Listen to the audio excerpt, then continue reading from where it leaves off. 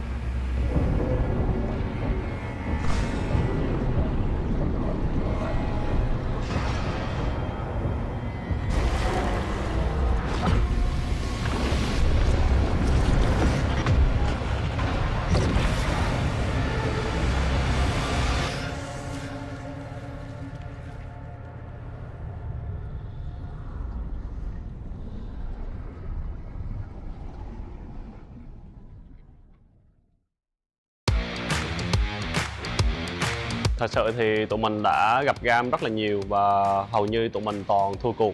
Với chiến thắng ở lần trước, với việc tụi mình áp đảo như vậy, nó làm cho mình rất là bùng nổ cảm xúc. Mình muốn như là một con quỷ xuất hiện vậy. Sau 6 năm mình đã đánh chuyên nghiệp, mình đã gặp họ rất nhiều nhưng mà mình chỉ có những thất bại thôi. Nhưng lần này mình đã làm được thì mình đã thấy khá là vui và phấn khích. Cảm giác đó nó không có thể diễn tả được bằng lời nói. Cái trận win 3-0 đó, theo em cảm nhận thì em có những pha xử lý không được tốt lắm. Nó biết mấn tấp thẳm để chạy dây chuyền chịu tội, đang sẵn sàng đáp xuống mưa, tên lửa rải ra rất đẹp, nó đốt trên đường bay qua Artemis. Và Artemis nằm xuống, sứ giả được hút vào cái trụ thứ hai khu vực đường giữa. Cương vị đội trưởng nó như là một cái nguồn động lực để cho mình liên tục phải thay đổi bản thân, phải trưởng thành hơn mỗi ngày. Và một kỹ năng E để có thể kéo được Levi đến bị mặt nạ đốt đau quá. Và cộng kèm thêm kỹ năng thứ đây, nó khiến cho Levi mất máu cực kỳ nhiều và anh ta đang nỗ lực bằng mọi giá để chế ngự được qua. Anh ta Khang bị bắt lại rồi, đây cố gắng hóa quỷ chứ anh ta quá yếu quá. Anh ta vẫn đang cố gắng thở và anh ta thở được. Anh ta thở được trong tình huống vừa rồi, double kill cho nên đây là 7-5. Nhưng có vẻ đã quá trễ để cho Gasport có thể bật ngược trở lại. Mình nghĩ những trận tụi mình có thể thắng một cách bất ngờ thì đó là do quá trình luyện tập của tụi mình đã không bỏ cuộc khi mà gặp những khó khăn trong trận đấu và liên tục tìm kiếm cơ hội trong trận đấu để có thể gỡ thế ở trong game. Còn những trận mà tụi mình quăng thì thật sự là mình cũng không biết lý do vì sao mà tụi mình có thể thua được ở cái game đấu đó. The blossoms fall and the black rose rises. Do you feel like the heroes of this story? Coming to save the day. You're pawns in a game that's already been decided. You will fight as good soldiers do. I will seal you away once more. Your age has passed, Darkin. Stay buried.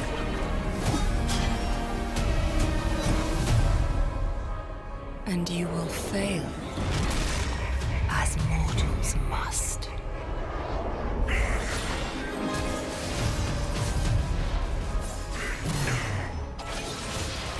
Topple their forces! Your course was doomed the moment you left Demacia.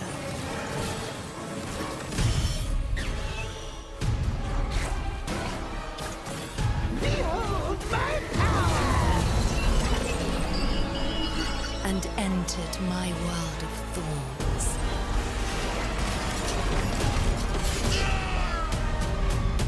Make your final stand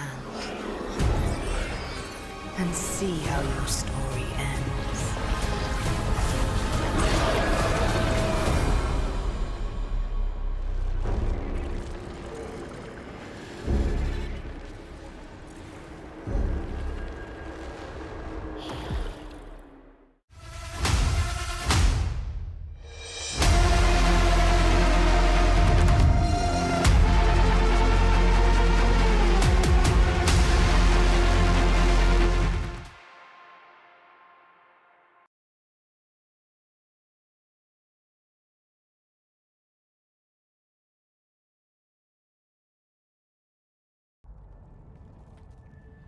Carry the darkness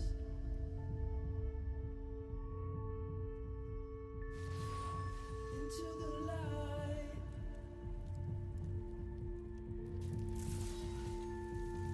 I'm a renegade.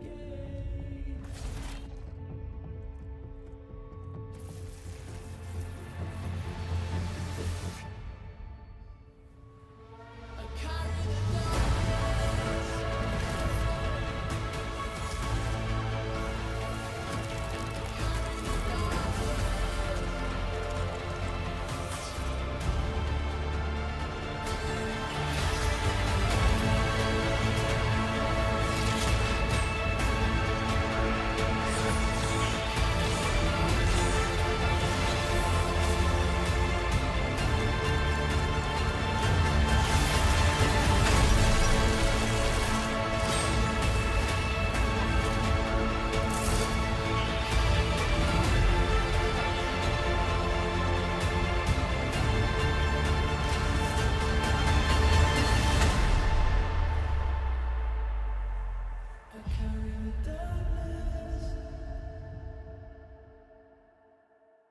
thuở khai thiên lập địa.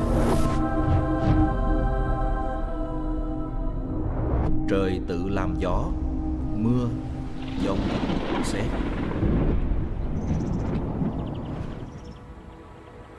Sau này, rồng được kế nghiệp làm mưa.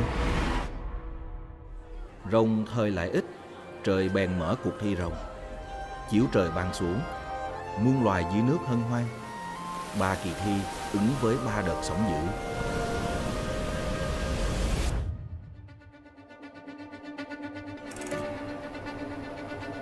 从赛季开始，我们主宰一切。现在，我们一起来到了夏季决赛。The reign of CFO's dominance still lives on.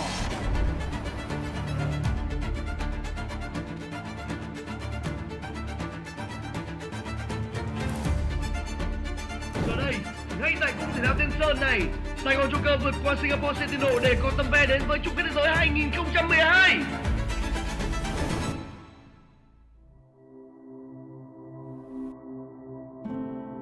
仙山啊，2012年我也是来过这里打比赛，年轻时就是很多回忆，对吧，小金？2012年嘛，那时候我才5岁吧，但我还记得那一年 TPA 获得世界冠军。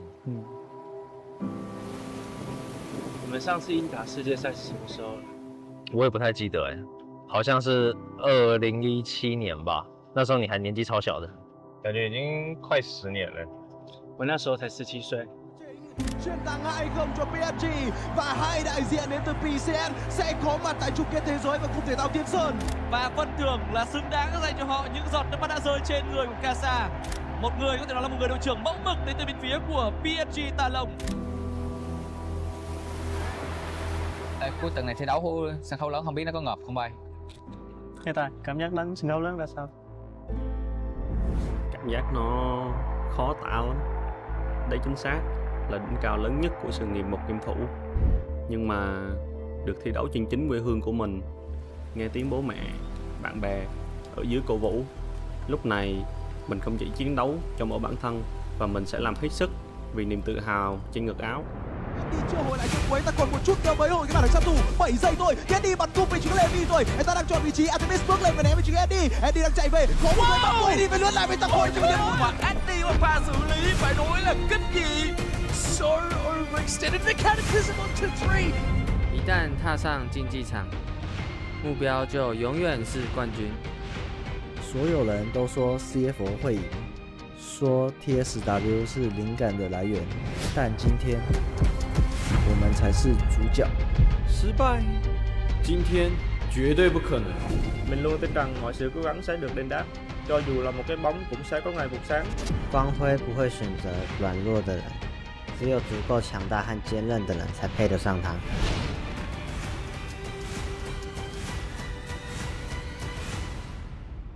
在无数森林之中，只有那超越一切的造物，才能越过龙门。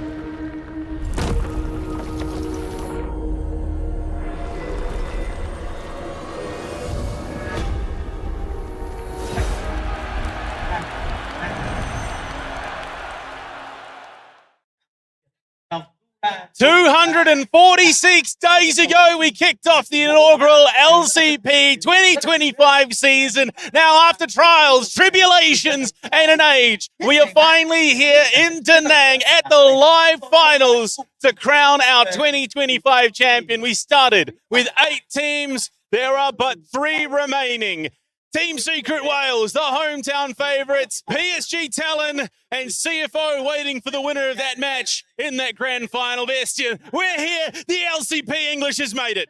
We did. We made it to Da Nang. It's very exciting getting to meet all the other talent across the different regions, and really just goes to show you the depth that this region has. Now we come to Da Nang, we have but one Vietnamese team that I can tell you right now, the crowd is very, very much behind. It's Team Secret Wales up against the PCS. And to kick things off, they have to go against PSG first, and that is not going to be easy when you think of it. You're at a live event. Obviously, LCP Arena live events all year round, but this is just a little bit different. Let's be honest, a little bit different here. They're going up against the likes of Maple, Casa Betty, some of the most experienced players in the region. And they, Team Secret Wales, are the youngest youngest team we have, so it's not going to be easy. The youngest domestic roster in the LCP, taking on some of the veterans that have had one of the longest careers of anyone in this competition. The likes of Maple, like you said, Betty and Casa coming in. They are looking to do it big, but how big can you do it with a home ground advantage? Yeah, exactly. I mean, definitely every time there's any mention of Team Secret Wales, the crowd gets all up and very, very energetic. So it's going to be hard for PSG to try and fight up against that, but realistically, they're able to do that all year round because no matter what, whoever's in the LCP arena, you're up against CFO. Well, CFO, regardless, are always just the hometown favourite. So every team has a bit of experience going up against that. For this matchup, PSG being the top of the, coming from the higher bracket, they do get side selection. They chose blue side, and Team Secret Wales as well for their top laner, going with Pun for game number 1. Yeah, I mean, it's an interesting situation to find yourself going into. Team Secret Wales, at this point in the tournament, lead in 14 categories. Statistically, they have had the most games. They have just absolutely dominated from top to bottom. 3 of the top 5 KDAs in the competition at this point belong to Team Secret Wales. The other 2 members of that are, of course, from PSG Talon. So there is a lot going into this. Yeah, absolutely. It's going to be very exciting to watch, of course. Last time these 2 teams went up against each other, it was Team Secret Wales that came out on top. So going into this one, obviously it was a 2-0 last time. Can they continue that form? Can they find themselves a 3-0? Can they find themselves 3-1? Whatever it may be. Because again, the hometown are very, very much after their victory. And you always got to think, Maple in the clutch is going to be a very, very difficult man to take down. Yeah, I mean, look, you got to discount that last game a little bit. When you pick Alistar and Vayne bot lane, it kind of makes it a little bit harder than it necessarily needs to be. But both these teams have at times struggled when it comes to the draft. That has been a point that has caused them to stumble throughout their competitive season, but as of late, they have been locked in beyond what we thought possible. From a 0-8 to Worlds qualification, PSG Talon have absolutely returned to a form that we thought was long gone for them. Yeah. This roster, and Betty in particular, was such a linchpin in keeping them together. Yeah, for sure. I think Betty at the back end of that season, rather split even. I mean, they started off 0-8, they then went 8-0 to get to where we are now. Of course, they lost to CFO 3-1, but regardless, I mean, losing a CFO doesn't really do much to say, oh, they're doing badly or anything. That's just kind of the expected outcome at this point. So PSG, they're very much on form currently. And I want to ask you, what is your prediction for today? Because coming in, I think this is very difficult for the reason, again, like hometown versus just the experience of playing in a live audience that PSG have. I think these two things very much weigh against each other. I mean, it's that argument of age versus wisdom, you know, youth versus wisdom, I suppose you look at it. And as much as I am a VCS shill through and through after this year, I just have to lean towards PSG Talon. They have hit playoffs form. Yeah. Maple has hit his stride here finally in the LCP. It feels like it is all coming together to return them to that status that we've been holding them to. Yeah, absolutely. I think I'm sort of in the same vein as you, where I do think PSG will edge this one out. Now, being that we are in Vietnam and just how exciting it would be to see Team Secret Wales in the finals, I'm not going to be upset if I'm wrong with my prediction, Absolutely, just because yeah. tomorrow's just going to make it even more exciting. But ultimately, you look at the two teams, either of them taking it, it doesn't really... Okay, obviously they want to win, but they've made it to Worlds. Yeah. So it's not going to be the worst thing in the world if they do fall here and don't end up going to that grand finals. But honestly, I'm a fan of CFO, but I'm ready to see just one team be able to take it to them in the finals. And honestly, out of the two of them, Team Secret Wales is the only one that's done it so far. Yeah, it does this to repeat itself. That is the real question, of course. But you look at everything that has gone into this series and ultimately this weekend as well. CFO has had a couple of stumbles, admittedly, through this playoffs bracket. They nearly dropped the series to Team Secret Wales again earlier on, but they then righted that ship, brought it back. It really sort of is this triangle of, you know, one team gets the edge over another, and then it swings and it's windmills, and it just sort of ends up all over the place. Ultimately, with CFO coming out on top every time, but it's how many times can they hold off that assault? Yeah, absolutely, and things change, right? Every other finals in the LCP arena now is going to be a little bit different of a setup. You're in a different area. I mean, I can say personally, I don't know about the difference between here and Taipei, but it is hot in Da Nang. It is so hot here, and I mean, the stadium itself as well is very hot, so I imagine even these things that just slight changes to what you're used to in your gameplay can change how things look. And I mean, it's going to be very interesting ultimately. Obviously, that's the finals, but today, PSG, when I'm thinking about what they need to do to win, I'm thinking Maple, first of all, needs to be that pivot point. You want to play the Casa Maple duo because, you know, there's 8-0 run kind of stemmed off the back of them finally working out how to play together. Betty's been consistent in the bot lane the whole time. I don't think you have to worry about Betty. And I think, admittedly, this matchup for PSG is pretty good, where I don't actually put too much stock in the Team Secret Wales top laners to be those carry performance. Now, I do think Hero is more of a carry than Pun is, but he's not starting game one. So you've got RJ up against Pun. Both of them are going to be pretty happy to just farm away, get to their late game. And I think it's going to be very much on Maple Casa to control the Rift and just run how things go. And I think that is the ticket to success for PSG. And of course, the other role worth mentioning between these two teams is support. On one side, Taki for Team Secret Wales, playing in front of a home crowd. And he's been playing up. He has been all over socials. He's been dancing up a storm. And then, of course, for PSG Talon, Woody. Arguably two of the most impactful supports throughout the 2025 season, and ones that are very much capable of making or breaking a series. It is crazy just how much impact they can find with the right champion. Yeah, very, very much true. And I wonder what champions we're going to go towards in that support role, because obviously we have the Nico, right? That's the obvious no-brainer that if it's open, you want to pick it because it just does absolute bits no matter what lane you put it in. So if you get one of those, if you get the access to that Nico, obviously PSG being blue side, if it's not banned, then you can probably see a way that they pick it.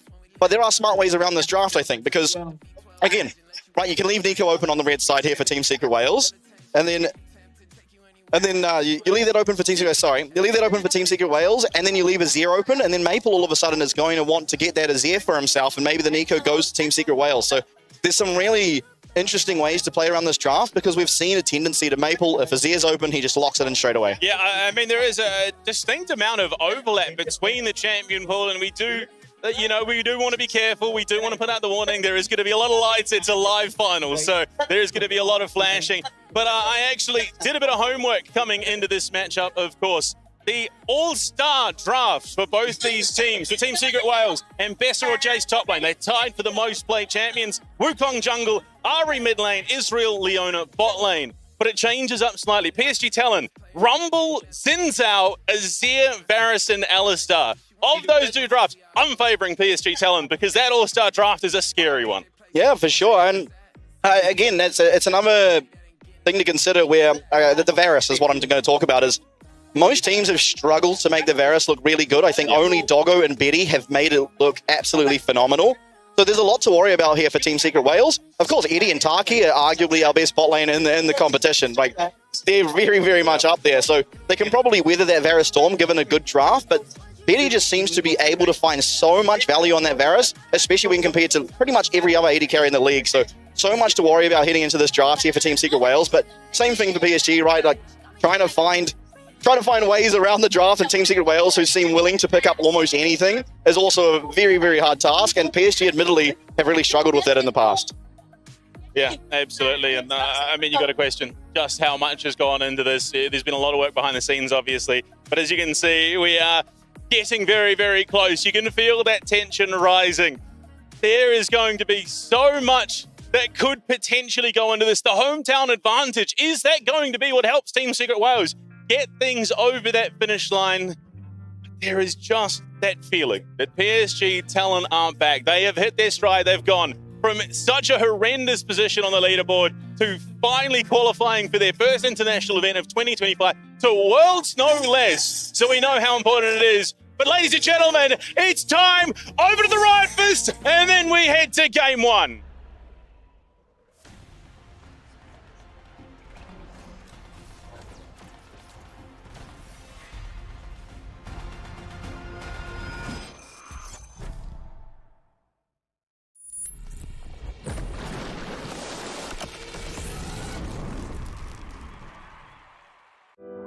粉丝对我来说是什么？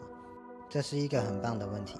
当我穿上这件队服时，它不只是我的，它属于所有穿着同样颜色的人。在某个地方，有一位粉丝也以同样的方式开始新的一天。Mỗi ngày đều bắt đầu bằng những nghi thức nhỏ bé. Chúng tôi đều đang chờ đợi cùng một điều. 就好像我们都是同一团火焰中的火花，肩并肩，即使我们從未見過面。我覺得粉絲也經歷着和我們一樣的情緒。Khi tôi cảm thấy không thể tiếp tục, tôi nhớ rằng người hâm mộ đang đặt niềm tin vào tôi. Tôi thực sự cảm động khi biết người hâm mộ ủng hộ chúng tôi nhiều đến thế nào. 走進賽場，知道粉絲們會為我們加油，這讓我心中湧起最強烈的激動。他們的熱情讓我明白，這不只是我們的故事，這也是他們的故事。Chúng ta cùng nhau chia sẻ sân khấu này. 一開始，這只是一場遊戲。後來，它成為了我的生活方式。Trải qua những đỉnh cao nhất và cả những lúc xuống đáy. 付出的努力，做出的犧牲，以及最終的目標，那就是冠軍與榮耀。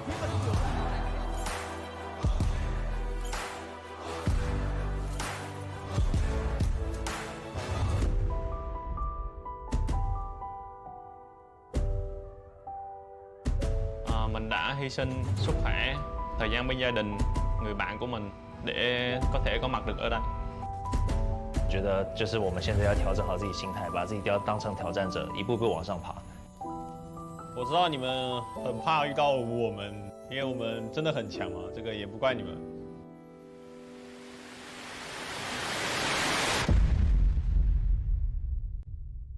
Khi tôi nhìn thấy người hâm mộ Việt Nam tại LCP Arena, tôi cảm nhận được một sự kết nối sâu sắc. Giờ là lúc mang sự kết nối đó đến với người hâm mộ ở quê nhà. 当我听见观众的呼喊声时，我記得為什麼自己開始打的那個。帶着希望，希望說大家對這次開野，同時又是綠場，凱文開始自然，我覺得他大，跟住到這邊一人這邊熱力，出嚟不手，遠射要冇反對，遠將好嘢，遇到兩北瓜，呢都噴到。我无论我们的对手是谁，我们都会把他们击倒，并且夺下胜利。Hành trình đến tới trận chung kết của chúng tôi có thể tóm gọn bằng một từ, đó chính là duyên. 不放弃这个原因，就是想要这个梦想成真的一个感觉。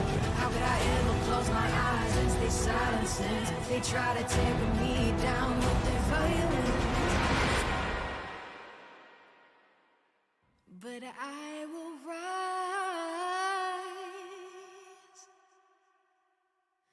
again.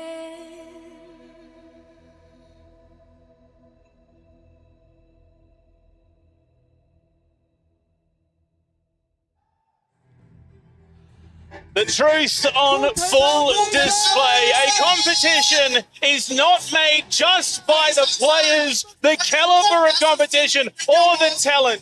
It is made by the fans. Without you at home, we would have nothing to talk about. So we felt it absolutely right to be here in Da Nang to bring you that action live for the LCP English and Bastion, the crowd. You can feel the passion here in Da Nang. Oh, there is a lot of passion here, and it's only going to get more passionate very shortly as the players come onto the stage, starting with PSG Talon coming up. It's Arja kicking things off in that top lane. Oh, he is a powerhouse, this roster, much like the rest of the team, coming into his own on the home stretch here in the season finals. This is going to be such a point of power of this PSG Talon roster, because for my money, this has to be where the biggest gap is between the two teams in that top lane. Yeah, very possibly. I mean, Arja just is so consistent. I think there is absolutely no way he's getting his Rumble, and if he does get his Rumble, there's going to be some pretty big problems. Casa coming out onto the stage. You saw how much it meant to him to have made it to Worlds, to have booked his ticket here. Literal tears coming off of one of the most experienced and successful players to have ever come from the region, taking to the stage yet again. And successful for a reason. Easily one of the hardest working junglers in this competition. You have seen step by step, game by game, minute by minute, those improvements which have led him in PSG Talon to this point. Absolutely. And then Maple on your screen there. They were not able to make it to an international until this man came back, and now let's be honest, the road to get to that point was rough. 0-8 to kick off the split, and he was getting trounced in lane. It gets to that next week. They go up against the Chiefs of all teams, and it just lights a switch in them, or fuse rather, and they are back on. But Betty, he's been there the whole time. The man with the highest KDA in the season finals playoff, Betty, 11.4. Oh, he's John Cena. Number after number, it goes up and it stays up throughout the entirety of this playoffs run. He has at times single-handedly kept them in the running. Absolutely, and to top it off, what is a team without their support? It's Woody going to be coming out onto the stage. One of the most versatile players we have in that support role, able to play the range, the melee, the mages if you need it. He's coming in, giving the fist bump over. He'll be headed onto the stage to join the rest of his team. But boy, oh boy, are you ready for this crowd to erupt? You guys at home have no idea just how loud Vietnam can get. And we haven't even seen Team Secret Wales come out yet. This PSG Talon roster has a mammoth task on its hands to take down the hometown favourites. And they're about to come out. They're about to blow the damn roof off this stadium. Yeah, here they come. Boy, oh boy, a little bit more excitement in the announcer's voice as well, as it's going to be Pun coming on first. Starting off in game one here for Team Secret Wales up in that top lane. Oh, this kid coming in fresh. The Team Secret Wales roster injecting a bit of life. Has a hard job on his hands. But for my money, this next man, Hizdo, the best carry jungler in the LCP. You give him a lead, he will shut that door and slam a game win through for Team Secret Wales. Absolutely, he'll take the stage. Get off the pose. I've noticed, by the way, here in Vietnam, that is a very, very popular pose, the old finger out point. As he takes to the stage, and Dyer, one of the best mid laners alongside Hong Q, about as young as well. going to be coming onto that stage. Look at him. Oh boy. And that is really the question we answer this weekend is finally who is the best LCP mid laner? Because the three we have here this weekend are all in the running, and it starts with Zaya versus Maple. But we head to the Team Secret Wales bot lane. Eddie, what a monster this kid has been. He has pulled out some mammoth performances right up there behind Betty, second highest KD in the competition. And it's not by a big margin. Yeah, very, very impressive performances from Eddie. And even in the games, like you take your mind back, there are games where Taki is just sending it. Eddie is always so consistent, and just that lingering thread in the back of your mind. You can truly not count this man out of any single game. And Taki, the home crowd hero, comes on to the stage. Everyone here's favorite player, it feels like. An absolute enigma of a support. He hit the pose in that match that booked them to the lower bracket finals. He hits it again. It was gun time late last week. They were the ones put down. Now it's time to take down the talent for Team Secret Wales. Game one about to get underway between the oldest team in the league and the youngest. A true clash of generations that we are about to see. Again, as Team Secret Wales, the younger team with the hometown advantage. But PSG, I mean, Maple's played all over the world alongside both Betty and Casa. He's going to be unfazed on that stage. Absolutely. Just the caliber of this PSG talent roster is, I mean, among the absolute apex that the LCP has to offer. But these young upstarts, they're keen. They're hungry. They want to get it done.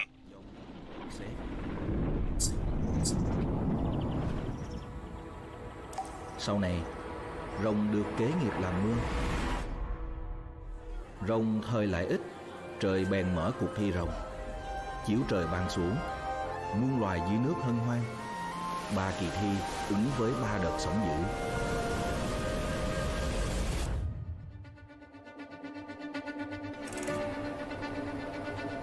从赛季开始，我们主宰一切。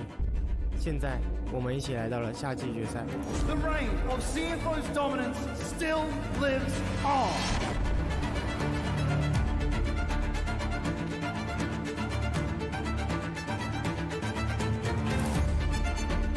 Giờ đây, ngay tại cung thể thao Tiên Sơn này, Sài Gòn Joker vượt qua Singapore Sentinel để có tấm vé đến với chung kết thế giới 2012.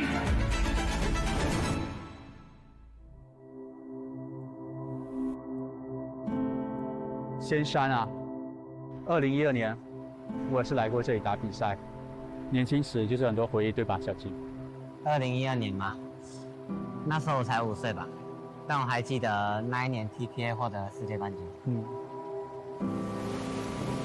你们上次英打世界赛是什么时候？我也不太记得哎，好像是2017年吧。那时候你还年紀超小的，感覺已經快10年了。我那時候才17歲。Chiến thắng 2-0 cho PSG và hai đại diện đến từ PCN sẽ có mặt tại chung kết thế giới và cung thể thao Tiên Sơn. Và phần thưởng là xứng đáng dành cho họ những giọt nước mắt đã rơi trên người của Casa. Một người có thể nói là một người đội trưởng mẫu mực đến từ bên phía của PSG Tà Lồng. Cuối tuần này thi đấu sân khấu lớn không biết nó có ngợp không bay? Hiện tại cảm giác đánh sân khấu lớn là sao? Cảm giác nó khó tả lắm. Đây chính xác là đỉnh cao lớn nhất của sự nghiệp một game thủ. Nhưng mà được thi đấu trên chính quê hương của mình, nghe tiếng bố mẹ, bạn bè ở dưới cổ vũ, lúc này mình không chỉ chiến đấu cho mỗi bản thân và mình sẽ làm hết sức vì niềm tự hào trên ngực áo. Đi chưa hồi lại chút cuối, ta còn một chút nữa mới hồi cái màn sát thủ. 7 giây thôi, Eddie bắn cung về chính Levi rồi. Anh ta đang chọn vị trí, Artemis bước lên và ném về chính Eddie. Eddie đang chạy về, có một người bắt Eddie về lướt lại với tắc hồi trong điểm. Eddie và pha xử lý phải nói là kinh dị. So overextended mechanicism on 2-3. 一旦踏上竞技场，目标就永远是冠军。所有人都说 CFO 会赢，说 TSW 是灵感的来源，但今天我们才是主角。失败，今天绝对不可能。 Mình luôn tin rằng mọi sự cố gắng sẽ được đền đáp, cho dù là một cái bóng cũng sẽ có ngày vụt sáng. 光辉不会选择软弱的人，只有足够强大和坚韧的人才配得上它。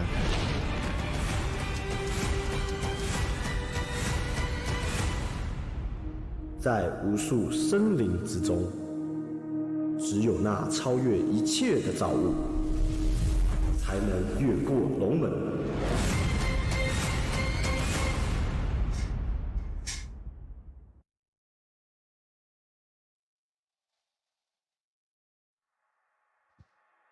With everything to do this weekend, they've qualified themselves to Worlds, but we must crown an LCP champion for the 2025 season, and it starts here in the lower bracket finals. You've seen just how much this means to every single one of our players, all the fans in the crowd and those at home. 2025 is a year about righting the wrongs, writing your place in the history books, creating those legacies. And you think about the VCS, the PCS, teams synonymous with success in esports, League of Legends, in the wider world. You think all the way back to the likes of TPA, and that is what you are aiming for. PSG talent want to reclaim a world's crown for the PCS. They certainly do, and there they are on your stage. Across from them, Team Secret Wales. PSG with side selection, you'll see it, they do select the blue side, although it didn't show up. But regardless, blue side was selected by PSG Talon. Team Secret Wales going to be on that red side. Now, I mean, the playoffs, really, when you think about the two sides, it does make you think the side selection barely matters, because a lot of the time it's, okay, cool, you got your champs you want, but you played the game worse, or whatever it may be. The side selection is only such a small part of the game. In reality, you can get anything. You get the counter pick, that's still strong on the red side. The first pick can be strong on the blue side, but only if you utilize it well. And one big criticism I have had for PSG this entire year round has been their drafting. And now more than ever, it is time for them to find their stride, try and find their way through this fearless draft. It's up to Corgi. He has struggled all year round. You're at the very tail end of potentially becoming the very first LCP champion. And there's a lot to do to get there. Absolutely. And you think about how some of those drafts surrounded themselves out for the likes of PSG Talent and those short ballings. I mean, you think of the last match between these two teams, in fact. Yeah. Alistair Vane bot lane. That was a call. That was a very, very bold call. That series was very quick, in fact, in favor of Team Secret Wales. So, yes, absolutely. It needs to be locked down. And as the trend has continued throughout the playoffs, the red side has been favoured. It is a 8th blue side win, 16 red side win tournament so far. There we are. We have the draft kicking off. It's going to be Pantheon first of all for Casa as the champion. He has gone back to time and time again. Nocturne, Wukong, both targeted out away from his toe. The VCS special of that Nocturne likely not going to see the light of day in this best of 5. But you look at the response, very, very targeted. Rumble away from Aja, Talia Azir, both targeted away from Maple, because those champions, at least in this latter half of the split, have just been absurd. They certainly have. Especially for him, and there it is, the Nico. Game 1 going to go to Taki in that support role here for Team Secret Wales. So a lot to do to try and navigate that lane. I mean, the Varus is open. It's something that maybe Betty could look towards if that's what he wanted to do. It circles every time, Vestian. Yeah. Aurora coming through. That's also a takeaway from Maple, so it's a big sort of target on Maple's back so far. Absolutely. I mean, 3 champions effectively taken away from him. It has been an incredibly strong champion in the hands of Dire. What do PSG Talon want? Obviously, you're not going to have that Great Wall of Sparta because obviously Talia have been banned out. You've got the Pantheon. You want something that can play those side lanes, that can enable that follow-up with the Grand Starfall. So Casa coming and help clean There you go. Oh, okay. So we're taking the Orianna away as well. Yeah, and it's something we've seen them succeed on before, the Pantheon Orianna. Of course, you don't have to use the Pantheon Orianna as that combination. You can kind of just use it to enable Pantheon, right? Give him that movement speed, give him more access into their backline. And Casa's going to have absolutely that with Maple on this Orianna. One last pick now to come through for the first phase of the bans, and it's going to be Woody picking up his Bard up against this Nico. not just that, but denying it away from Taki, who, for my money, has been one of the best fighters in this competition. It has been ebbs and flows. He's had amazing games. He's had very, very rough games. But when he is on, he is on. And that Bard being taken away, that is a huge brain move from Corgi and PSG Talon. Absolutely. Jarvan now picked up here for Dyer to round out the first phase of picks here for Team Secret Wales, and a great pick up against specifically that Orianna, who is just so immobile, so very careful. Does Maple need to be in that middle lane now? Of course, losing that flash, we've seen how hard champions like the Orianna can get punished, but it also makes Varus a lot harder to pick as well. It was also the champion that helped Cast and PSG Talon get it over the line to book that world spot, of course, if you remember, in that upper bracket. But in terms of circle theory, oh, okay, that is an interesting ban, denying the Bard away from Betty for our money. I don't know if that's necessarily a worthy ban. You probably let them have that and get a free win, but whatever the case may be, it is a champion that Betty has looked incredibly good on. They've got the damage in that front line. You don't want to give him that safety because he is one of the kings of positioning when it comes to the bot lane in this competition. Yeah, he is very good at positioning, so I mean, I don't think you need to ban the Jhin, especially when you already are showing Nico, Aurora, Jarvan, but nonetheless, Team Secret Wales feel the need to do so, so it is gone. And that is going to be Kai'Sa taken away from Eddie, of course. The classic pairing that we do see between the Nico Kai'Sa. The Nico allowing this Kai'Sa passage through lane, which is generally where she struggles the most, gets into the team fights and becomes very, very menacing. And Bessa taken away from Arja to finish things off for the bans here for Team Secret Wales. Yeah, I mean, that very much is a hero special, so not necessarily something that I would have been, you know, thought that Pun's going to be all that upset about not having. But, I mean, Kai'Sa would have loved this game for Team Secret Wales. You look at all the setup there that she would have had, but it's all gone now. What do PSG Talon look to deny away here? Do they target out Pun? Do they look to target out Eddie? They've got the options for sure, and it is going to be the Renekton away from Pun. And it's a fairly safe pick that you can take on that fourth pick on the red side. So, not going to have that blind option. Yeah. The top lanes have been pinched a little bit, but not that much. There's still going to be more than enough available. I mean, the likes of the Yorick still is there, the Jax as well. So you're not feeling too hard pressed here as a top laner. Still need to pick an AD carry here for Eddie as well. We'll see if they go for that first. It would make the most sense to. You don't really need to counter pick as AD carry. Yeah.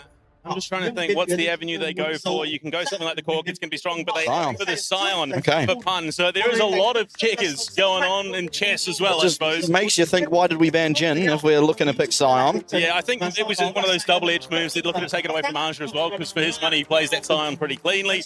And, of course, as well, the CC chaining that would have been offered to PSG Talon had they taken it. But no, it's picked up here for Pun. Will mean that Eddie has that counter pick. Absolutely. Aatrox gonna be banned, or picked up rather, here for Arja. So, I mean, it's a champion he hasn't played a whole lot of late, but he did certainly play it in the past years gone by, and he has always been very good at it. So, pretty good to see him on that again. A bit of carry potential up in that top side as well for him, which is something that they've tended to peer away from a little bit.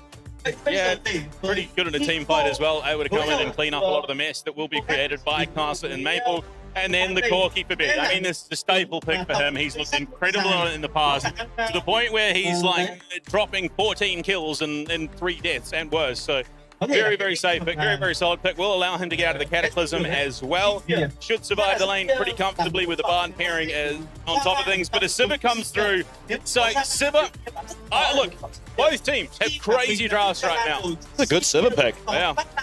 That's a very good Sivir pick. I like it. I mean, I think Team Secret Wales coming out of this draft kind of have won a little bit. I mean, team fight a lot easier to execute for them. They have obviously just the easy Nico go forward with a Jarvan and Aurora all there. Sivir just heading from the back line, and you've got more than enough tankiness in that front line with both the Jarvan, Sundered Sky, and then the Scion, where the other side, they can kill the Scion, of course. Corki does a bit of damage, Orianna much the same, but it won't be the easiest thing of all time.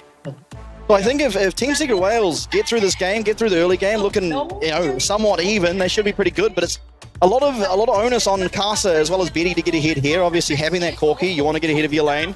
You kind of need to get to that 2-hour item power spike a little bit quicker. Then you have the Pantheon that is just so strong in the early stages of this game in the jungle. So PSG, going to have to get a lot done early game. I think if Team Secret Wales manage to weather that storm, they're going to be feeling pretty good. And I mean, the big thing coming into this, you look back at how the last couple of weeks have gone for these two teams. PSG Talent have really amped up that aggression in the early stages of the game. We're seeing more invades coming out of Casa. There's a lot more synergy coming out of that mid-jungle duo. They are looking for those opportunities. But Team Secret Wales, in their match that got them to this point against Scum, they ramped up that aggression that has been lacking for so long. They returned to that young, ambitious team that we knew that they are capable of. So the question is, are both teams going to bring that same aggression? Because they are going to collide, and sparks are going to fly tonight if they do. Yeah, absolutely. I think it's pretty important they do bring that aggression ultimately, because I think Team Secret Wales, again, they've always just looked better when they are playing that more aggressive League of Legends, when they're really trying to get ahead. Now, this game, yes, I think Talon's draft, or PSG Talon's draft, is a little bit stronger in the earlier stages, as we will now be loading onto the Rift for game number 1 here in Da Nang as PSG Talon up against Team Secret Wales in our lower bracket finals. And what a scene. Well, unfortunately, not the same level of chance that we got out of the crowd for the better portion of this 2025 season, but there is definitely some noise being made. You look at it across the Rift, there is just lines drawn, just a little bit of vision, nothing too over-eager, nothing too ambitious. We aren't going to see that aggressive, deep warding that we have done for the most part throughout this playoffs bracket. Absolutely. And you got to wonder as well, with how much media has been done, the filming and whatnot, how much time have either of these teams had to scrim?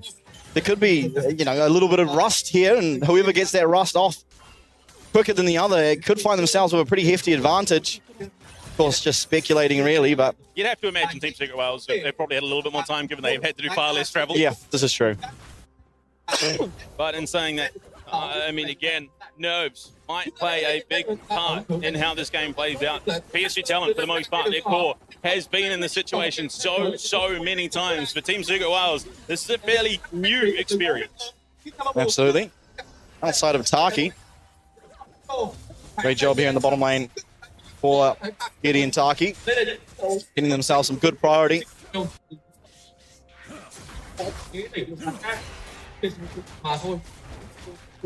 Stanzo, I mean, you look, it's going to be a mirrored path in the jungle.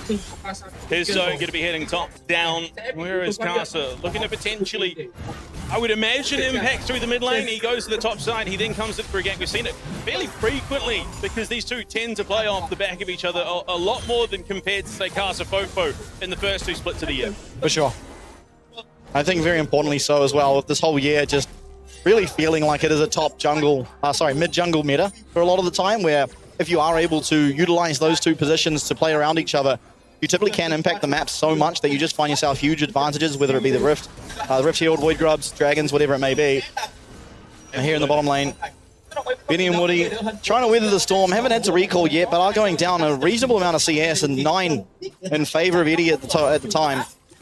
And like I said, coming into the show, Team Secret Wales lead in 14 separate categories statistically by this stage of the competition. One of those being Void Grubs per game and Dragons per game. And Dragons at 15, in fact, they are the only team that is sitting above 1.0. Damn.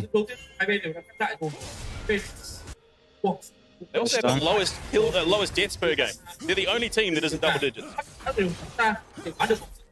Which is weird considering how they started the year off. Yep. And they've played the most games too. So it makes it all the more impressive throughout this playoffs. Be calm on the Rift so far. Pisto very quick on his jungle clear. Get some vision control as well around this bottom lane, making things a little bit more uncertain, but... Oh, they're looking for it. Hold up, Arjet, as well as Casa looking, Pun doing a good job of dragging the wave, but 1 HP. And Casa, he's gonna come in and first blood here in Da Nang. It's an execution. Does not give the damage over to Pun, so they essentially get away with that for free. Casa was looking to recall anyway. Great start to the game up on that top side. Casa finding himself that first kill of the game, of the series even. So Bramble Vest now will be finished up by Pun, making that top lane a little bit more manageable, but certainly not easy. Well, you're looking at a strong start, especially if you're a PSG talent fan. You want Casa to accelerate into this game, especially on something like that Pantheon, because he can impact so much of the rift with the champion by itself. And for Histo, much the same. He's an excellent carry jungler. Chemtech Dragon, 7 seconds away. You'll see if either of the junglers want to hit towards it. Histo's going to find his way onto Casa, who does not have flash, and in comes Taki, does land on that root. A lot of damage coming down onto this Pantheon, but will be able to get himself out with that command dissonance. Having support in the mid lane, and unfortunately a little bit far separated from Dire to contribute much of anything. Does have that between worlds online now. I think luckily Maple not having hit 6 yet with that command shockwave, it could have been a little bit of a drastic situation with that turnaround potential.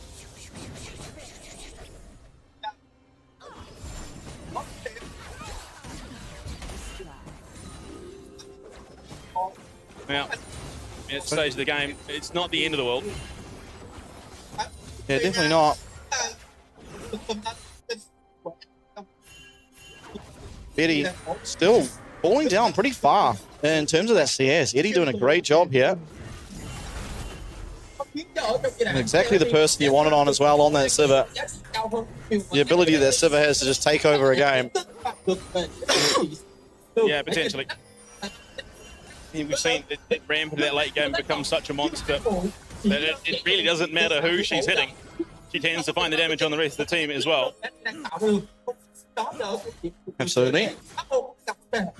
Not the easiest of champions to just blindly hit, though.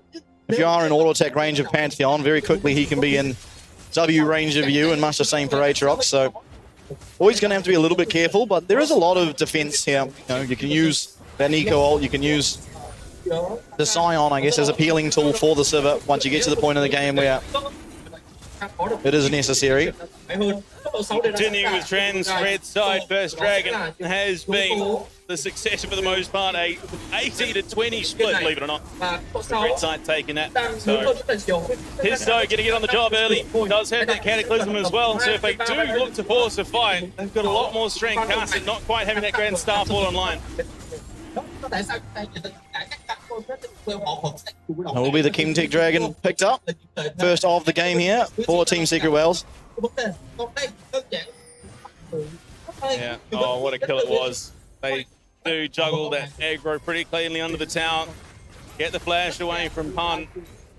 Unfortunately, it does cost Casa his flash. The fact that Pun doesn't get any damage out means that it is just a straight execute. Yeah, kind of crazy that not only did that kill, but it also just ended up being an execute. So, pretty big win there, obviously, for PSG. They are up very, very slightly in terms of that goal, but where it matters in terms of that 80 carry position, it's a massive, massive gold advantage for Eddie, just off CS alone. Yeah, I mean, incredible. The overwhelming power that a Sivir does possess in lane, especially when you consider the Nico there for Taki as well. It was always going to be a bit of a rough spot for Eddie to play in. But at the moment, the Grubs spawning up on the rift again. It tends to be a more blue-sided take, at least in the early stages of the game. But with the money that Team Secret Wales have brought to this competition, they have had the most per game. For sure. And largely it comes down to just the geography of the map. And you know, it's a lot harder for the red side to come into the pit that faces towards the blue side. Much the same there for the Dragon on the bottom side of the map now. Casa should be able to at least finish out one of them. Histo coming in now to at least take one back. Now Smite is available here for both the junglers, and Casa gets the second one. Ooh. Histo missing the Smite.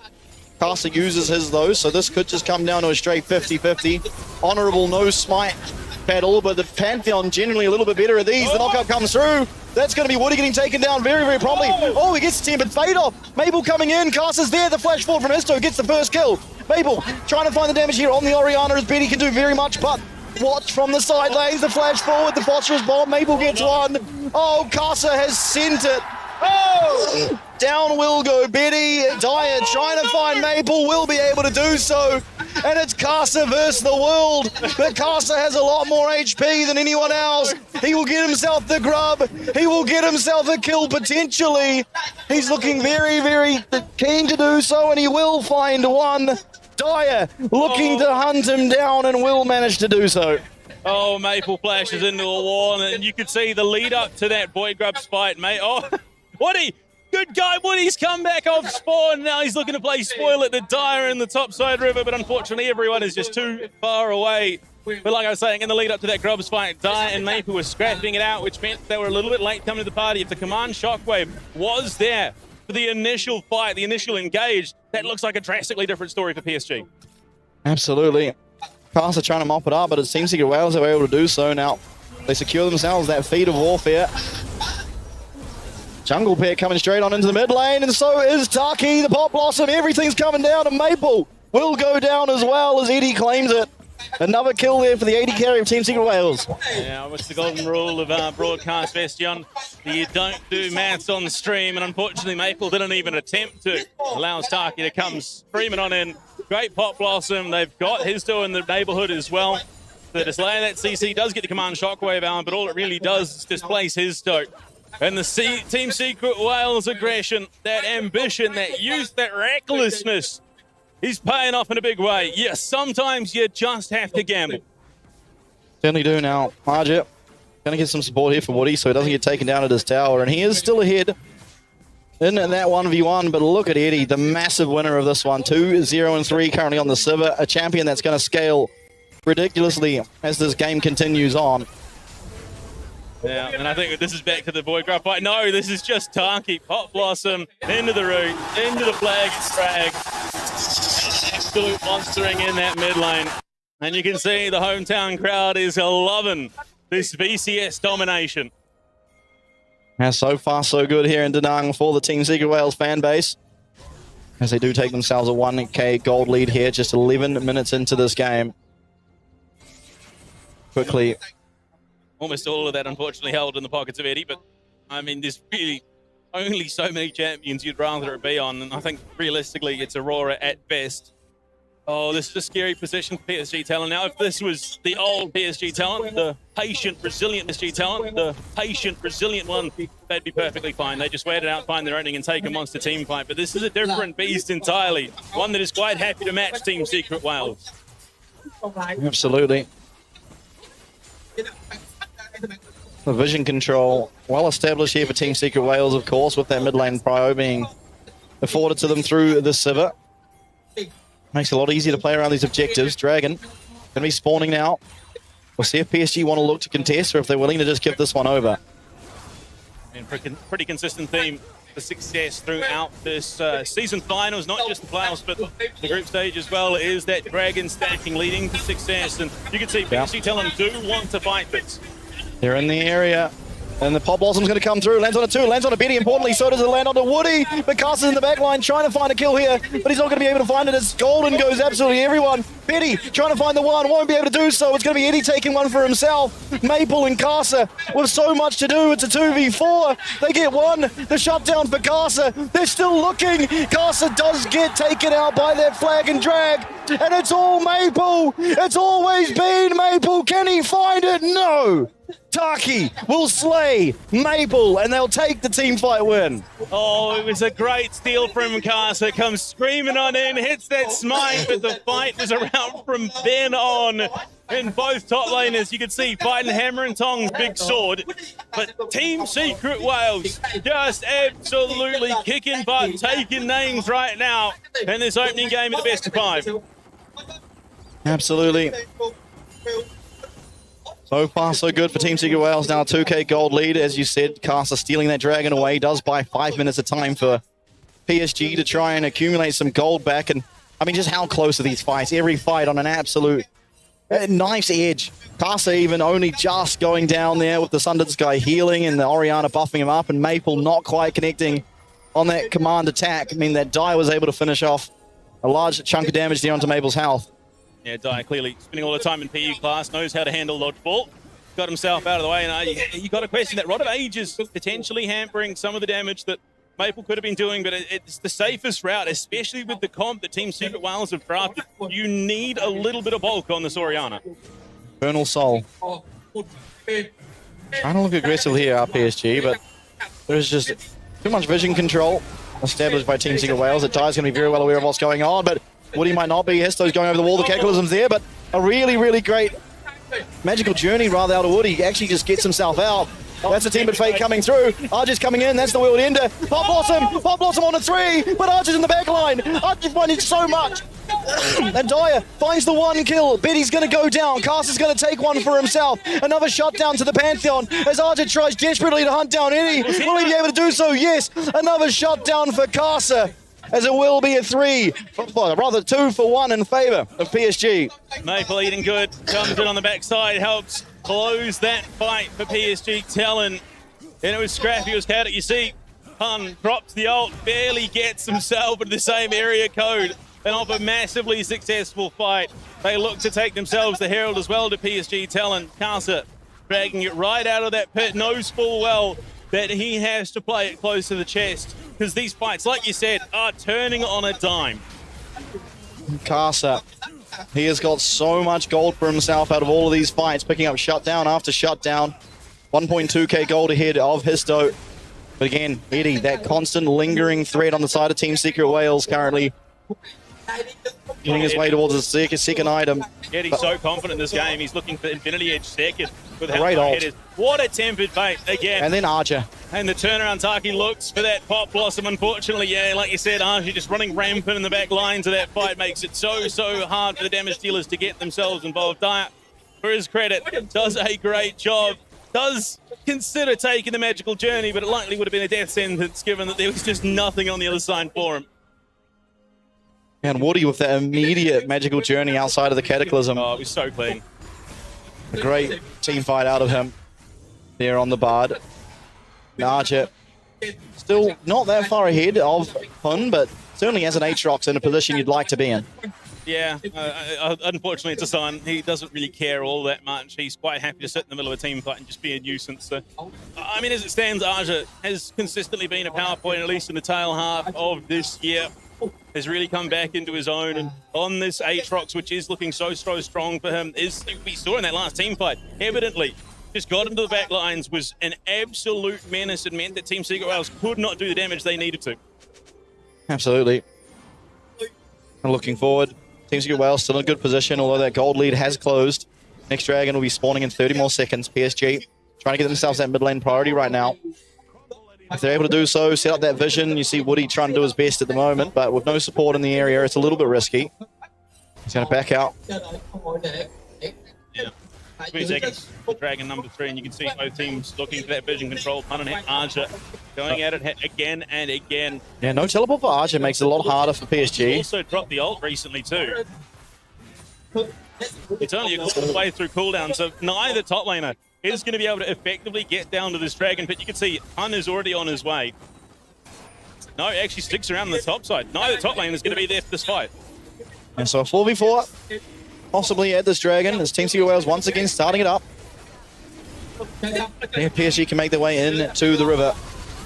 At least for the time being, not able to do so. It will come. Carcer going to find his way onto Taki. It's a great look in for PSG. The between wheels massive out of Dyer. Can he find the damage on the Betty? Betty getting very low, but he does get the Valkyrie away. Pun comes into the thick of the team fight, but he's stuck in that Cataclysm as Histo desperately running away, and Carcer desperately running forward. Pun over the wall, but Woody's there to follow. Double kill again for Carcer, and PSG will take another team fight. I was debated by the summoners there, and Carcer proving that he is just as capable to carry jungler as Histo, and all the while Betty heads towards that mid lane. The Herald gets dropped. They are just going to profit so massively off the back of that fight. Not just the Dragon, not just a massive team fight, but the mid lane and feats of strength as well. Absolutely looking for the bot tower as well as Betty comes sliding on in. Will find the angle and should be able to take down the bot tower to boot. So a gold lead now in favor of PSG finally. You miss Shelly once and you get sent back to driving school, because Betty has not missed since that tragic occasion where he finished all of 5 centimeters from the finish line in that bot lane tower. Team Secret Wales just falling off, it seems. Yeah, definitely struggling. The team fight is just being played so well, and there's so much gold being put into this Pantheon, who, while not necessarily the most carry-orientated jungler of all time, it can be, especially when you pair it with things like the Bard and the Orianna that have the ability to buff it up and support it as it runs forward, and you see just how well Carcer's doing at exactly that. Running on in, finding his way onto some squishing and absolutely annihilating them. And the understanding is there for PSG Talent. You look at the itemization, Casa gearing up for a Guardian Angel next. Knows full well that he has such a massive job to do in the middle of these team fights. We saw it perfectly showcased in that last fight as well around the Dragon Pit this week. Oh, looking to head back there. The Tempered Fate on Tataki. Casa is there, babysitting, trying to make sure that this Pop Blossom can't go off the command shot weapons. Casa finishes off the kill on Tataki. And that is so much of their team fighting prowess gone, removed because of the coordination of PSG Talent. And Casa is just on one. All right, Corgi, don't look too happy, mate. Yeah, he knows. It's a long road. It's a best of 5, and this is only game 1. And even beyond that, they still win. There is another best of 5 to play tomorrow. So it does not pay to get ahead of yourself in these situations. Very much the case. You don't want to be getting complacent. Still, this one looking in a pretty good position. Team Secret Wales will scale, though. It's certainly not over by any stretch of the imagination. This Civer will just become stronger and stronger. And I mean, take your mind back to the Vayne game. It was against exactly Civer, and it was one team fight with a shutdown that really threw that game over to Team Secret Wales. And look who has a massive shutdown. Well, Pantheon. If somehow Eddie picks that up, then they are well and truly back. Absolutely. Infinity Edge second as well means that those ricochets hit just crazy hard at this stage in the game. There's not much at all armor being built here by PSG. In fact, the most you're going to get, I think, is Casa just around that corner when he finishes the Guardian Angel, and even then, it's an irrelevant amount. Yeah, for sure. Yeah, if Eddie's able to get some uptime in these fights, it's going to be very scary. But in saying that, it's not easy for him to get that uptime. Not necessarily, anyway. Looking for some damage on a pun. He shouldn't be able to be taken out. Won't be. But a good amount of damage, maybe looking towards this Artican. And at a pretty important time in the game as well, Betty. About to be full stacks here, hitting that 2-item power spike. Execution is calling, picked up here for Eddie in an attempt to try and deal with that healing coming out of Aja. Yeah. Because it is a crazy amount. Yeah, I think very necessary, realistically. Of course, there is already the Bramble, but if Archer's smart, he just doesn't auto-attack the Scion in the fight, and you never have that Grievous applied. I mean, realistically, Eddie's not deviating by any stretch of the imagination when it comes to that build pass. It works out pretty well for him. He's going to be building the Lord Doms anyway. Well, Mortal Reminder next anyway, so it does make sense regardless. Obviously, you want to start up with that healing cut just because of how hard this Aatrox is to take down. 004 currently for Arja. Although it doesn't really tell the story. I mean, the turning point that took that fight up in the top side around the Void Grubs was largely due to him and Woody. That went as well as it did for PSG. That's really what got Casa so much gold and an avenue back in. Looking to contest this, Histo will get the smite off though, so they don't steal away the blue buff. But it's that deep vision line looking to establish themselves a minute out from Dragon number 4. PSG Talent have 2 of those 3 so far. So they secure this, they would be sitting on Soul Point with, I mean, just a massive steal to start things off. Ford Casa denies that cloud away and then comes in with a massive team fight to get themselves their second. For sure. Oh, there's Artican. I was going to say everyone's scared of starting the Artican, but honestly, I'm also scared of someone starting the Artican. Yeah. Believe it or not, Team Secret Wales lead in that stat as well. Artican percentage, they are top of the table. I think they were only like 0.1 or like 1 above PSG. It's a pretty close margin, but again, they've played 4 more games so far this playoffs than PSG Talent.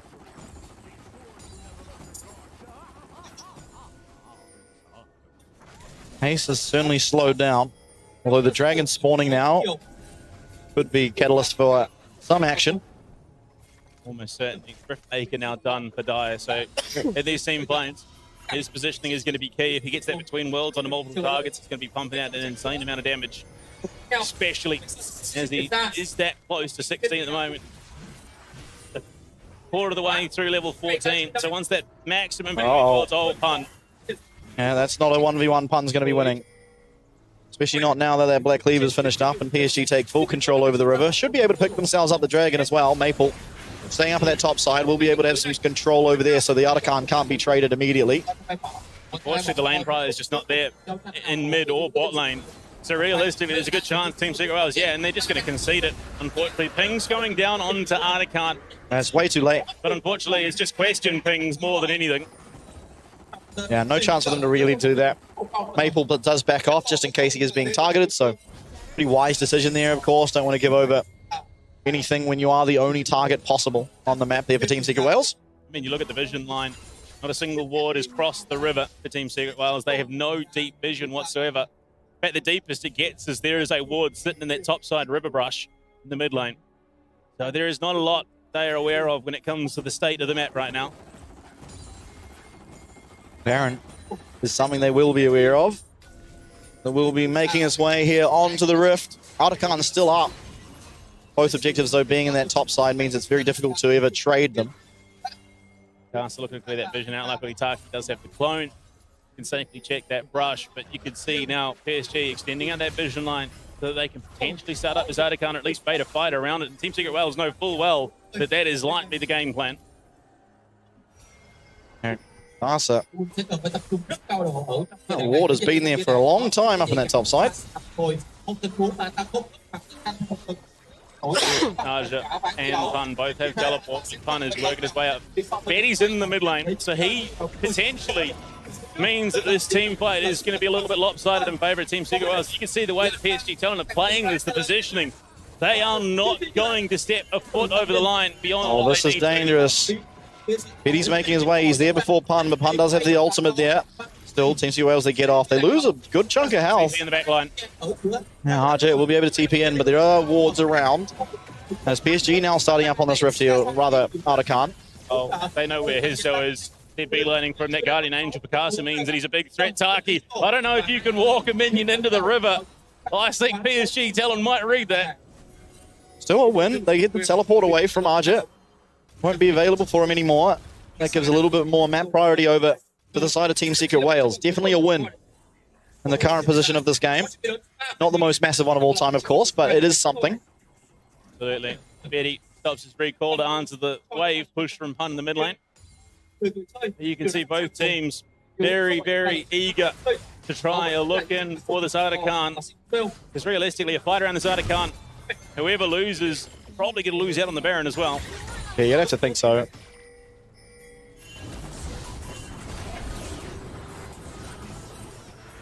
Pun becoming very difficult to do any real damage to now.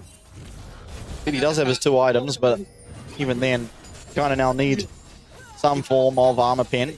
Has that Corki to get through him.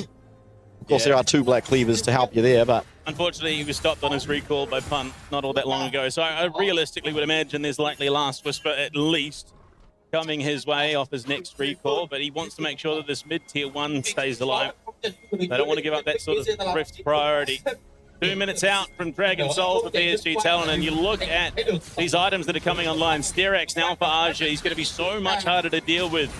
The Leandri's finished a long time ago from Maple and is working his way towards. So I would imagine it's going to be a Void Staff. You're not getting all that much value out of the Crypt Room with the heal cut that is available to Team Secret Wales. And Histo going to start clearing that vision around Artican. There is a fighter brewing. Yeah, still not confident enough to start it up, and I think for good reason. Of course, Casa, while on the bottom side of the map, can just ultimate up there with their Grand Skyfall. Maple's well pushed up in the bot lane. Could have an angle to threaten onto this tier 2, and Team Secret Wales see that, and they're going to start this Artican up. 3 items deep now for Eddie's. That Mortal Reminder is finished. Casa has the Grand Starfall. Teleport coming through now. Taki looking for that angle, has the flash, of course. Everyone with all of their summoners, really. Some teleports missing, but that's it. Oh, Tempered Fate will not connect. Betty's lost half his HP before anything even happens, and RJ up on the top side has exploded. Hitstone absolutely one-shots him. Casa gets one himself. Pun, he is in the absolute no man's land as double kill comes through for the Aatrox, and the Artican and Baron will follow. Great Starfall out of Casa, gets him directly on top of Eddie. Blows both his summoners. The Artican taken off the back of a massive PSG Talon team fight, and it will lead to the Baron to boot. Baron going to be picked up here by the side of PSG. A lot being found, and what was early on a Team Secret Wales advantage, they've unfortunately let it slip. PSG, with that experience, have found themselves very, very strong. Yeah, I mean, the state of the map is a bit bleak for the BCS hopefuls. I think, unfortunately. Well, I mean, you kind of want to hold off just saying that because there is a Silver, there is an Aurora. They are just amazing teamfight champions, but with Sol taken, it begins to feel more and more like it. They got the Otacon, they got Baron, they got Sol. Everything is coming up PSG Talon. Certainly is. Now, 6k gold lead for them as well. And the Sol, if they didn't have enough damage already, I mean, just look at how absolutely one-shot Histo got. It was just Maple and Arja. It looked like Arja was in some trouble, but no, turns it around, heals back to full off 1 kill. And that was that. It is the crit bloom as well. Okay, so even with a heal cut, they just want that little bit of extra steroid, that little bit of extra survivability. Woody up here, as they are looking for an angle in to die. And I mean, as slippery as that Aurora is, a prime target, going to spot Woody first. So will back himself off his dote, working towards that chair. He's just so far behind Casa right now. Another tower falling the way of PSG Talon as they march on towards that top tier 2. Yeah, should be able to break this one open as well, you'd think, although Sivir does deal with minion waves, even the Baron ones, relatively well. Look at the spacing for PSG Talon. They're not standing close enough for those ricochets to connect with the team. They are absolutely playing to the limits of this Team Secret Wales. Yeah, I like what they're doing, having Castle in their mid lane, being that he can just ult up to join the team. Yeah. The level of gameplay has ramped up pretty drastically from PSG Talon, considering, again, 0 and 8 the start of this split to where they are now. And it is just a night and day different team. Absolutely. Woody going to get himself out there with that magical journey once more. Baron will be fading in 50 seconds, so enough time to possibly push one more wave, maybe look for this bot lane inner tower. You see Betty headed down this way with Woody as well. Casa prepping the wave already. Should be able to pick up this tower for themselves.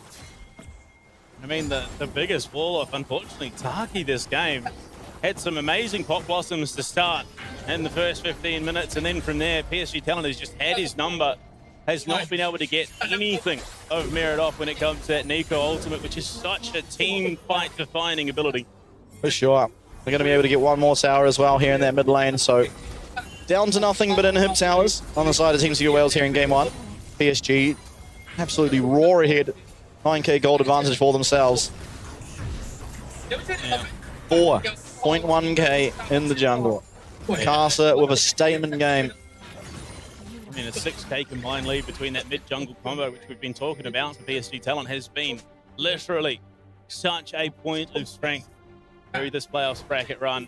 And you got to wonder, if is there an angle back in, because they've just had Eddie dead to rights time after time. That grand starfall into the back line, that fight around the Archon. Eddie blew both summoners and it didn't matter because Casa was just on top of him and exploded him in a heartbeat. And we do have 3 minutes until Elder Dragon, so we might even get that in our first season finals, or finals weekend. But Baron, of course, 40 seconds ahead of it, so could very well likely just be a Baron fight into end, but it would be kind of exciting to see the Elder Dragon picked up. If I remember correctly, I don't think we've actually had an Elder taken through this season finals playoffs. There you go. So it would likely be the first. Team Secret Wales, a snipe there could potentially mean that they end this game, because Eddie can pump out a crazy amount of damage, has that seal in the pocket as well. All they need is that Elder to help finish those kills off.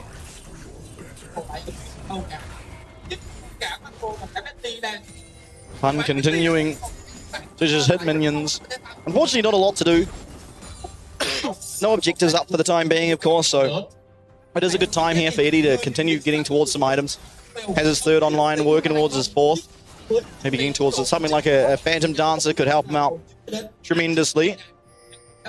We'll see if he gets there, but as things stand, it is just, I mean, largely Arja and Casa completely running this rift, especially in comparison to their counterparts.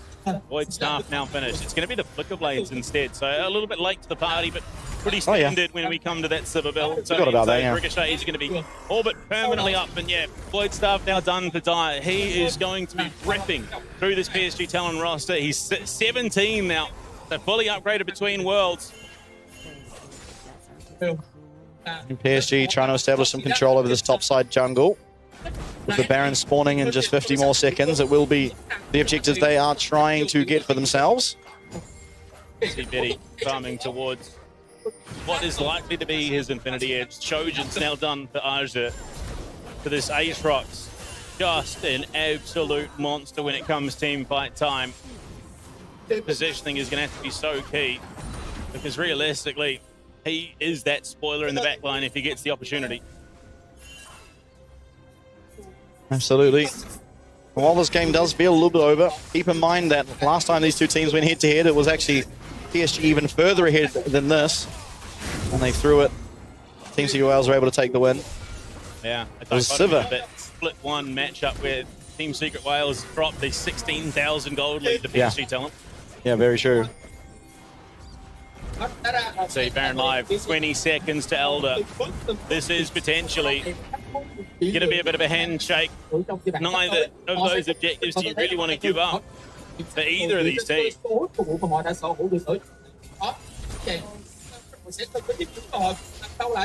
Establishing that mid lane control. Oh, they're looking for it. Arja.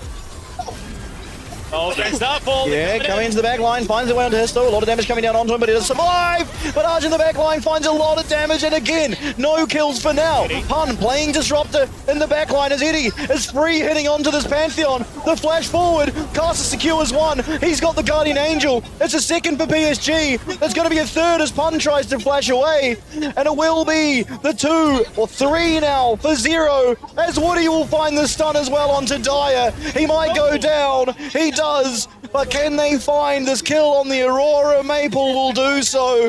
And it's Eddie against the world as PSG can march up mid and look to end. Oh, unfortunately, the Spell Shield's only going to do so much with the Age of Assault there, and the ace comes through. PSG Talent, the Rift is now theirs for the taking. Oh, not ending. Looking instead for the Elder Dragon. We'll see it. The better option, you get that Elder, it means that you just have that much more strength when it comes to that Baron fight. In the coming moments, of course, teleported in the mid lane, Maple has the Rabadon's now done. He was hitting hard before, he's now hitting even harder. And what a fight. It was a close affair. It looked like Arja was just going to be an absolute showstopper. But Taki does a good job of healing him off Eddie, and Eddie's just free hitting the whole time, but unfortunately, blocking all the damage was the Pantheon. Casa once again playing his life to perfection. Loses the Guardian Angel, but They start this Baron up. PSG Talon down to less than 8,000 HP. Valkyrie's there. Betty has no mana, but realistically with Maple playing bodyguard, there is no way that Team Secret Wales get themselves in the contest. Elder secured. Baron number 2 secured. 14,000 gold up with all to do but end the game. Teleport coming out into their bottom lane here for Arja. They're trying to get onto the map. They have a minute and 40 seconds of Elder Dragon with that Baron buff hearing rather to try and get this one across the line. Should be able to do so. It's going to take some absolute heroics out of Team Secret Wales to stop this push. Seeker's there as well now for Maple. Means to target down. I don't know if the Frozen Heart's going to get all that much value. It's not really much in terms of the way of attack speed. Corky's somewhat of an AD caster, but trying to slow things down as best you can.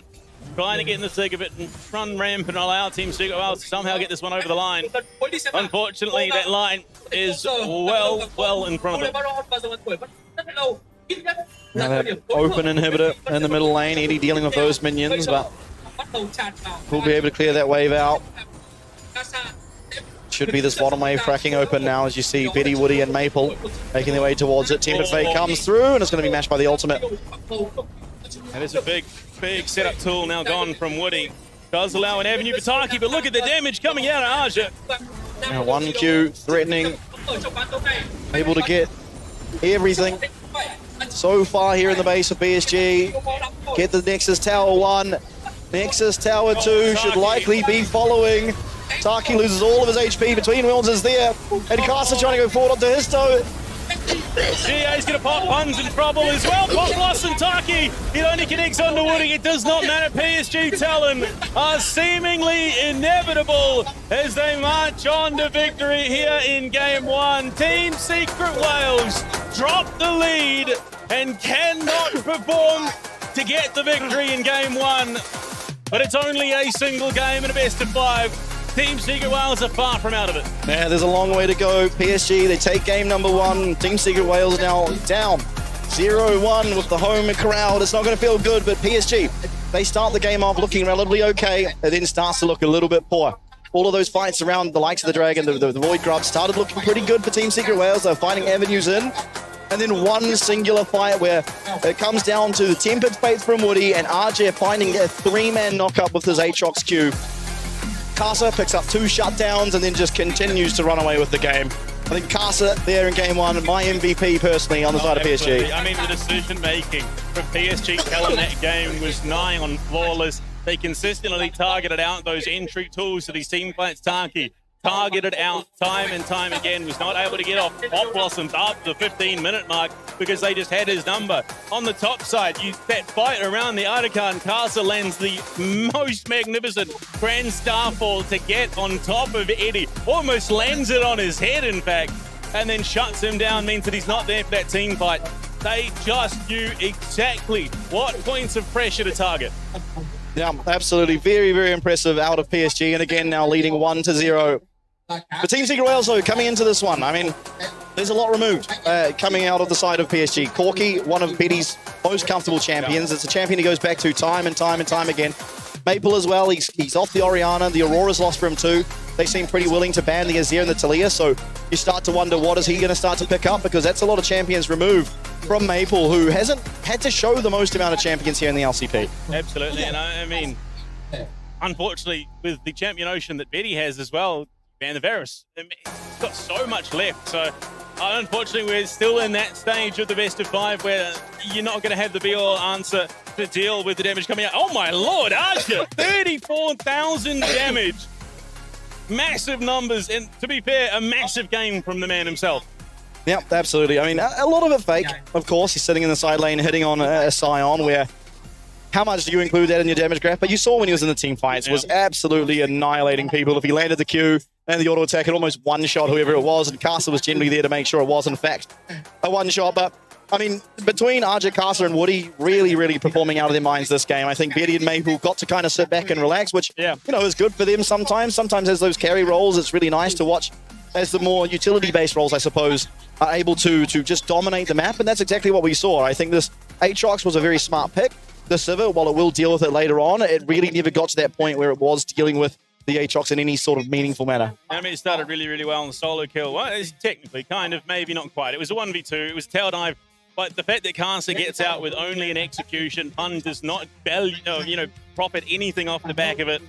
And from there, he sort of just continued steamrolling it. Yeah, math is hard. Math is really hard when it comes to broadcast time. Taki walks in, the faux minion locks up Maple, and they've just got the support there to follow up and finish him off. But this is really that turning point. Yeah. Tempered Fate onto Taki. They follow it up with that command shockwave. They jump in. By the time he gets the Pop Blossom off, he's within execute range of Casa anyway.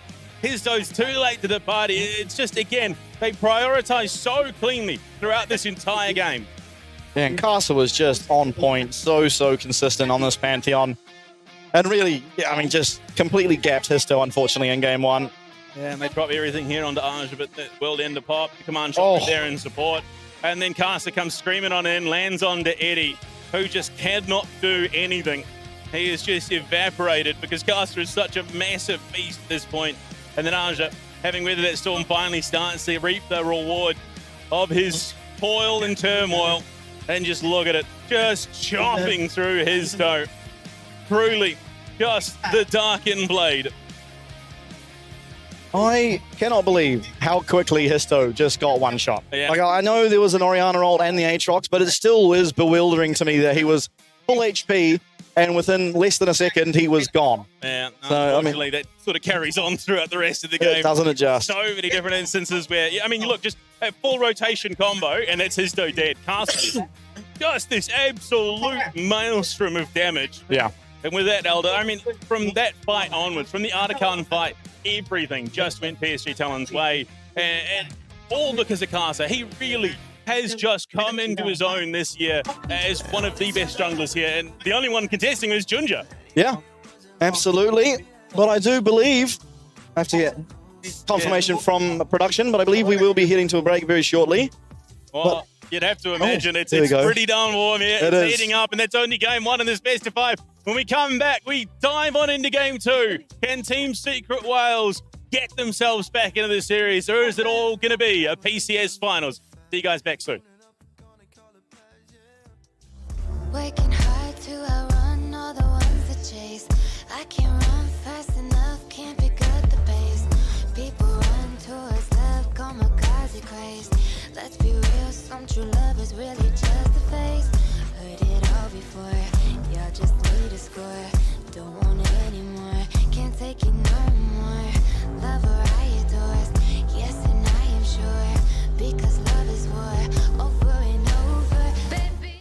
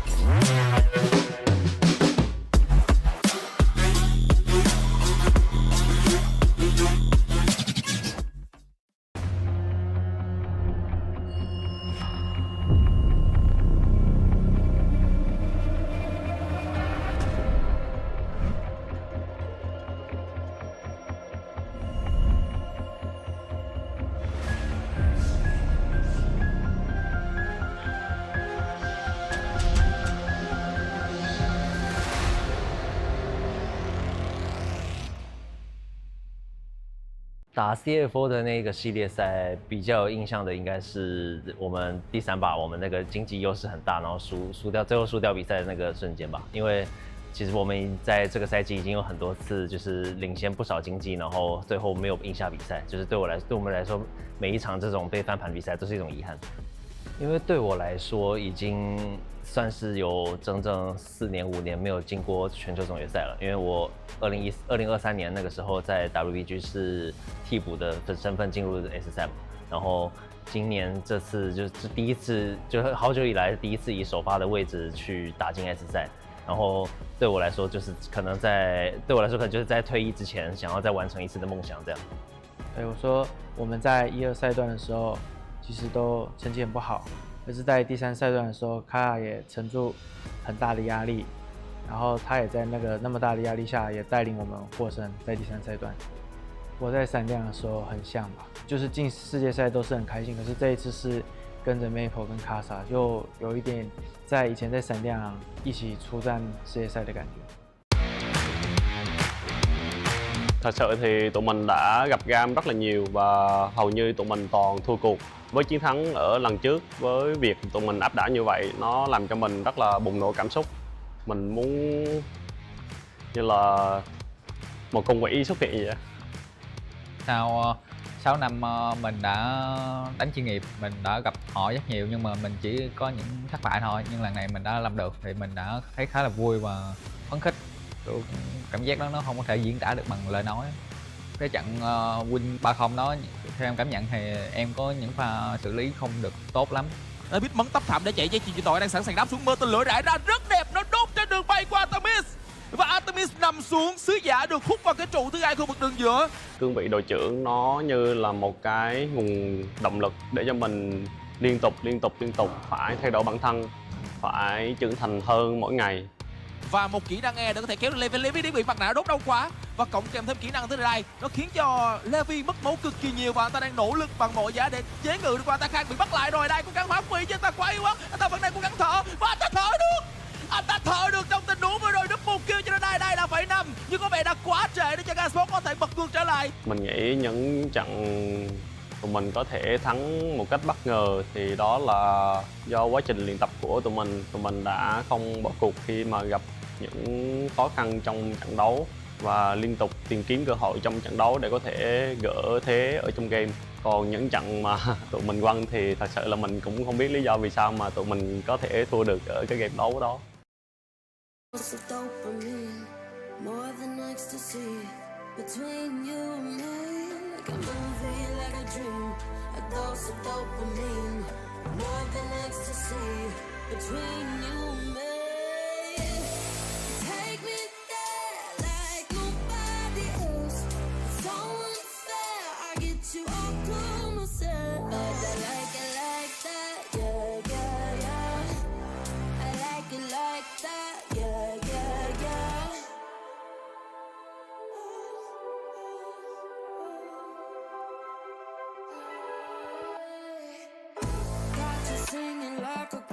Boy, I'll take you back to touch. Won't stop until you say so. I like the roles reversed. It's the way I say your name, the way I touch your face. It's like our bodies move so easily. Like a movie, like a dream. A dose of dopamine, more than ecstasy. Between you and me, like a movie, like a dream. A dose of dopamine, more than ecstasy. Between you and me, take me there like nobody else. It's so unfair, I get you all to myself. But I like it like that, yeah, yeah, yeah. I like it like that, yeah, yeah, yeah. You take me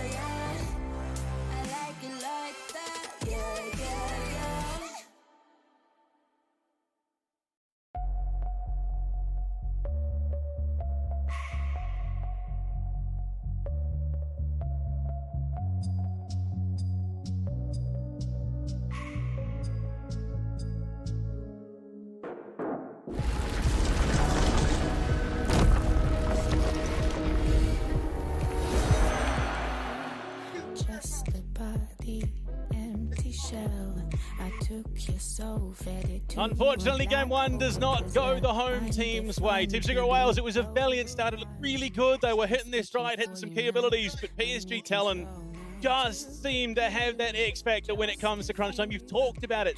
Ever since he rejoined this roster, the Maple clutch factor is inevitable. Yeah, absolutely. I mean, again, a man with as much experience as someone like Maple, you get to this series like this, you get to the finals, you get to the playoffs, as it were, and he just levels up. And that's what you expect from players like him, like Levy, you know, these veterans that have had so much success over their career. And unfortunately for Team Secret Wales, it's not only Maple you got to worry about, it's Casa and Betty as well. And in game one, it was the Casa show. As, you know, again, PSG, they fall behind early. A couple of shutdowns goes the way of Casa, and he just steamrolls through that game. Oh, he was an absolute monster by the end of it. Blue side opted into by Team Secret Wales. These teams outside of the top two, outside of the PCS representatives, were all going red side when that option was theirs. It was CFO and PSG Talon that really bucked that trend, opted into the blue side because there was such a massive overlap in champion pool. They knew how important those priority picks were, and now we're seeing Team Secret Wales pick that up because, again, it's not the largest of overlap, but there is still significant enough that they are vying for these champions off the start of the draft. Yeah, for sure. I mean, there's certain champions that every single, you know, mid laner plays, top laner plays, whatever, right? There's just those peak of the meta champions. The Ambassador obviously is one where both, you know, every single top laner in the league essentially has to play the Ambassador, otherwise you're putting yourself at such a detriment. So that's like a champion you have to watch out for. The Talia is a new champion, well, not a new champion, but throughout this year especially has risen to priority. And the Azir as well. Obviously, last game, Team Secret Wales banned both of them. This time, on the blue side, they could potentially leave them open and look to pick it for themselves. Nico gone from the draft. but there is still champs like the Varus, which makes that bot lane a lot more volatile. Game 2, there are more than just champions changing. Hero, it seems, has stepped into the top lane here for Team Secret Wales. And I mean, look, it was not a bad game from Punt. It was just an incredibly hard one to play. But Hero comes in now, at least in terms of this direct matchup between PSG Talon and, of course, Team Secret Wales, has been the better performing, but only because Punt hasn't had the same sample size. Sure. But you want someone like Hero who has just weathered the storm of this LCP competition. You need that level head when it comes to crunch time like this. Yeah, and I think playing something a little bit more aggressive in that top lane as well, where Arj is not the kind of laner that's going to fall behind. They're not going to fall behind based on, you know, someone playing aggressively against him. He's pretty happy to be at his tower and slowly accumulate these resources, get himself very strong. But on the other side of things, right, you had last game where it was actually Arj just being able to be aggressive against Pun, and it just meant that this Aatrox got way too out of hand way too quickly, and there was no one that could really deal with it. So I think bringing in Hero, giving Hero something a bit more aggressive. He is the top laner that likes the Jace still. He likes the Ambassador very, very much. If they get him something like that, it's going to make the top lane a little bit more volatile, I think, for the side of PSG, and maybe give them an avenue to you know, contest things like the Void Grubs and Articans or whatever may be on the top side of the map. I mean, that's why it is a contested pick in the All-Star draft for these two teams coming in this weekend, both having been played the same number of times. Talia is there, banned away from Maple yet again. It's the Nocturne Annie, denied away from Team Secret Wales. Dire not going to have that Annie. I mean, for my money, one of the best Annies in this competition, if not just the best, because he has consistently gone back to it again and again. He's consistently looked good. And there you go, the Galio. So, I mean, realistically, 3 mid-lane bans taken away. So the bans to round it out, PSG here. Last game, the Wukong. I believe all the same bans outside of this Galio is the only thing that's really switched up. Yeah, I mean, Wukong being denied away from Histo, it makes a lot of sense. I mean, Histo, again, has played the carry junglers, and there you go, Rumble. The Vi is open. So I think if PSG are smart here, they deny that away because a Rumble Vi combo is one of the scariest still left in the pool. Yeah, definitely something new to consider there for PSG. I'm interested to see what Arj wants to play into this. Of course, the Sion removed. We have seen the Ornn go up against it. The Cassante is another champion we've seen put up against it. Galio, but yeah, we used to see the Gwen, but Gwen's been nerfed a bit, so we haven't really seen that lately. The Ambassador we've seen from time to time, but generally not the greatest. And Yunara for Betty. That's a very risky call in the draft. They're obviously very concerned about Maple, but it seems they've forgotten Betty because we didn't see the Varus ban either. No. So, Betty going to be running rampant on the newest bot laner in League of Legends, Yunara, and for my money, he has been the best Yunara. It may be Doggo. He keeps getting let. They just keep letting him go back on it. I don't know why people keep making this mistake. Yeah, for sure. And Ornn is going to be the selection here up in that top side, so something a little bit more safe. It's going to be a perfectly good matchup for Hero, and he should get himself reasonably far ahead. But still, I mean, you have that engage tool now out of your Ornn coming from that top side, which when you are one of these front-to-back AD carries like the Yunara always feels very, very good. So Team Secret Wales now to pick their second and third champions. We see a lot to think of. You add an ornament on top. Yeah, just exactly. Even ramps up further. There you go. It's going to be Eddie's Kai'Sa coming through. The buy is still an option. Maybe watching the OPQ. This is a matchup we saw quite often. Yeah. Plenty of players through there. And they're going to be taken to the Rift again, saving host in a couple of weeks' time for the Promo Rellos tournament. Absolutely. So Dire now collecting something for the team. No Nico, which is the pairing we see with the Kai'Sa most often, but it could be something like the Nautilus I wouldn't hate to see. Nautilus is an option. Silas coming through. The blind pick even. That is, again, a very, very bold call. It can be jungle, so it is actually a flex. Yeah, no, we did see this coming through the LCK last. I mean, to be fair, we also saw the Camille support coming through the LCK today, but who knows? Maybe this is what Team Secret Wales will be cooking. Last time we saw the AD Silas jungle, it was woefully under-impressive. And it was Histo, I think. Yeah, I think it was. From memory. Histo was also the one that was Guri that played the jungle ambassador, if I remember. That was Guru. Yeah. Oh, well, the Poppy comes through. That was Guon. Guon, there you go. Either way, it was still a pretty bleak situation, but the Poppy coming through for Kai'Sa or Woody. I mean, this I think is it should be Kai'Sa. Phenomenal value pick, honestly. Yeah, I think it should be Kai'Sa.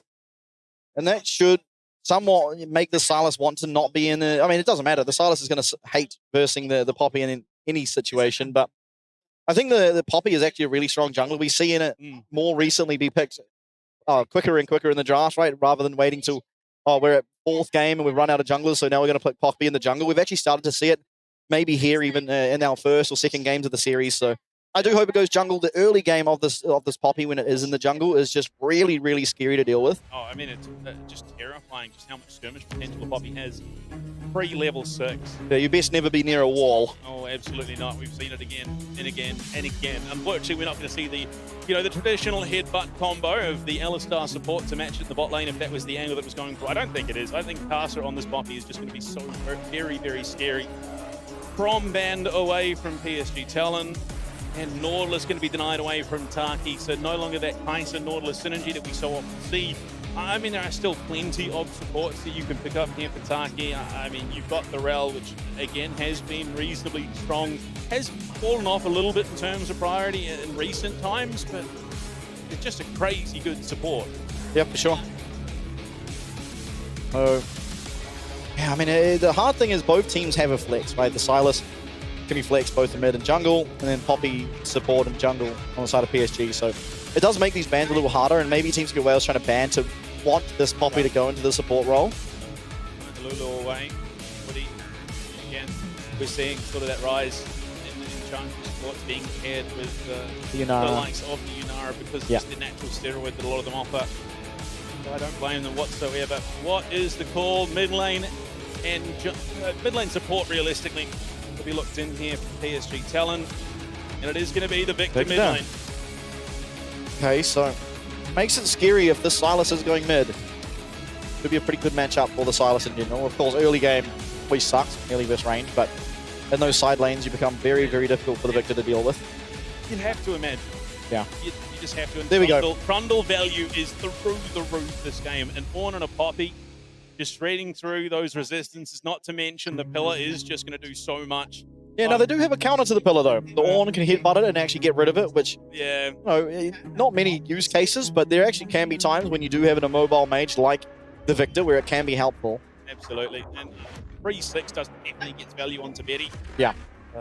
Obviously, this contingent on that Transcend being up available, and there you go, the Rakan coming through. I mean, look, it's not the most amazing Rakan game. I'd argue that realistically, if anything, it's probably denying it away from Woody. It's not realistically the be-all and end-all that Woody was looking for here. I mean, look, it's a solid pick. It really is. It just always is okay at worst. I think one of Taki's best performing supports historically. So I don't blame them at all for going that angle. It takes a little bit of a deviation in the second half of the craft, but in terms of skirmishing potential, it is far from lacking. And Lee Sin for Casa. Wow, champion, we saw him. If you take your mind back to the upper bracket finals of the mid-season, game number 3, he was so far ahead, and unfortunately a couple of dragons foiled their plans of making it to MSI. Now he's got his chance for retribution. It is a very, very good pick against a champ like Trundle. Trundle likes to be against these immobile champions. Lee Sin, one of the most mobile champs in League of Legends. It also doesn't offer the greatest of ults for a champ like Sylas either. I think this Lee Sin pick can be very, very good, but you do have to find a lot of value out of it. Doesn't scale that well into the late game. Its skirmish potential is very high early on, but it does get outperformed by the likes of, the Xin Zhao's, the Vi's as those late game team fights come out, outside of some phenomenal mechanics, which admittedly, Casa does have. I mean, there are just really not that many good ults to die in this game. In fact, it's kind of a bleak playing field for him. But coaches with the fist bumps going to be heading off stage as we look to head to game 2. I think realistically, PSG Talon have quite handily won this draft. They are looking pretty darn scary, and the momentum is all behind them. Now, I am inclined to agree. I do like the draft coming out of PSG. There's Lee Sin. I mean, there's always question marks around the Lee Sin just because it's a barrier of actually being a good champion relies on you having a very good game for yourself. And I mean, Casa, after last game, you'd have to have faith that he is going to be able to do so, but it's always going to be difficult, right? If Team Secret Wales are able to navigate that early game, again, much the same as last game, they should be fine.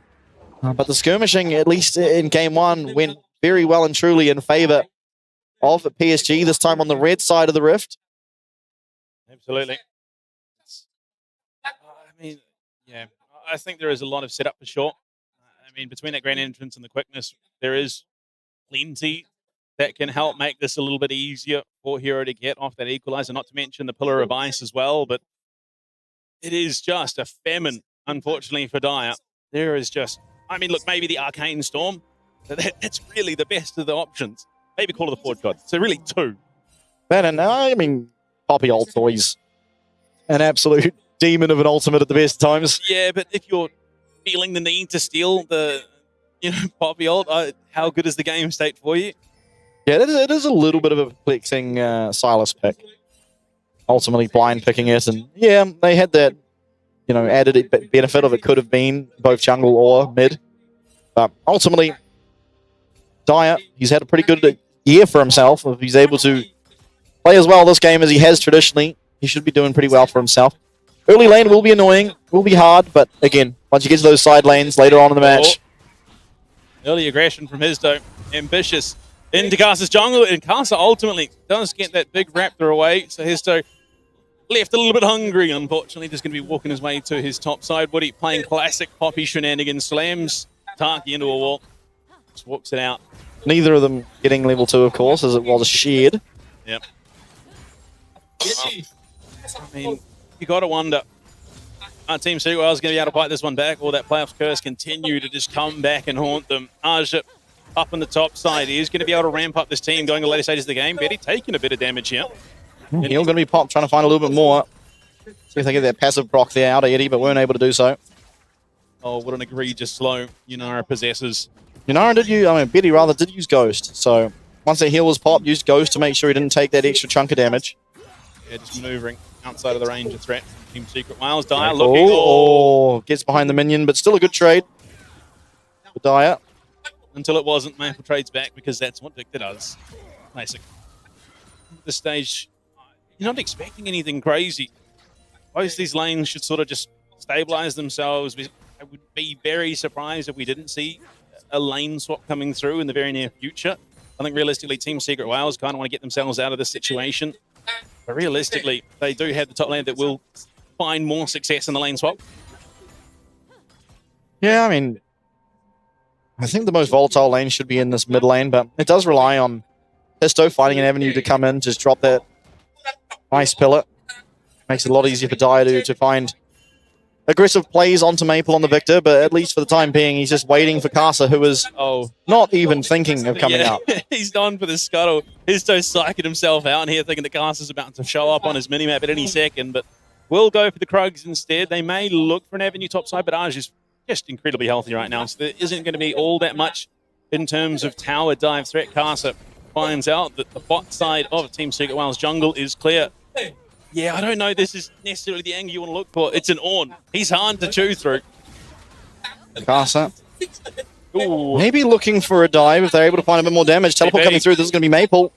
Oh, this is a brilliant read. Team Secret Wales in a world of trouble. Tarkin Eddie trying to clear that gap. How did the Sonic Wave go flying? Yeah, Casa not going to be able to connect on that Q. Does mean that Maple now teleporting down there is going to have to take that lonely walk back up to the middle lane. Casa once again throws out another Sonic Wave. Will miss once again. Just a little bit off the money. Eddie, as well as Taki, going to be losing out in terms of that minions XP that come alongside them. So it is still something, but Histo continuously... Nearly a minute and a half later, Histo finally says, oh, okay, I can take this, and will peel that red buff away. So triple buffed Casa. Going to be struggling a little bit, but realistically not all that greatly. True. He's just got so much team fighting potential. Dyer, that's not the chain you want to take. It's another one of those classics where you throw out the chain and then you're really glad it didn't land. Yeah, it's one of those. I think, honestly, I'm pretty sure it's just a pay-to-win situation. Some Silas skins just have that little extra pixel of range, and nice little knock up there onto Heroes. Aja is going at it with Hero in this top lane. Dragon up and alive at the 5-minute mark. It's Ocean to start things off. See, if the trend of red side getting that first dragon does continue. Of course, last game it was Team Secret Wales picking up the first dragon and PSG picking up every single one after. 6 ticked over for Heroes. The Equalizer will be online. Does give them a decent amount of fighting potential.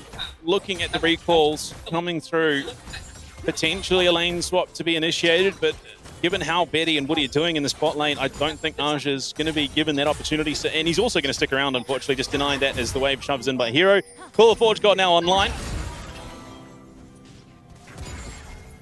Yeah, possible avenue up on that top side for Casa, who is having a very slow start for himself and is quickly falling further and further behind in this jungle.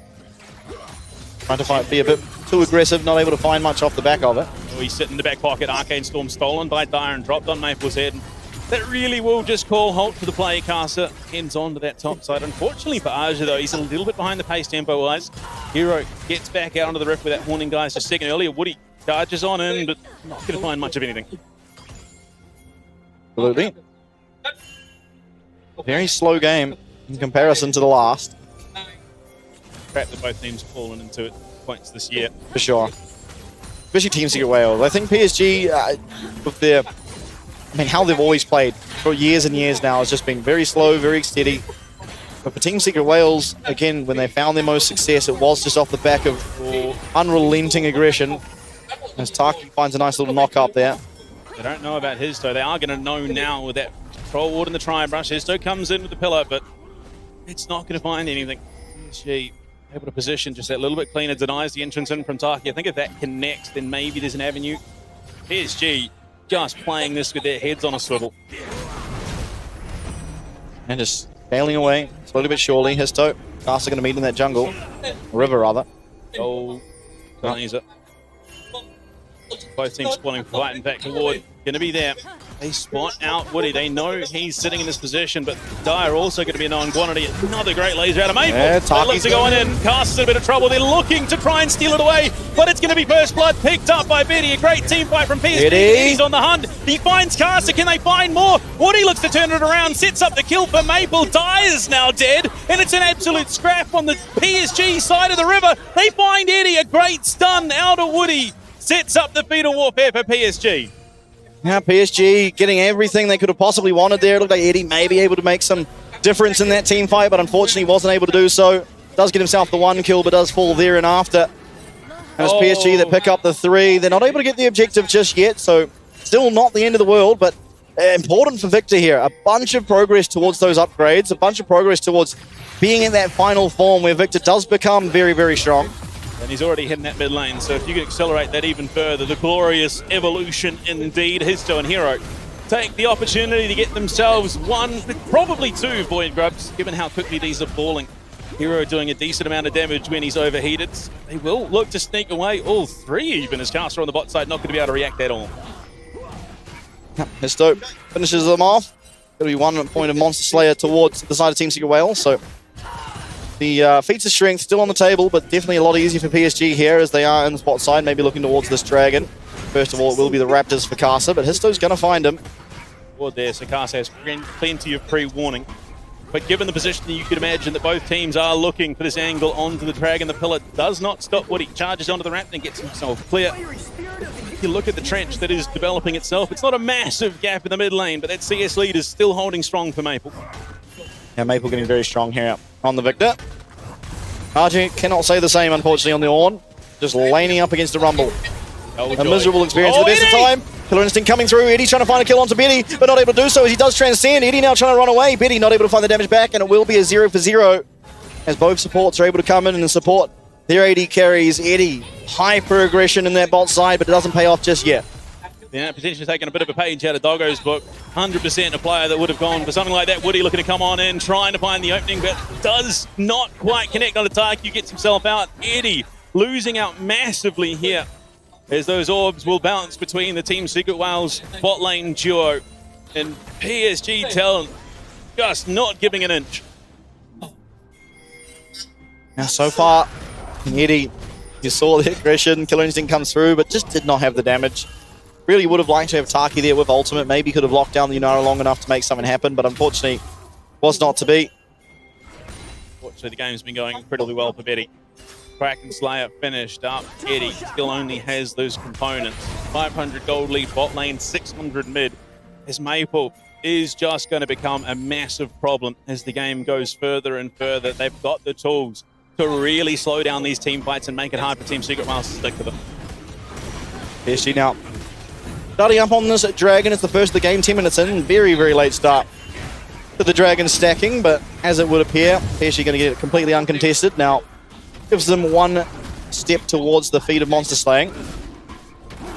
We see those trends continue. Red side Dragon, always just more favoured due to the geography of the rift. As it stands, I mean, PSG holding a lead, a tenuous one, if we're being honest with ourselves. Dire taking so much damage as that Rod of Ages is now finished up for Maple, and he's going to keep scaling stronger and stronger. Arcane Storm stolen and dished out by Dire just to give himself some space to recall. Should have bought himself the time to be able to do so now. Pisto looking for something aggressive in that bottom lane. Yeah. No one there to match him though. And no signs of aggression out of the PSG bottom lane as things stand. And Pisto spending a lot of time here is just going to recall because there's nothing to be found. So a bit of wasted time. Unfortunately, PSG is playing very, very smart, very, very cautious. They're not giving any sort of avenue in for Team Secret Wilds to take that priority and take control of the game.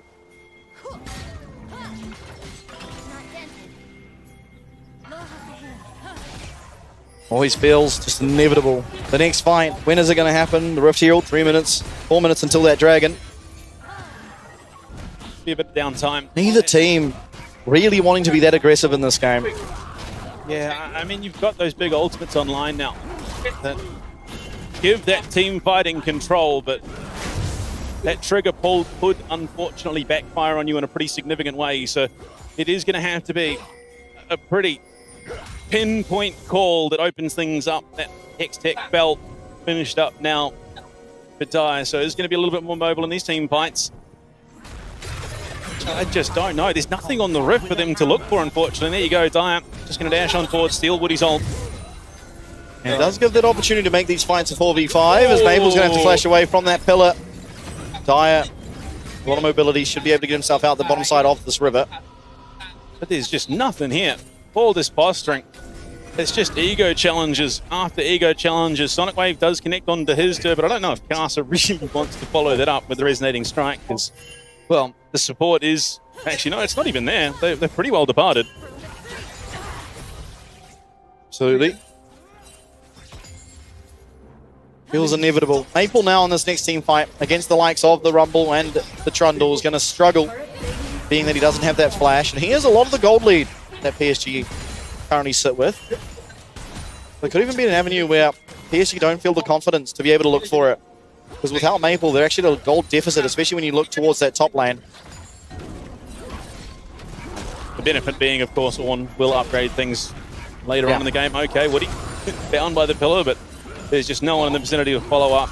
Darky and Eddie are there, but it's a popper. You've got a great disengage tool. Just drop the ult, get yourself clear. Not really all that threatened. 14 minutes on the clock. We're a minute away from Herald. A minute 40 away from the next Dragon. Oh, Cast is keeping up that pressure. Yeah, gets himself the Raptors. Darky's going to spot out Woody.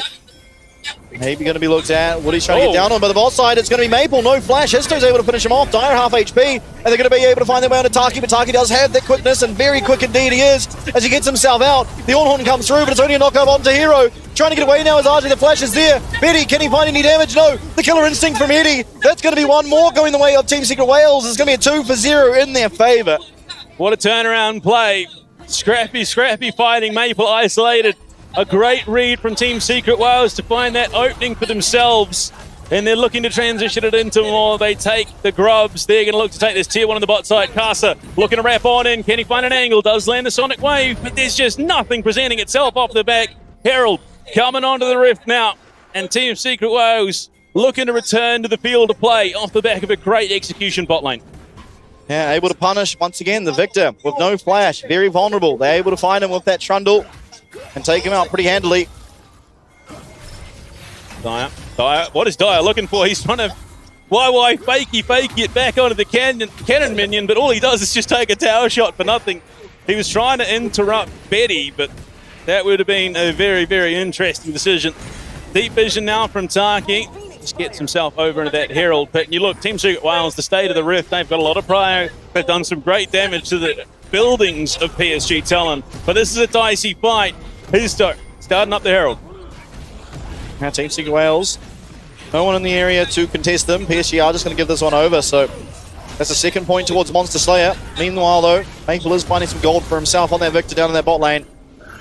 Herald So secured. an essential trade across the rift, not a bad trade by any stretch of the imagination for PSG. Now, can this Rift Herald break open the mid lane? That's always what you've got to ask yourself, because if it can, then it's a good Rift Herald. If it can't, then you kind of prefer that tower. Yeah. Dragon now spawning, Maple still no flash. Okay, so what is it called? Do they drop the Herald mid lane, give them that little bit of breathing room to try and take the Dragon, or they look to try and take the fight, hope that they win it, and maybe crash it into a tier 2 on the bot side? Histo looking at clear wards, Casa now stepping up to the line of plate, does land the Sonic Wave, but it is going to be PSG Talent onto Dragon first. Team Secret Wales have the vision. The damage is coming out. The Herald's going to be dropped. Now Team Secret Wales looking to collapse in on the fight. The slow, the great clearance. All of a sudden, the Trundle's gone. Equalizer into the brush. They're chasing down Betty. Dragon is secured. Great kick out of Dyer as he steals Caster's Dragon Rage. The Horn for the disengage. And a PSG Talon might have just weathered this storm as the Arcane Storm from Maple clears that distance. What a call. Dragon does get picked up there. The fight coming in afterwards is a close affair, but no one falling.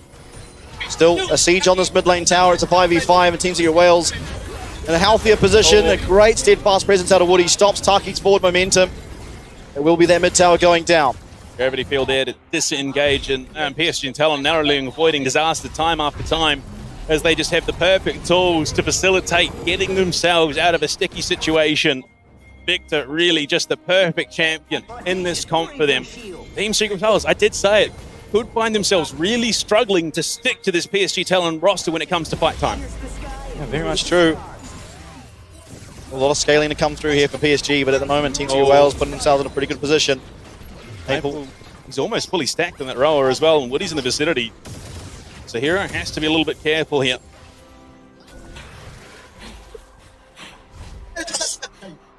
Team Secret Wales find themselves in somewhat of a lull period. Not the ideal situation. You want to be looking for those proactive plays. With nothing presenting itself, it's just going to be a bit of a farm fest for the time being. Dyer. Still a little bit behind in terms of his isolated 1v1 versus Maple, but certainly finding himself some success on the Silas. Not had the most uptime in these side lanes just yet, but as the game continues onwards, it should be a little bit easier and a little bit easier bit by bit. Next Dragon, of course, in 3 minutes, and it is currently PSG that have the 2 to the 0 of Team Secret Wales. Eddie just trying to create a bit of space for themselves. 90-second data count. Realistically, neither of these teams is going to be taking that off rip. It is going to require just a little bit more investment to get themselves that advantage to start the Artican itself up. Right now, Hero in this bot lane, just looking to guide those waves on deep into PSG Talon's half of the rift, and he's got support too in the form of Histo. Absolutely.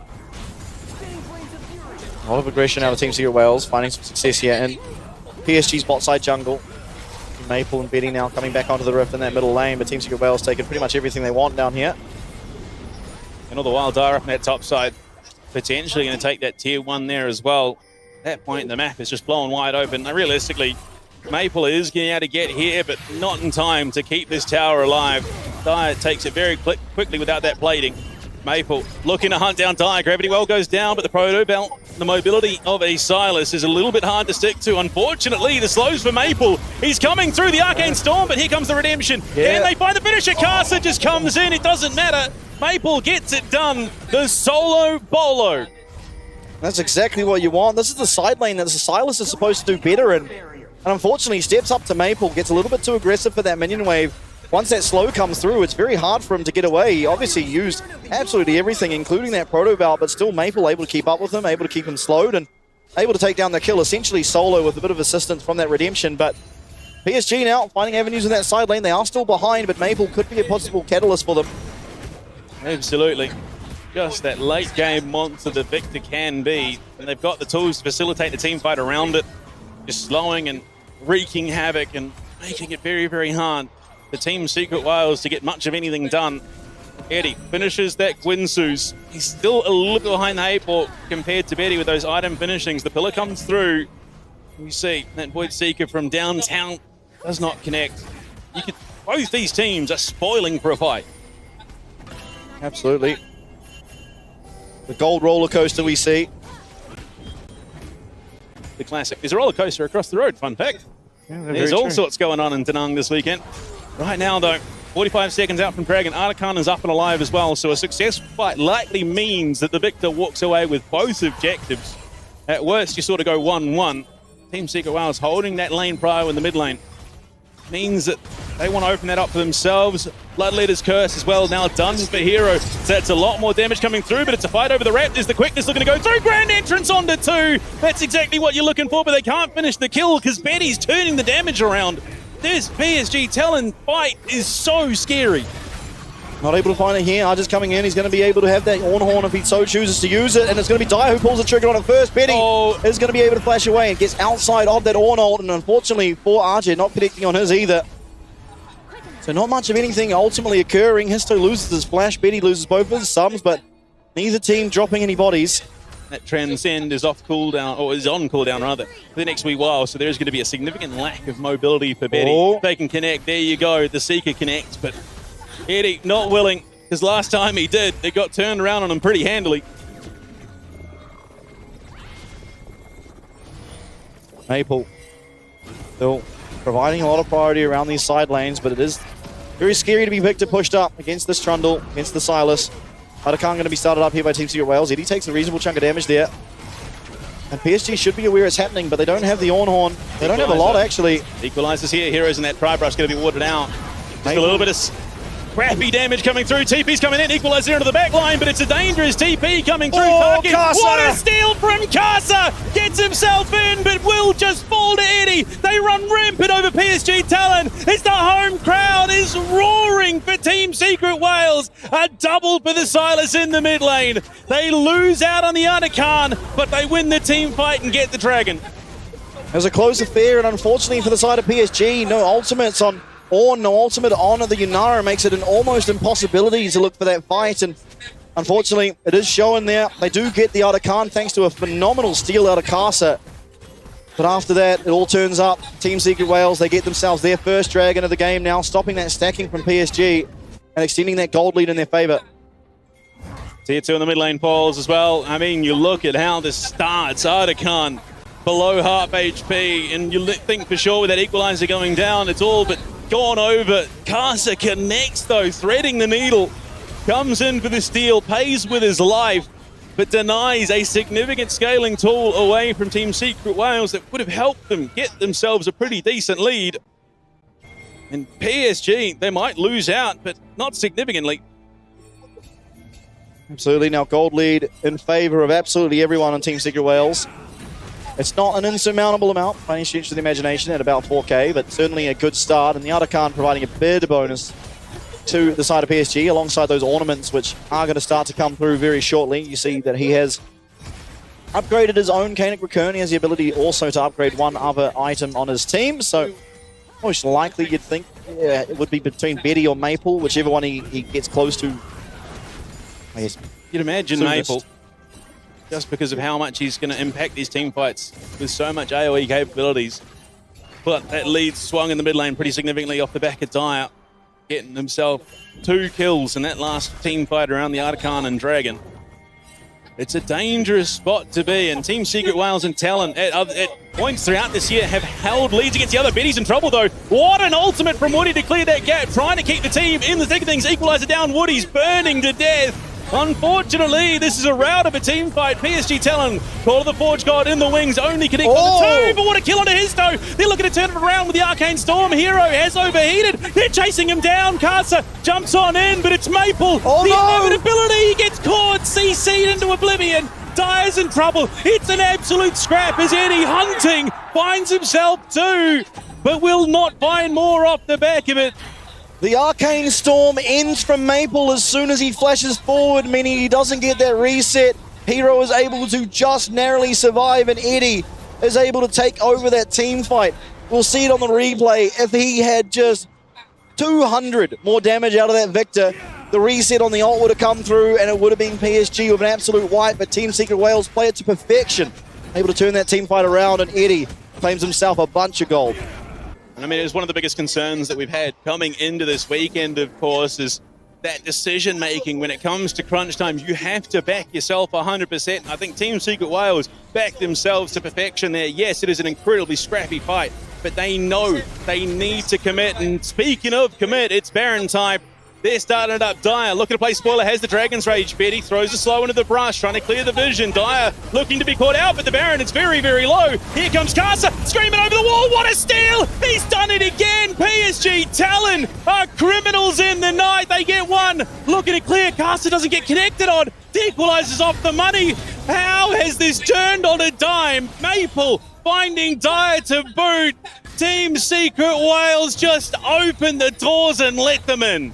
And Casa again on the Lee Sin, comes in with the Sonic Wave, gets the Smite steal, and this time it was the fight afterwards as well. Taki goes down, no one on PSG will fall, and the gold is coming back in their favor once again.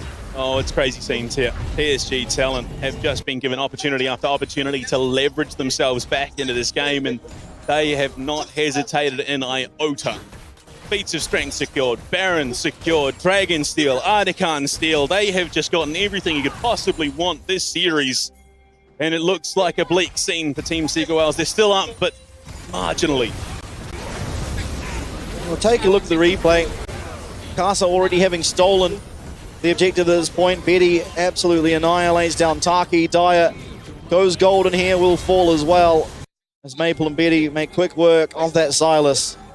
Now back to live. Baron's still up and available for 2 minutes as PSG going to be marching down this mid lane, trying to open up the map a little bit for themselves. Here, 27 minutes into game 2. Equalizer gets dropped down. Betty able to dodge out of the damage, importantly. You look at the ornaments coming through. They've upgraded the Leandries and now the Kraken Slayer. Betty also has that Infinity Edge on the backside of it, so hitting just crazy hard right now. Ornalt now in favor of Dyer. I mean, Arja, of course, has it as well. We'll see if he's able to find the angle. You see PSG, they really want this mid lane tower, and they will be able to have it. The Dragon live, they're going to go turn their attention towards that now. Casa already making sure there is an easy pathway in. Maybe they look for a fight. I mean, they know Taki's nowhere near. Decisive. Yeah. Team Secret Wales taking that pride on the mid lane. Looking for a trying to do so. Taki pretty far away. Archer's going to try and go in, but it will miss out. Dyer now putting the trigger on that call of the Forge God. Going to find the knockup, but Woody with a fantastic hold out of that Poppy finds the lockdown onto Eddie as well. And down goes Eddie. Histo and the rest of Team Secret Wales now having a sprint away as their AD carry gets found by Woody. And Hero, he can do little but watch as his structures will fall. Oh, Woody. What an absolute menace, and on the Poppy to boot. PSG Talon, 20 seconds left on the Baron. Will look to get that inhib in the mid lane as well. Blowing the rift wide open for themselves, and oh, okay, there we go. Look, just from downtown, yeah, a bit of style points there for the Cannon Minion. But the way that fight happens, that could have been that turning point again for Team Secret Wales, but it just slips through their fingers. And from there, inhib down at the tail end of that Baron, into Dragon number 3. Soul point on the cards for PSG Talon. That is, and what a scary Dragon it is as well. The Cloud Soul, I think the highest win rate in the game out of the Dragon Souls. And as PSG now one away from picking that one up themselves. Of course, that is still 5 minutes in the future, and more instantaneous can be this Baron. It was the second Baron, of course, alongside Naldo that got game 1 done. Yeah, but and it's again, the gold is so even, but with the Artican Steel, with the ornaments coming through, it is just PSG who are favored. They also have that constant pressure in the mid lane. Unfortunately, Team Secret Wales didn't even have remotely the same shout in last game that they have compared to this one. The gold lead negligible at best at the 30-minute mark, but the team fighting prowess of PSG Talon is undeniable. Woody has that ability to split the team fight so massively in his team's favor, and there you go. Betty, just, I mean, look, it's a quiet game. He's only 3-1-4. He's not having those massive 11-1, 15-1 performances that we saw before we hit playoffs, but he has just been on point in terms of positioning. Eddie with a lot to do here. Unfortunately, it was him getting caught out. that gave us this map state. The Histo and Hero up on this top side looking for something, but nothing will present itself for now. Maple has to be careful. He is alone. Only so many more upgrades to come through PSG Talent. I mean, you wouldn't think that this game was as one-sided as it is with an 8-8 kill game state. PSG Talent has really just taken everything that matters where it truly counts. They have been nigh flawless, Casa in particular. Yeah, for sure. And a lot of the reason the gold is even, of course, is that top lane, which is negligible of a reason to be even, to say the least. Maple going to be teleported on. He does have flash available to himself. He's got that Arcane Storm. Caster comes flying in, and Woody sends everyone back to the sender, and up goes Hero. Can they find him? No, the flash away. Equalizer, the equalizer. Oh dear, but in will go Taki, and out he'll go immediately after. Eddie flashing away, still trying to find the damage. Hero much the same as he goes golden, but will be taken out. And Dyer gets the 1, gets the 2. Can they find more? Eddie, the health bars are so low. Eddie's Dyer, Eddie! Archie will be taken down. It's a triple for Maple, but Eddie gets another one, and they will pull back. It's a 4 for 3, but what an affair. What an absolute defense from Team Secret Wales. It looks like the exact shout-in that PSG Talent need, but then in comes Dyer for the flank of all flanks and just runs amok in the back line, pays with his life. Unfortunately, they don't catch Maple. That would have been a much-needed shutdown, but the gold goes where it has been needed most, into the pockets of Eddie. He's now up 1,000 gold on his lane opponent, Histo. Gets that ward down. Last time they tried it, it was stolen by Carson. They're going to start it up. Maple TPing out already. Yeah, is well aware that this can be going on. Puts down that pink ward. Histo's taking a lot of damage here. Taki's going to find his way onto Maple, but there's no one to follow up on him just yet. Eddie does not have that killer instinct, so will be not able to follow up on any CC at time being. Woody and Casa, Woody and Maple here rather, comes Casa. trying to find a way in, but this time there will be no smite steal. Unfortunately, the respawn time is just a fraction too long. Does not get under the rib to deny or steal the Baron away. And Team Secret Wales, for the next 2 minutes and 48 seconds, will have Nash's buff on them. Well, gives them quite a good amount of time to stabilize. Of course, they somewhat have now. Their inhib will be spawning very, very shortly. But 1 minute could be the last, the deciding fight of the game with that Cloud Soul spawning. You see 4 items here for Maple, 3.5 for Dyer. Substantial difference when it comes to those mid laners, but the same can be said down the bot lane. Unfortunately, it hasn't actually resulted in any item gap. It is just a BF sword, which is not the be-all, end-all. And Betty will be feeling relatively strong still.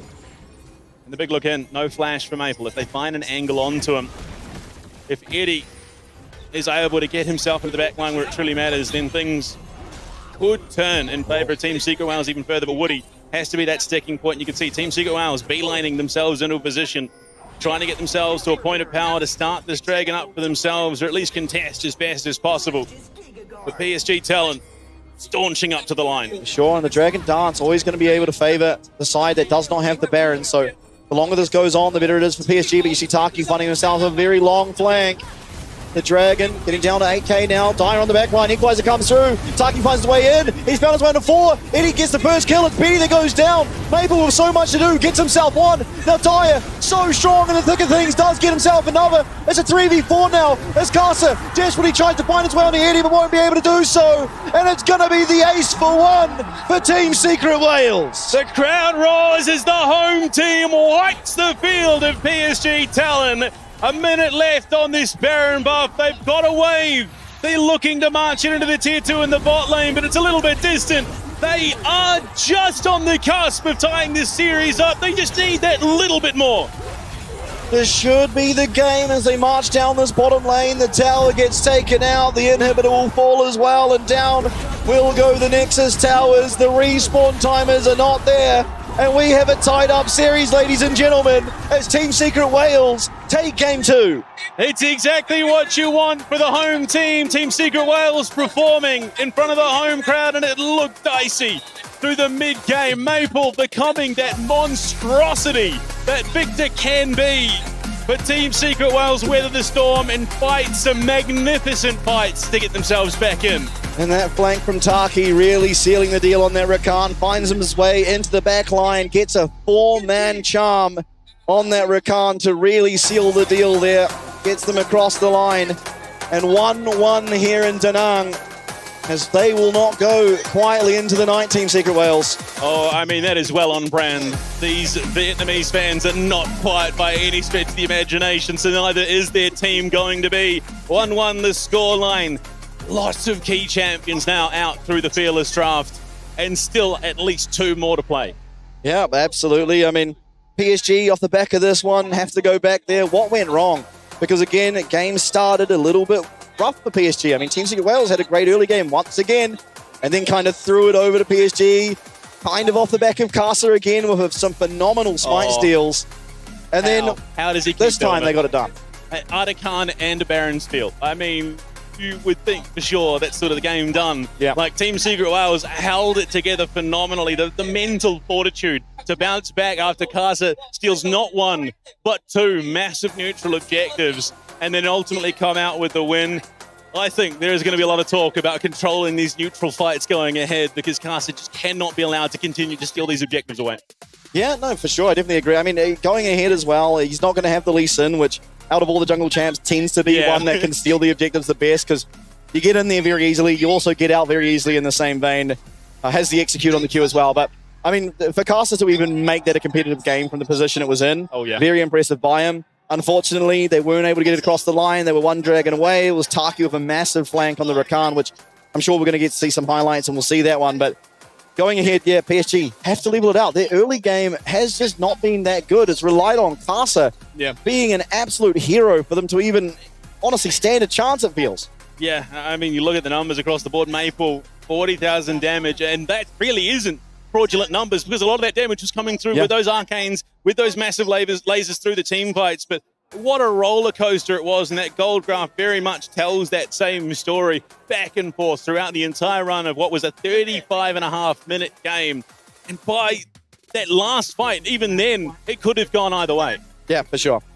I mean, yeah, Maple, there was a 1 team fight in mid as well. He flashes forward, Arcane Storm runs out just as he flashes in, and so Hero lives and he just gets taken out. I mean, so many things could have gone slightly different, and we could have had a very different result, or it could have been an even better result for Team Secret Wales, you know, not losing the Artican, not losing the Baron. But unfortunately, that's the way League of Legends works. Now we are 1-1, and I mean, the home crowd, they are very happy that it's not looking to be, it's not a 2-0 to start off with, and it cannot possibly be a 3-0 in favor of PSG. So, yeah, I mean, it's going to be hard. I think PSG have a lot to work on in terms of their early game, but Team Secret Wales, much in the same vein, their mid game needs a little bit of a looking at. Yeah, absolutely. I mean, you look back at the series so far, we've had some insanely strong picks now no longer going to be available for Betty, especially this Yunara. I mean, that is such a tipping point champion from him, not going to be available going ahead. And you got to look at the pool. What is going to be available for him to bring out in that bot lane? And the options are getting slim. His Lucian, yes, still very much an option. His Jhin also. But you kind of don't want to go that route because we've seen it in the past. And I mean, you look at all these scrappy fights and how they're going, and it looks like either team realistically could walk away the victors here. But Eddie starts steamrolling. Doesn't really fall off at any point throughout the game. It was really down to some phenomenal positioning and team fighting out of PSG talent that made the game as hard as it was. Absolutely. Another team fight. PSG. This one was rough. It's so hard to see. Every time there's a fight, so many people get so low, but ultimately that was just the 2-0, and Maple here marching down Dyer in that top lane. Yeah, there was no doubt in that. It was just a straight run down, unfortunately, for Dyer.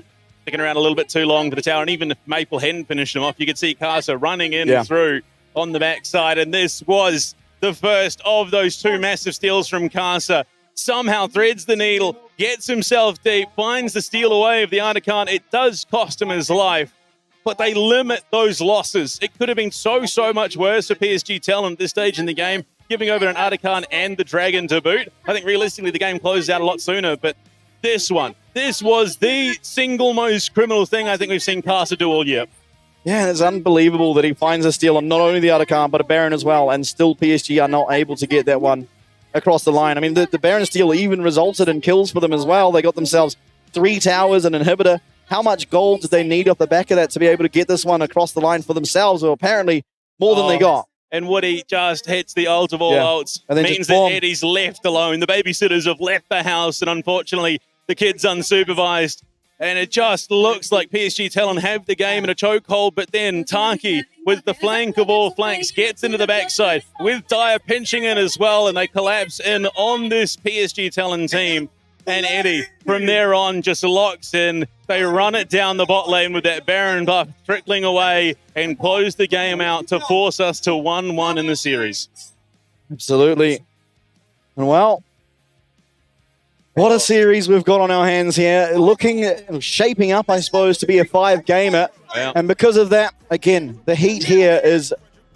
what's a good word for it? Because it's not anything I've experienced in New Zealand, that's for sure. Oh, it is something Wet. else. It is something very else. wet. And you wouldn't ask for anything else during the LCP finals weekend. Right now, it's time for a break. After we come back, Game 3 on the cards. Who takes the lead back? Will it be PSG Talon going up 2-1? Or Team Secret Wales pull it out in front of the home crowd? Waking hard to outrun all the ones that chase. I can't run fast enough, can't pick up the pace. People run towards love, kamikaze craze. Let's be real, some true lovers really just a face. Heard it all before, y'all just need a score. Don't want it anymore, can't take it no more. Love or I adore, yes and I am sure. Because love is war, over and over, baby.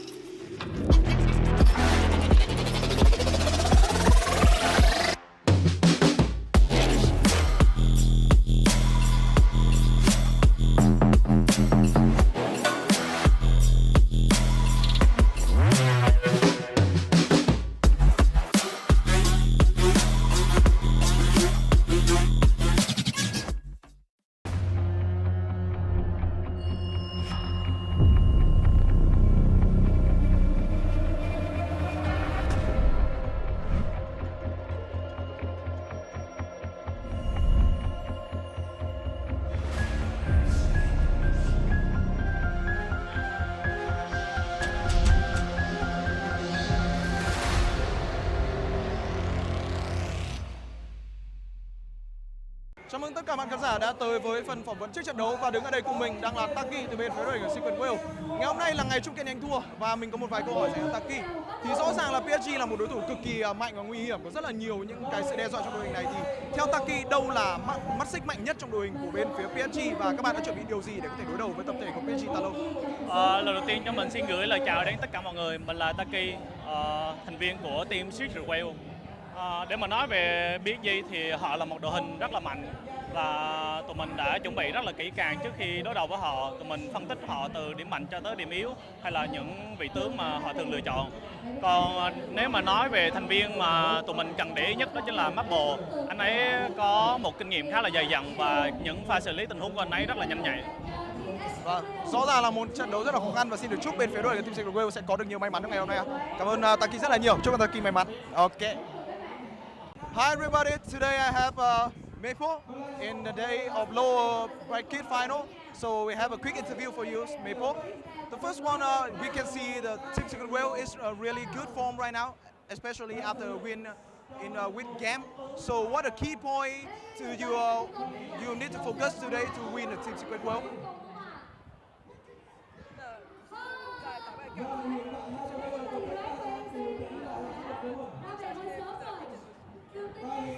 大家好，我是 PSG 的 Maple。今天赢下了比赛的关键，我觉得就是我们大家都不要怕，大家敢打一点，我们就有机会赢下他们。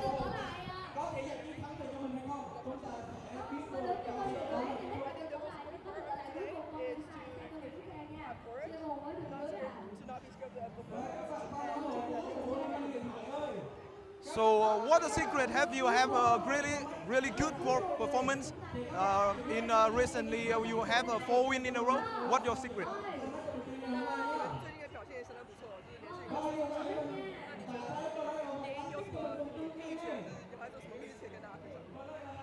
我觉得作为选手就是要保持自信心吧，就是不管面对强的还是比较弱的，就是都保持非常有自信的去跟他们打。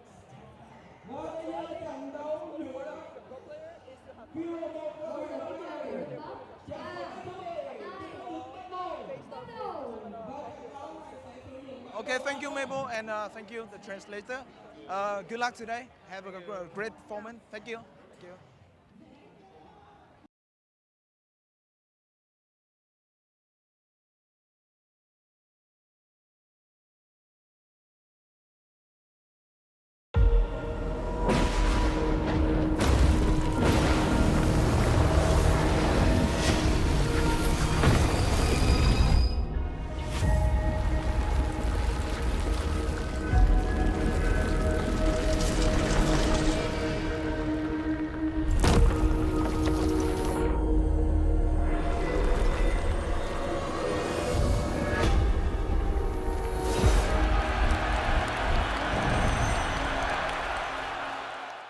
Heading into the halfway point of this best of 5 for the lower bracket finals. The series tied up 1-1. Team Secret Wales with a magnificent answer in game 2. It was dicey. It looked like it could have gone either way, but they closed it out in front of a hometown crowd and put themselves that much closer to a grand final. Yeah, very, very close indeed now. 1-1 is the score, of course, as all it takes is either of these teams to get 2 more across the line, and they will make it to meet CFO waiting for them tomorrow. But it is by no stretch of the imagination going to be easy as you look at the names on the stage from both sides.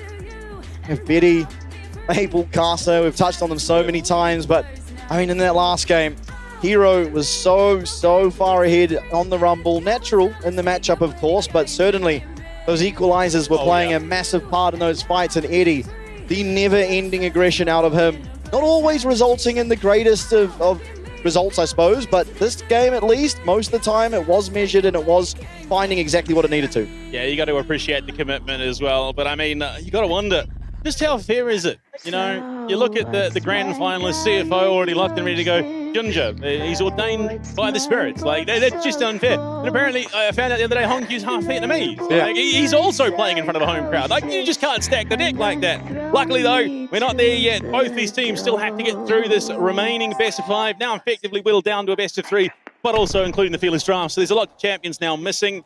Blue side opted into by PSG. Talon, they're going to have that opportunity to snag away one of those big picks. And I mean, look, they are startling to fall away, but realistically, there are still some very, very scary picks available. Yeah, absolutely. I mean, the majority of picks that are still scary, I feel like are just still available. It's not that big of a loss out of the champs we have so far. I think Rumble might be the biggest loss that we've seen so far. Yeah, the Corki as well. Yeah, that's true. But outside of that, I mean, you know, Kaiser, Yunara, yes, they're strong, but often they're just banned anyway, or Kaiser sometimes doesn't even see play. Yeah, I mean, Yunara, Corki, 2 very strong picks for Betty. I mean, you look at what's left for him. The Jin, arguably, the Jin, situationally. To be honest, it's just Jin. Yeah. While I don't like the champs, he's good at Jin, he's good at Israel. There's Lucian as There's well. also the Lucian, there's the Varus. Like, we're not running out of champions with this guy. Well, as we jump into a PSG talent off the rip, ban that Nocturne, and anyway, again, it was exactly the same as last game. Azir, so we are starting things off 4 from 4 with the opening bans again. Absolutely. Next one coming through here for PSG was Wukong. See if it is going to be matched again here in game 3. And I don't see a reason not to. Casa could look to take it away from himself, but the buy is still in the pool. Yeah. There's still a lot of very, very scary champions. He's also got those tanks that he can look to go back to. But, I mean, it is, again, what has been cooked. It is going to be the Wukong, so 5 from 5 now. What do Team Secret Wales not to want to play into? I think the Varus ban could be justified here. Sure. Galio was what they banned last game. Exactly, but that was with the Rumble opening pick. So I think realistically they're probably a little bit more concerned about the Varus at this stage. Although Dire, I mean, yeah, has played the Galio in the past. He's, I think, one more to go to it than necessarily Maple or Aja. Sure. There you go, Varus. Yeah, Varus taken away from Betty, so identifying just how good he is at that champion and realizing, you know what, there's not a whole lot of strong ADs left, so we may as well take one of the only ones that is still really up there away. Is the PSG talent? I mean, that is the question, of course. We are starting to whittle away at the support pool in particular. It hasn't been the most egregious champions taken away, but at least for these two supports, some of them have gone, and they steal the rise for Maple. One of Dire's most impressive champions throughout the 2025 season. Absolutely. So Rise going to be picked up here for Maple, a strong side laning champion, also just a strong champion in general, of course. Next two picks now on the red side here for Team Secret Wales. What are they going to look towards? The Alistair Vi just slammed immediately. No hesitation whatsoever. And I mean, again, Vi just that good at the moment in terms of that single target lockdown. So Maple, Betty, potentially Woody, going to have a bit of a time here in which they have to play around that cease and desist. And of course, we are not chipping away massively at those engaged supports, but Alistair, a great champion in the hands of Taki and Woody. For sure. So it works both sides of that. In terms of, the Lucian Nami might come through. Lucian Brom, even given that you've got the Vi and Alistair Sean, would be pretty safe given that Alistair's already been picked. Yeah, actually, that's a good point. I think Lucian Brom would make a lot of sense. It comes down to what is the flavour of the day for PSG talent? What are they feeling more? I mean, realistically, I think Brom is just going to get so much value. Yeah, out of what we're seeing so far. I mean, the Nami just presents too juicy a target for his toe, honestly. Also true. It somewhat just depends if you want to play more aggressively, but the Brom does make sense there after you did point it out. So, Senna. Ooh, okay. Senna going to be locked in here for Eddie. So, a long-range champion should be able to hit the Brom pretty freely. Trouble in paradise. Yeah. His spouse is on opposite sides of the rift, it would seem, but yeah, look, Senna going to scale into that game quite nicely. Given the Lucian was picked up before the Senna means that you can't go for that small account. I mean, look, maybe you just throw caution to the wind, send the Lucian into another lane. Probably not, realistically, because I think that ends pretty poorly. Thins out, taken away from Casa. Still has those tanks that he can opt into. Yeah, absolutely. Shouldn't be feeling too hard pressed at the moment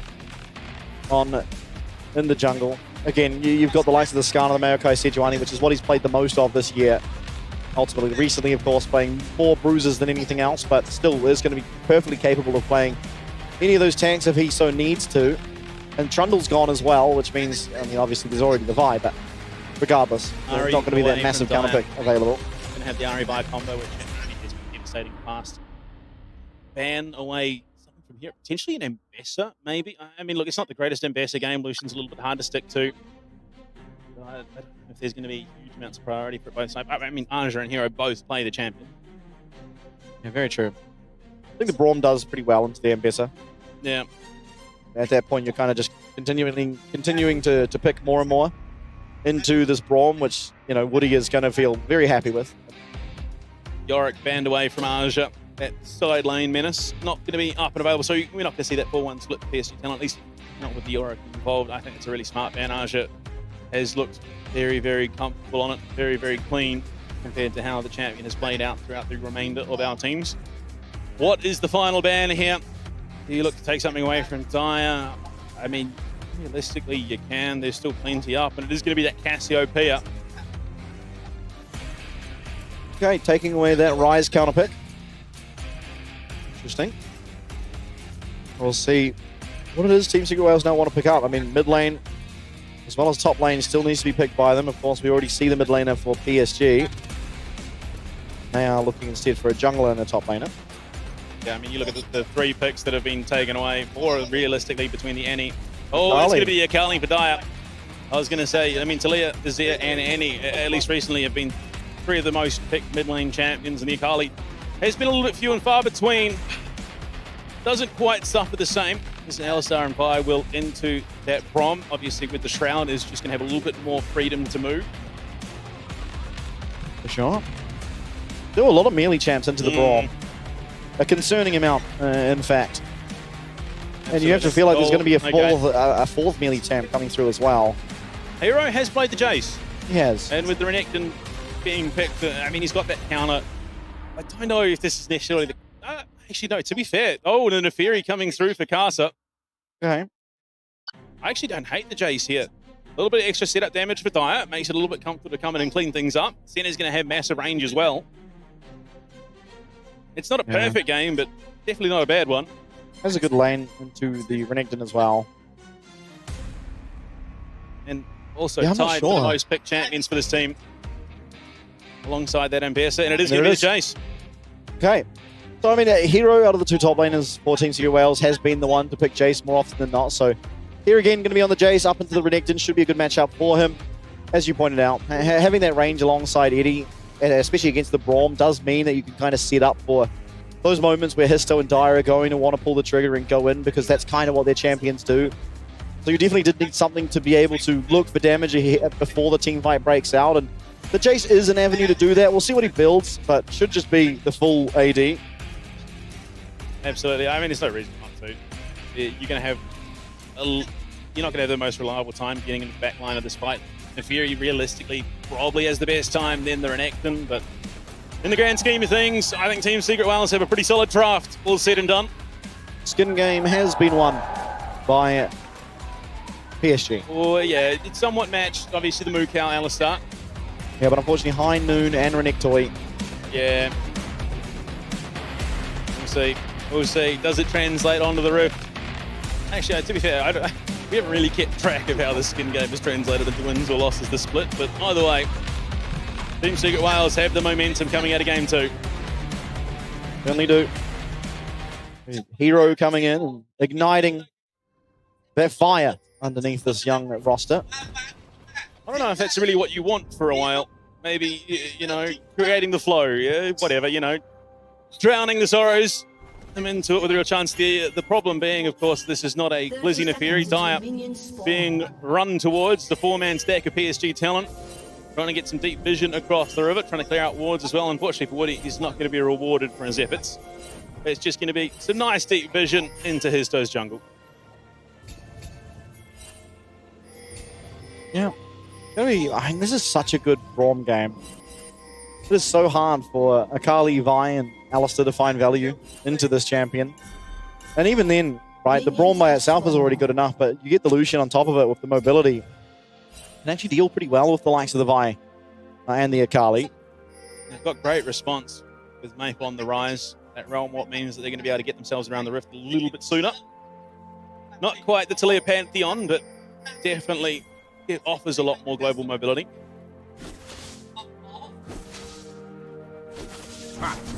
Kicking off in this middle lane. Rise level 1. Press W and auto attack and you've won the trade. Maple does so. The classic range in the melee matchup. Did go well for Dire in the last game, but I think less due to that interaction. It was more a team concerted effort. Yeah, very much so. Arjek getting to experience the pleasure of range versus melee top lane, which I actually think is even more egregious, unfortunately, than the mid lane version. Oh, concussive blows, what a passive. And they get the stack, they've got 2 now onto Eddie. All the heal going to be used is going to be matched. They've already got Tark down to half HP. I mean, look, does have the passive to draw to get some HP back, but realistically, a little bit fraudulent in those healing numbers at this stage of the game. So funny seeing early game jungling on a champ like Neferi. You're just standing there, auto-attacking, waiting for you to be able to use another ability. Me and my boys pulling up to the camp. Yeah. All those little doggos. Both junglers detouring through the mid lane. The route does connect on to Dire, but again, you're not that late game Rise. You're not the beast, but Casa potentially going to be collapsed on here. There's something in the air. The bolt break comes through. What a dodge from Casa. Great reaction times. Be forced away though. Casa, he's not shying away from this contest. Hurricane flip thrown by Dire. But it's going to be a long pull onto the Raptor cam, and Histo seemingly just going to give that over to Casa. Oh, never mind, he's come back. Yeah, okay. Still a brawl going over there. Not sure who got the camp, but Histo is turning this one around. Casa's still not feeling like it's over though. One more few lands, the flash, and he connects. And Casa gets himself first blood again. The second time this series. I think a large portion of that success comes off the back of the roam from Woody mid lane, lands the Winter's Bite onto Dire, which means he's that much slower to react. Can't quite be there to at least try and guarantee the trade. And an outright win for Casa, and will continue to just take more and more of Histo's camps.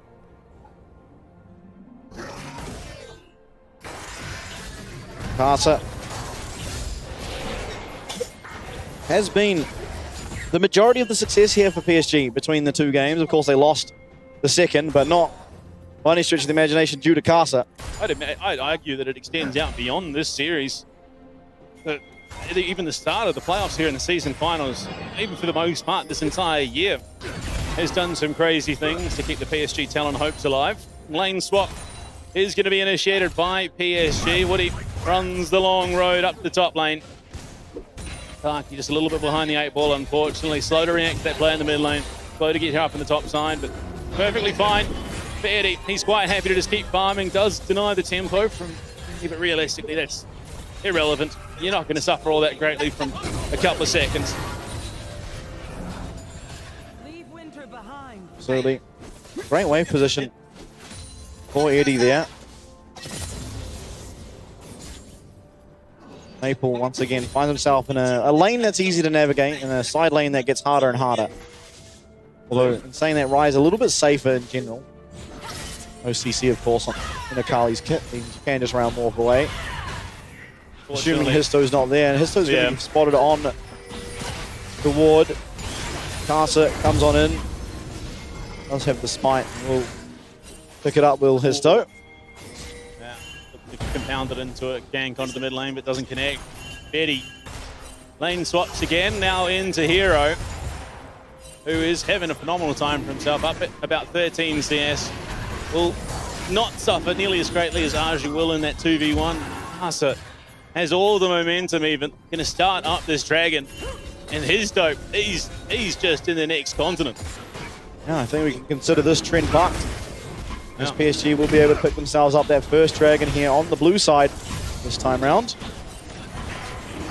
I mean, 20%, 1 in 5. This might be that one. So we're still statistically on the money. If he does it again next game, but realistically, I don't think he's going to be blue side next game at this rate.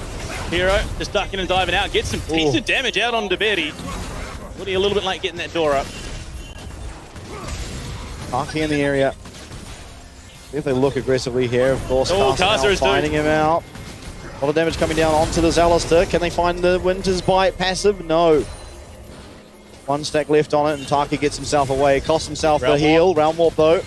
It will come the entirety of PSG as the root comes through, and Taki's going to fall down. It's going to be Betty that gets himself that kill, but a kill should come back over as Hero claims 1 back. So a 1-for-1 down the bot lane as Hero remaining very topped up on HP. Navigating that dive very well, the side of Team Secret Wales. And Taki plays his life there, all but to perfection. Unfortunately, while all this has been going on, Aja has been able to close that gap. They weren't able to get the concussive blows passive proc onto Hero. Only got halfway through, and he should be able to clear out these waves and back himself off. He is going to be such a point of leverage for this team, as Dire has also hit 6 as well. Absolutely. Zakali going to be very strong coming into the skirmishing now with that perfect execution online. But Maple still hits that level 6 and immediately utilizes it to get himself down that bot lane and assist in that dive because Betty, chunk of change. So has that cull as well. So, I mean, he's going to cash up pretty big in that lead that little bit further. 7.5 minutes and 30 seconds off the grubs. And again, I mean, we bucked the trend with the dragon down on the bot side with it being taken by Casa. They've got all that cryo. Does die in a tower dive, but I don't think all that worried. What a great contest it was. They were so close, but unfortunately you miss it off screen. Woody comes in, lands the Winter's Bite onto Dire, and he's just that little second too slow, and it allows that fight to go the way it does. And then this tower dive, while realistically you'd think, oh yeah, they get the kill, that's perfect, but in a 4-on-2, it goes a 1-1, gives that gold over to Hero. They weather that storm impeccably. Arja takes a big chunk of damage, but doesn't go down, importantly. Grubs being started up. The Vault Breaker connects onto Woody. He's trying to get himself out here, but Dyer's there. Perfect execution. Coming on in, and it's a snipe away from Eddie from downtown to pick himself up the kill. And Team Secret Wales have all the prio. But those are some big ultimates now offline. Jumping it in. The Dominus is proc. Aja trying to get away with the exhaust on him. And Dyer trying to help finish off this pick onto Maple, but they just can't connect the damage. They will force PSG Talon out, get themselves the remaining 2 grubs. Yeah, pulling the trigger immediately onto Woody, who was just too far pushed up.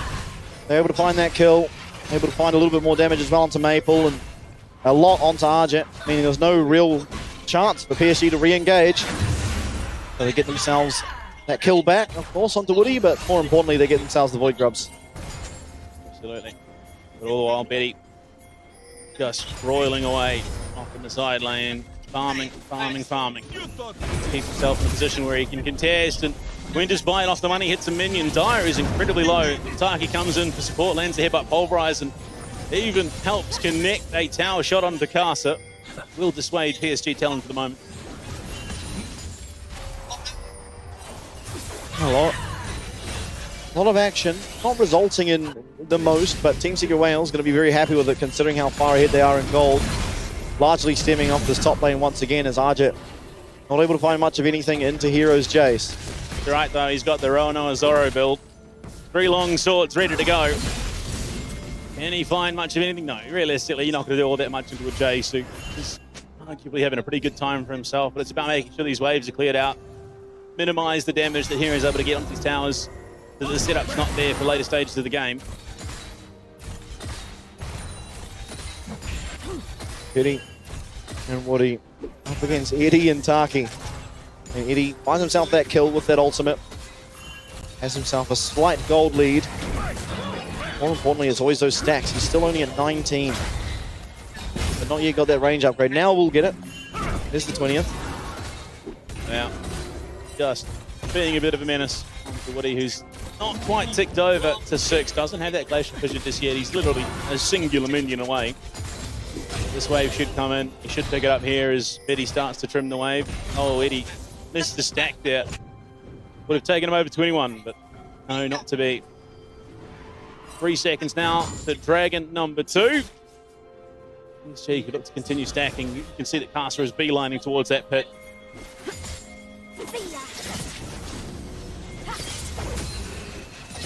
Yep. Not able to find as much in this middle lane anymore as Maple. Carly well and truly weathered the storm. There's the proto belt even, so what is already a mobile champion is even more so. That belt. You can see though, Maple getting those items online, starting to stack up the mana that makes Rise that absolute menace. We'll be building towards that Rod of Ages to start the stacking process. But both teams in the vicinity looking to contest. Dragon getting taken down to 5k HP here. Was PSG getting the first one, they're looking to get themselves the second as well. They're still in the area. Betty as well, going to be able to come in. Taki finds himself knock up. No, Betty gets the flash away. Into the back line will come Dyer, but he's not able to find all that much just yet. The Shuriken will connect, but the culling will as well as Betty desperately tries to find the kills. Won't be able to do so, but it is going to be Maple getting one. Dyer, 1 HP. It's going to be Maple. 1Q. No, he doesn't find it. Knocked up and taken down by Hero. What a snipe from downtown with the shockwave, and oh, there was so many narrow missed opportunities, and it was a TP race even between the top laners. They were neck and neck getting there. Histo taken out. They look to trade it back pretty comfortably. Oh dear, interesting scenes. Both teams looking to contest, and neither actually ultimately walking away with that Dragon. Histo 2 seconds off being up, and you could see him on the minimap streaking towards that Dragon pit. TP coming through. It's going to be Maple also back on the Rift. And importantly, it was PSG who picked up the feats of warfare, as they did get that 3rd kill before Team Secret Wales. So it is still a small win for PSG, but the gold in favour of Team Secret Wales. The map in favour of them as well. The home crowd very much in favour of them. Well, it's time for round 2. The Dragon fight again, building, brewing. 4 of 5 of each team down on the bot side of this Riv. Histo going to take his Gromp. See Casa on his red buff, but Anja looking to pressure that tower. Just going to back off before he gets that plate. And you look at how this fight starts. It was a great look in. All of a sudden, there's an Alistair in the back line. The cease and desist on to Betty as well, but it's very scrappy, very chaotic. Hizdo dies in the thick of it because the damage coming out. And then Casa, just the fact that Dyer survives here is absolutely insane. Crowd undecided on whether or not they're happy, but decide on whether or not they're hot. As you see a lot of fans being used. Well, speaking of fans, Team Secret Wales fans will be quite happy about this. Hizdo looking to start things up on this Dragon. Will take it pretty darn cleanly. As you can see, Casa on the bot side was being harangued just a little bit, not willing to go in and pull that trigger. Given how close that game state is, you can understand it. 1-1 now in terms of those Dragons. Team Secret Wales again. They are leading in terms of that gold ever so slightly. Still here, 14 minutes in. Maple yet to complete that Rod of Ages. Means the stacking is going to be pretty slow. Dominus used as well here by Arja. Being the advantage in the immediate future in favor of Hero. Taki having to run away as Casa playing very aggressively here is going to get targeted by a bit of damage. As Eddie also going to return in. Hero finds a nice chunk of damage with that shock blast, but still looks like PSG will be able to get out unperturbed. Kick splash over the wall. Taki looking to join his top lane and knowing full well that that health threshold is a pretty juicy target for the likes of PSG talent. A lot committed, nothing really gained. Not the end of the world in terms of those big ultimates, but a lot of HP that's going to be gone wanting, especially with that Herald spawning. The lucky thing being, obviously, it is going to be a Hex Soul. So you do just have a little bit faster of an avenue back onto the roof. Absolutely.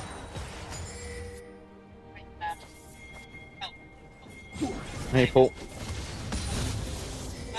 having a reasonably good series for himself so far, but a lot more to do here to get this one across the line. Good start as this Rift Shield that PSG are making quick work of. There's no response for the time being, although trying to make their way up the river now are the side of Team Secret Wales. The Rift Shield is going to be gone though. Perfect execution coming through. They find it onto Maple, but Maple's got that ultimate, gets himself out. On the other side of things though, Woody, great glacial fissure. But Betty in no man's land gets the redemption heal, is going to be able to live just for the time being, as Eddie desperately tried to find his way in. Down goes Hizdo and Caster claims a kill. Arja coming in alongside Hero. It's a 4v5, but blinking how fast for PSG.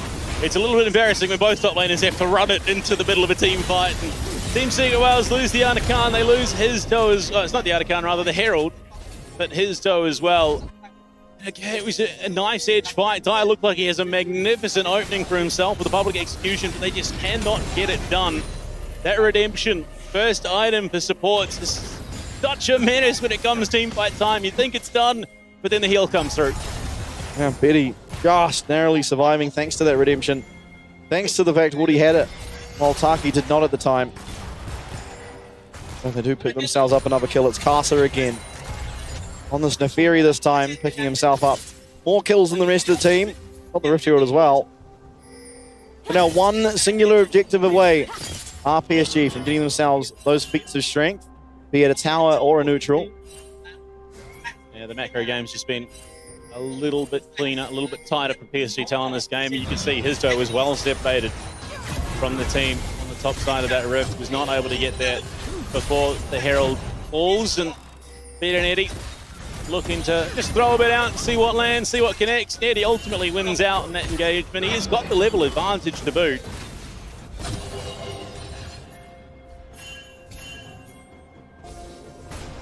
So hard for Team Secret Wales to fight into this Braum. A lot of mobility on the Lucian as well. Betty desperately working towards the second item. Not quite there yet. Rift Shield going to be placed down in the mid lane, looking for the mid lane outer tower. Oh, what a headbutt. Yeah. Not going to do much but stop it for a little bit. The flash forward, the ball right on the two. Betty's going to be able to flash away. Taki's playing a lot of damage. Public execution. And Dyer takes down Betty. They do find the kill onto that Lucian.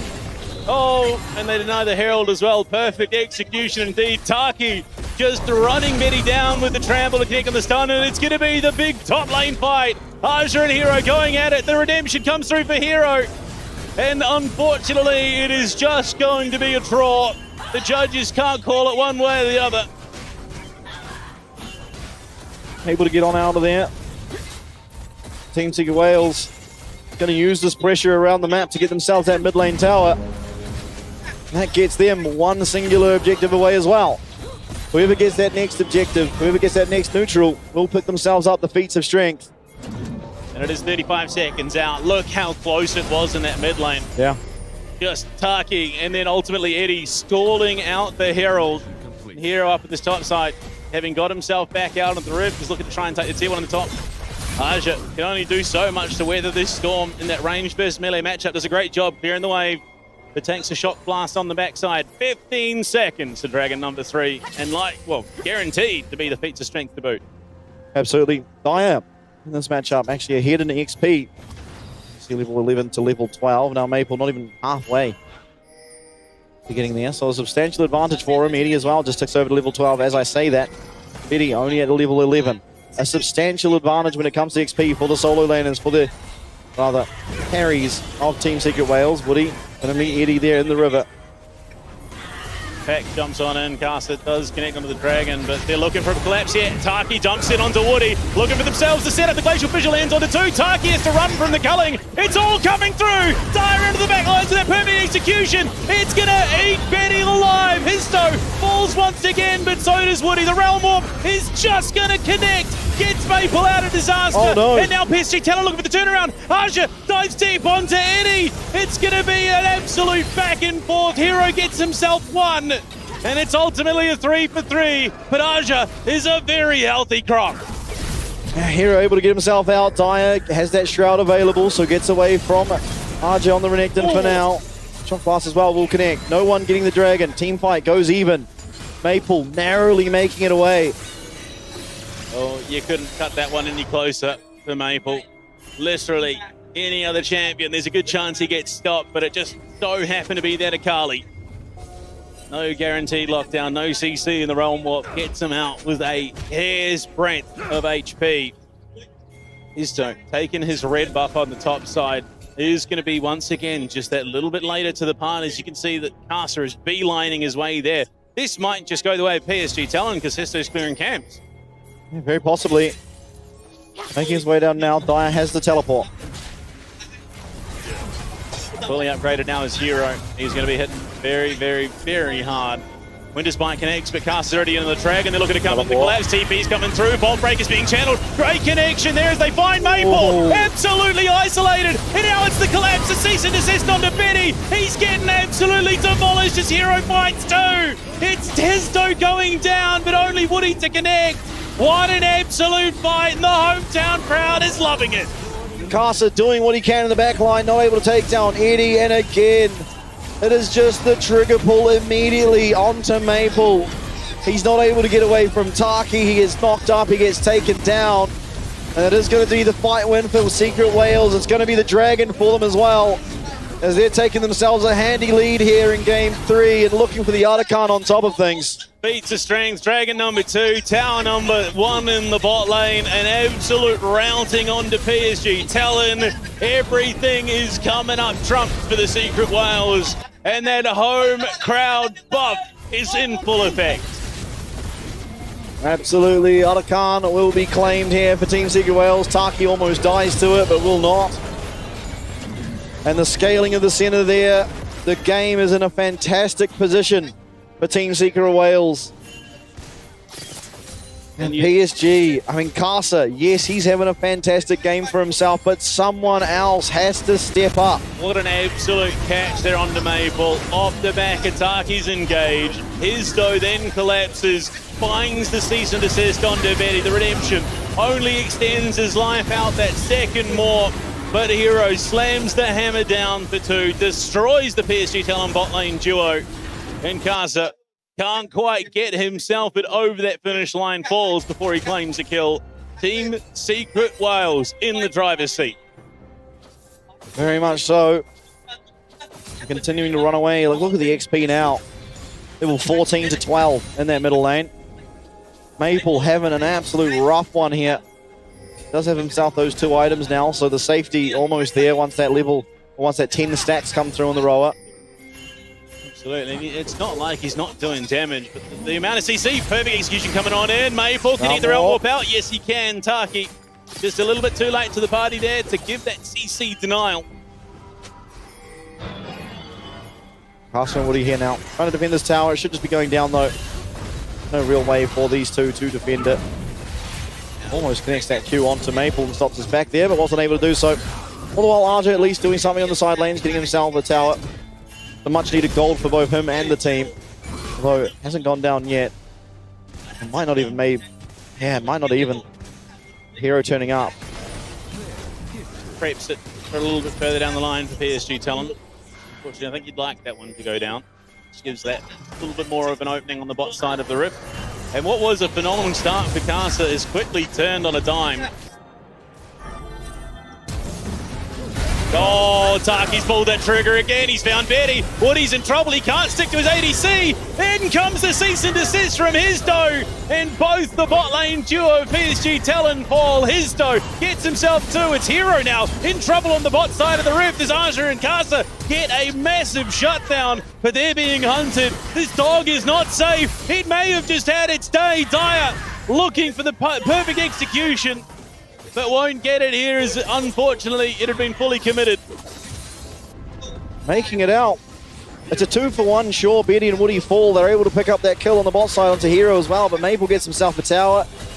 Gets himself some much needed gold all the while. I mean, Eddie, he gets himself that mid tower as well. Now Baron is spawning. There's a great fight out of Team Secret Wales again. But the proactive play on that bottom side of the map as well out of PSG at least answers back something. Gets themselves a pretty massive shutdown, and again, it's Casa that is benefiting from it. I mean, it was an incredibly sizable shutdown there onto Hero. Look at him now, he's 3 items deep. As that Eclipse and the Shogun's done as well. So, if he finds an angle, this Neferi could have a pretty lethal bite, especially on someone like Eddie. And you can see PSG Talent are looking. Eddie, well isolated. They're looking for an angle on in. It's a 4-stack death brush on the top side of the river. Does Eddie know? He feels something. He's got a tingling in the back of his brain that tells him there is danger abound. They look for an angle onto Taki, but there is just nothing presenting itself. And not able to find it. Eddie wisely playing a little bit safer. He's on the center. He has no reason to play aggressive. So PSG, while they lay out the trap, it will not be all that beneficial for them. Yeah, it's a bit of a rough game. Third Black Cleaver now done for Team Secret Wales, so there is just going to be next to no armor available for PSG Talent. They're not really building armor. Nonetheless, Baron up and available. Will be a slow take, particularly for the side of Team Secret Wales. But here comes a round ball looking for Hero. Going to be able to land that steer. There comes a teleport as well. It's going to be Dire coming down to join his top lane and flash away from Hero. Gets that phase rush. Has a lot of movement speed to get himself away as Dire comes barreling in. Has a perfect execution. Just trying to live the redemptions there. He's going to be able to top up in health. Just barely flash away though, and Dire will be able to match, but in comes Casa, in will come Casa, Golden will go Dire, Eddie's here now too, and Hero, much the same, looking to help, but they will be able to take down the Sakali, yes they will, the shutdown's coming through, that's a second kill, Casa's really in the thick of things, able to jump over that wall, and Woody now having to do what's to say.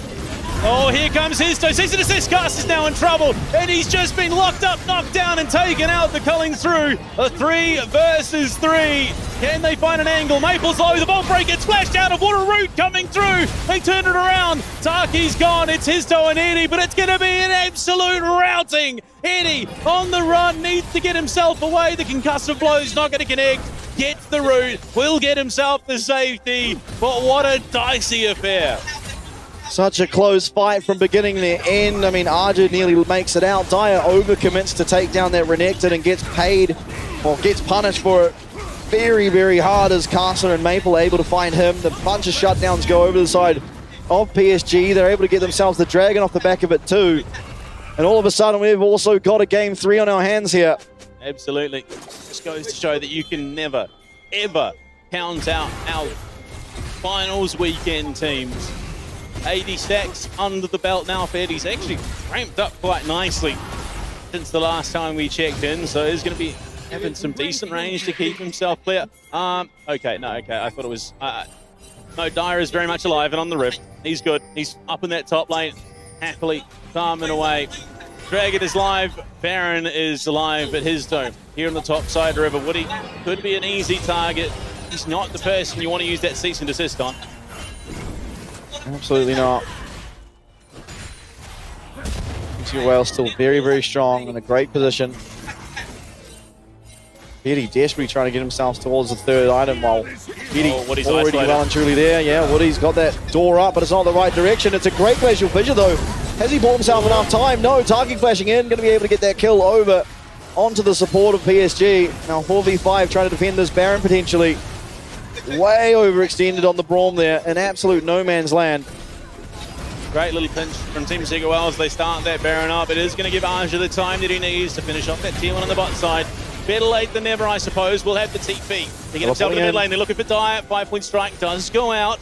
Trying to duck around that vision. Maple clearing the control ward. The far side Trinket's going to be there. Reveals things. Culling comes out of the hero. That's a lot of damage coming out the Realm Warp. Looking for an angle in, but it's just Aja alone. He's been left to the wolves. Histo does find him.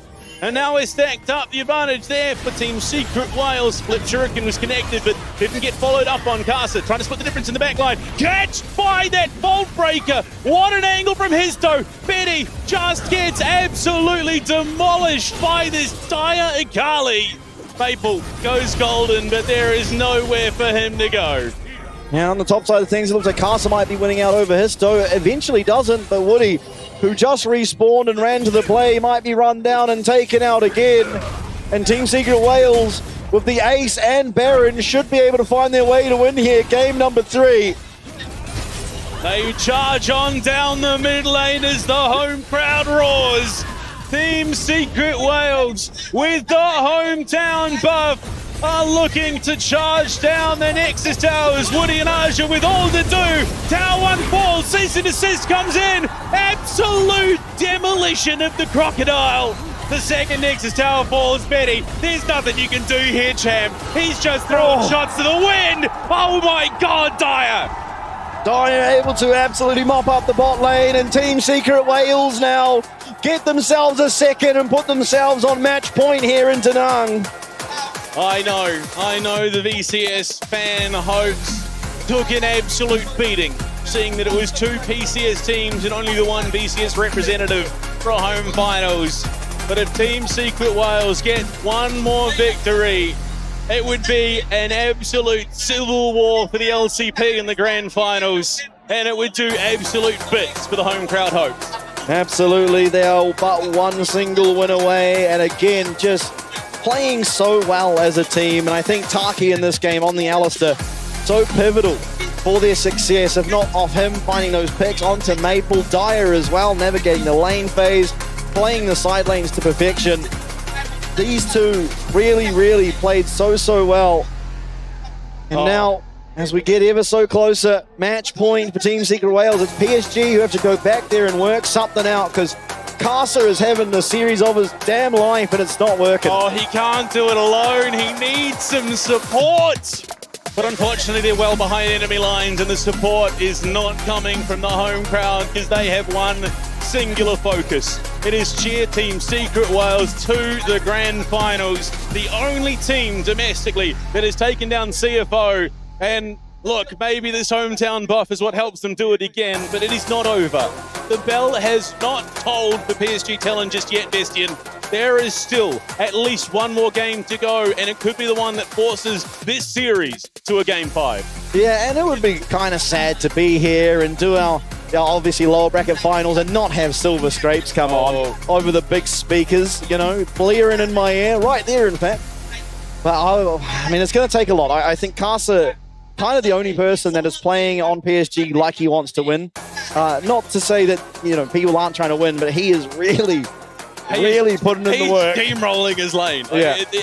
It was what, 4-1 to like 1-5 at one point in that game. Histo was just getting absolutely trounced. And well, it's going to have to take something else for Team Secret Wales to drop the ball with all that momentum riding on them at the moment. They are well in the driver's seat. They have got their foot pressed hard to the floor, and they're accelerating towards a LCP grand final. And you look at the numbers across the board. Dire, look, he really had a breakout showing out of that lane phase, out of the mid game. He was absolutely exploding PSG talent. Yeah, he really was. Him and Histo as well, I think, correctly identifying. They would just press the Vi ult on someone, and Dire would make sure he's able to get there, make sure he's able to execute them. There was a couple of times where it didn't quite work out, right? Betty would live on 1 HP, and unfortunately, you know, it didn't really result in much for PSG, where they did, yes, they lived, they got 1 kill maybe, but they didn't actually get anything off it. And so it really was just Team Secret Wales. They had the easier to execute on comp in terms of you press R on someone and you go at them. But I still think PSG, they had a good draft for themselves and just fell short. I mean, Maple being down 2 levels in Rise versus a Kali matchup is rough. Yeah, and I mean, at best, you equalise with that rower finally ticking over to that 10 stack mark, and it started so good. So good for PSG Talon. A solo kill there from Casa. Yes, look, somewhat influenced by Woody, I'll give him that, but gets the solo kill and takes most of those topside jungle off the back of it. But just the absolute teamfight control that Avai offers compared to Naviri, there was no contest going into the later stages of the game. Yeah, absolutely. Now as we continue forward, the jungle pool getting more and more pinched. I mean, Xin Zhao, yes, that's still available. The Wukong as well, the Nocturne. 2 of those have been banned so consistently. Last game, Xin Zhao, of course, banned in the last 3, or the last 2 rather, out of Team Secret Wales. But going into this one, Xin Zhao priority, I imagine, kind of at an all-time high. You've got the likes of those tanks as well, which really we haven't seen anyone going towards in quite a while outside of the Maokai at times. Which is saying, because Casa's most played champions, if you remember, were the Sejuani and Skarner this year. I think that might have changed due to this playoff run that they've had, but up until when he kicked off the playoffs, it was just all tanks all the time. That was his job. And I think that does speak somewhat of the approach to the game that they had with Bobo in the mid lane. It was a much more passive one. They were looking to punish those mistakes. Now, this proactive PSG Talon roster, look, you can find success with the tanks, but you need something else that is going to enable that even more. Something like that Yone in the mid lane that synergizes so well with that Maokai. And look, you see it on your screen. I can't believe he's playing windowed. Hey, yeah, look. Okay. That is actually what I cannot believe. Okay, that is a bit criminal. He's still hitting absolute montage highlight moments like he does this series. It is crazy stuff, but Team Secret Wales, you look at everything that is built into this weekend. They come into it, the only VCS hope, and look, Bestian, I'm sorry, I have something to say to the fans at home and obviously everyone here. I'm sorry that I doubted the VCS. I came into this weekend and I said, yeah, it's going to be PSG Talon, but no. The truth of the matter is it always was inevitable. It is gearing up to be a Team Secret Wales win. I'm here for it. I'm here for the VCS. I'm back on my shield train. It's time to go to break. When we come back, we get to see, do we go to silver scrapes here in Da Nang, or will PSG Talon fall at the final hurdle? Working hard to outrun all the ones that chase. I can't run fast enough, can't pick up the pace. People run towards love, kamikaze craze. Let's be real, some true lovers really just a face. Heard it all before, y'all just need a score. Don't want it anymore, can't take it no more. Love her I adore, yes and I am sure. Because love is war, over and over, baby.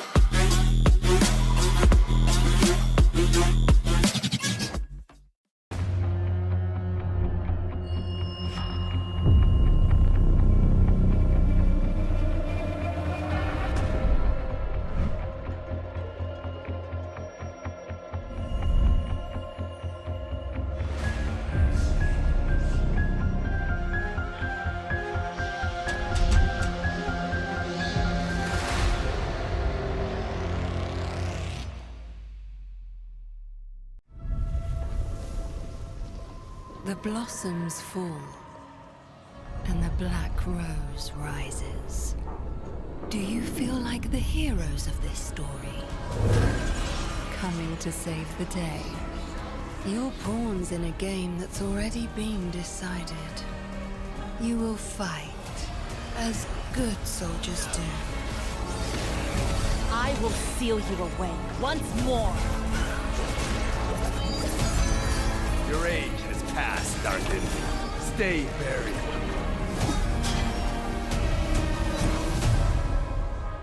And you will fail, as mortals must.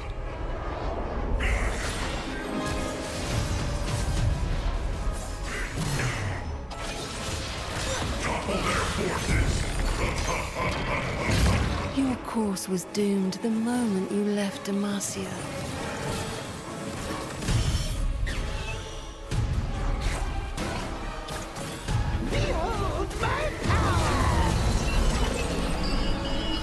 And entered my world of thorns.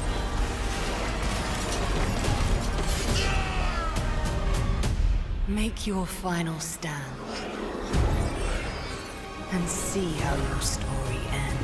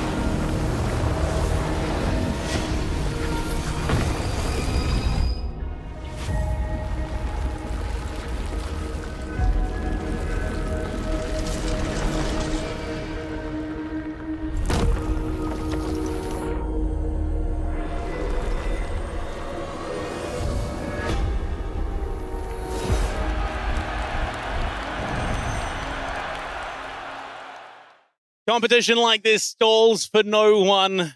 You either win or you lose. There is no in between. And after this game, we could have our winner going into the grand final. We could have our loser, but there is just that air that PSG Talent are still on that run. They still could force us to Silver Scrapes. Yeah, it certainly wouldn't be unheard of for PSG to fall a little bit behind and then get it together just at the last hurdle. Now, obviously, every game we've had so far has been very, very close. There's not been any blowouts. I mean, the first game was the closest we had to that, and even then it was kind of Team Secret Wales winning and then throwing it, and then PSG being able to clean that one up for the rest of the game.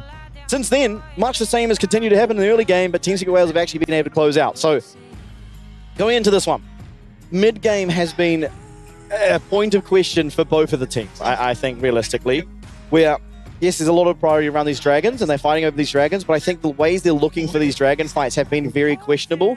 Obviously, the best one was Taki on that Rakan flank, but it's not always going to be possible to do those. You're not always going to get that opportunity to look for those flanks. So when you look into these next games, I think simplifying things, making sure you have that vision established. I want to see Castle on something we've seen him on before, either the tanks or the Xin Zhao early on in the draft. Because for my money on PSG, again, I said this before the break, Casa has been that guy this whole series. Oh, he has. Like, there is no one that quite comes close, which is a little bit sad, but I think it speaks to, again, what this journey has meant for someone like Casa. We saw the emotion on his face when he finally got it over the line. He finally helped PSG Talent head back towards an international event. Yeah, the sign is upside down. It's not good signs. It's not great signs, but we still have that opportunity for Silver Scrapes here on land, and I think it would be a massively missed opportunity if we didn't. Be a bit of a shame, but I think you're on the money. We need to see Casa on something that he can help us get this game over the line on. He's not a carry on the tanks. It's not traditionally where you see that carry come from, but it's something that would definitely enable the rest of the team to step up to the line that he has established himself, and it has been just an absolute brutal run for Betty. He has been single-handedly targeted out time and time again. You saw in that last game, Taki full sends it past almost the entirety of PSG talent to get the trample stun off on Betty to help Dyer get that kill over the line. And look, they're not there, they're not here, but they are in spirit. We've even seen TK roaming around. He came over, gave us a fist bump. We did. So the VCS fandom is here in force. A lot of Team Secret Wales wins in the crowd. I haven't seen many PSG when I saw one. It was upside down. There was one that was upside down, and that was it. And maybe that was symbolic. Potentially. Yeah. Maybe that's what they need to do. Maybe they need to turn the game on its head to try and get themselves to a game They 5. certainly do. They They certainly do. That's one thing they absolutely need to try and do. And for sure, I think realistically, it's not just Casa. Casa, yes, has contributed massively throughout the series, but they need something in the hands of Maple that he can really carry on. Yep. Unfortunately, this They're bad. player is just going to be bad. Yeah, that's but they just gone. need something else for him to blow this game wide open. It's something that we've talked about throughout the year, specifically DFM, in fact. Aria being the one to toe the line time and time again, and how the rest of the team need to step up and match. That is the exact situation PSG Talon are in right now. Casa is dragging his team, kicking and screaming into this best of 5, and they need to stop crying, wipe the tears away, get up and march on with them.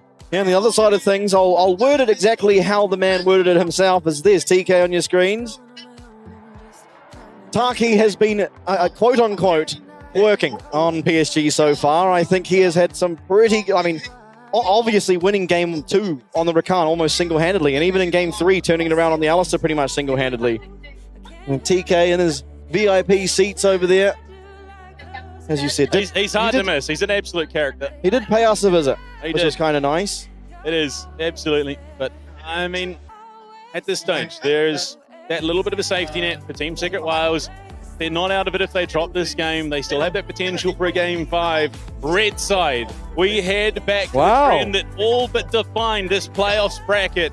But it's PSG Talent opt into it. It was the VCS game strategy for almost all, no, it was all 3 teams that continuously opted into that red side counter pick. Now, with so many champions shaved from the pool, PSG Talent looking for that deep counter. Absolutely. As you see, Champion Select has begun. It should be on our screens very, very shortly. A lot of those high-impact champions have been removed. The engaged supports feeling a little wanting at this point as well. You've got the Nautilus, you've got the Raul. And Leona. And Leona. About half of them are gone, realistically. But, yeah, very, very true. But it's Taki. He just crazy good when it comes to those range supports. Unfortunately, also Nico and Barn gone. But there we go, we jump into a Team Secret Wales, banning out the Talia and the Azir, and it's exactly 4 from 4 once again off the ban phase. It's Nocturne and Annie added to that pool by PSG. What do you look for now? Dyer. It was Varus. Does Eddie want Varus is the question. He has played it. He has, but nowhere near as well as Betty. No, it looks like they're as good as Betty. Yeah, it looks like they are going to go for the Varus if it's not banned here. This usually a Wukong ban, so you could leave that open, look for the trade. It is something, the Wukong, while it can make Varus' life annoying, it's actually not the worst of junglers to be Varus against. There's a lot worse, like the Vi's already gone, that's the worst. Nocturne, ban, that's one of the worst. I mean, we saw Betty play it into the Chiefs. Yeah, why not on the Wukong? Right. Just missed by that much, and that really made the game for them because they weren't able to find the shutdown on the Varus, and it's Ambessa. 2 different teams, unfortunately. Oh, very much Team so. Secret Wales and the Chiefs. That was at the absolute bottom of the run that PSG Talon had, and that's where they turned it around. So, I mean, look, maybe symbolic. We'll see. Yep. Speaking of the Chiefs, me and you opened up some packs. You got a Biopanther, I got a Mer and a Jimmian. Yeah. Well, there it is. Wukong locked in for his dough, which means that the Varus is going to be an option in response from Betty. It probably just will be, you'd have to imagine. And, I mean, thinking of top laners, are we at the point where Gwen is just okay again? Obviously, yeah, I mean, Cassandre probably. Gragas, Cassandre, still in the ball. But Gragas more a driver champion than realistically anyone else. I think Gragas is very much a niche champ. Like, you kind of like it as a counter. I mean, there is the Jax. Jax is, Or the Ari coming through. Okay. I mean, it's not any Wukong. Ari Wukong would have been scary, but I think a phenomenal champion from able to really do some work in this game. Absolutely. You get something with a bit of CC to enable it. The smile coming through from Casa is clearly being something suggested that he's happy to hear. As we wait to see what he's going to lock in. I mean, realistically, the Xin Zhao is a great answer into this Wukong already. No Trundle, unfortunately, but it's going to be the Varus for Betty, pick number 2, and I really rate it. If there is any bot laner that is going to get PSG Talon to a Silver Scrapes, it has to be Betty's Varus. Yeah, I mean, good start to the draft for them. We'll see what the response can be. We don't have the most left up and available, realistically, here for Team Secret Wales. Those 80 carry pools have been pinched, of course. 6 removed heading into this one, and now a 7th being that the Varus was picked. Is the Jhin going to be what Eddie goes towards? I have specific memories of Caitlyn coming through. I called it. Oh dear, okay. Well, we're going to Silver Scrapes. It's been good fun, Yep. and I'm really here for it. Yep. Oh dear. Oh, this champion just blows. I think if Arsha locks in Cassandra, yeah, we are certainly going to Silver Scrapes here. So, I mean, Hero, not really a champion that we've seen all too much from. The Galio taken instead. I mean, synergistically, it makes a lot of sense with the Wukong, but we've seen this before. We've seen the Jhin pick, we've seen the Galio pick with it. They need something explosive to add that damage, which will allow this Jhin to do much of anything. Because right now they just don't have damage. No. To be entirely blatant. It could be Dire's weird, wonderful, full AP Galio the build, but Leandri's one. I hope not. It was a little bit underwhelming. Maybe it's the difference maker. Who knows? Who can really say as the Xin Zhao comes through? So, I mean, look, both junglers get some pretty stable picks, honestly. I think the real problem is there is just an insane isolation element to what PSG Talon have already drafted. If they find an angle onto Eddie, he's just dead. There's nothing. There is literally nothing that you can do. Even with the Galio coming in, yeah, good luck. Jin's dead. Yeah, I just... Oh, I mean, you are running at 80 carries, and what is left that can actually stand up to the Varus? Probably Misfortune. I actually think Misfortune would have been a pretty decent pick of what we're seeing right here in comparison to the Jhin, because, again, looking at this team composition, right, you really need someone to do damage. Your mid laner, the Galio, your 80 carry is a Jhin. No one's going to be doing damage for a long time in this game, especially if a tank does get picked up in this top lane. Bans now to come through, though, of course. Nautilus going to be banned first for PSG. On the other side of things, the Renata. Yep. So taking away the option of the on-hit Varus as much as they can. Yeah, I mean, look, it's crazy to me that I'm saying this, but I wouldn't have hated an Ezreal to Eddie this game, because at least then he would have had some added survivability when it came team fight time, and actually probably would have pumped out more damage than the Jhin as we go to like 45 minutes. Yeah, they both do no damage. But you're right with the survivability thing, where if Jhin does get caught by the Xin Zhao or by Ahri or even the ultimate from Betty, he's just gone. If he gets, you know, breathed on, he's pretty much dead. There's not much more that you can do. Supports, I think, likely going to be the target. And Maokai. Yeah. Taki, it's banned. We've seen it played in the support role in the past, but I don't know. We're not. This is not season 2. We're not playing, you know, the Bronzodia comp, which is just full CC and then someone that does a little bit of damage. And I mean, here you go. Those Enchantress angles on the ban yet again. I mean, Leona probably gets a crazy amount of value given that Jhin is reasonably immobile. Rel as well an option, so Jack's actually going to be the target outway from Aja. Okay. I wouldn't be too surprised to see him just pick up the Cassante. Game 4, of course. There's not that much that's going to punish it. The Gwen maybe, but again, it has been nerfed quite a lot recently. Only really has the one target. You're not burning a huge amount of HP on the Ahri, the Varus, or the Xin Zhao. Yeah. He does get some, but not nearly as much as the likes of a Cassante. What is the call? Smiles again from PSG Talon. A cheeky little laugh there. And it's going to be the Leona locked in, so it's going to be a counter pick saved. And I did say this is gearing up to be an awful Jhin game. Yeah. Yeah, it just got worse.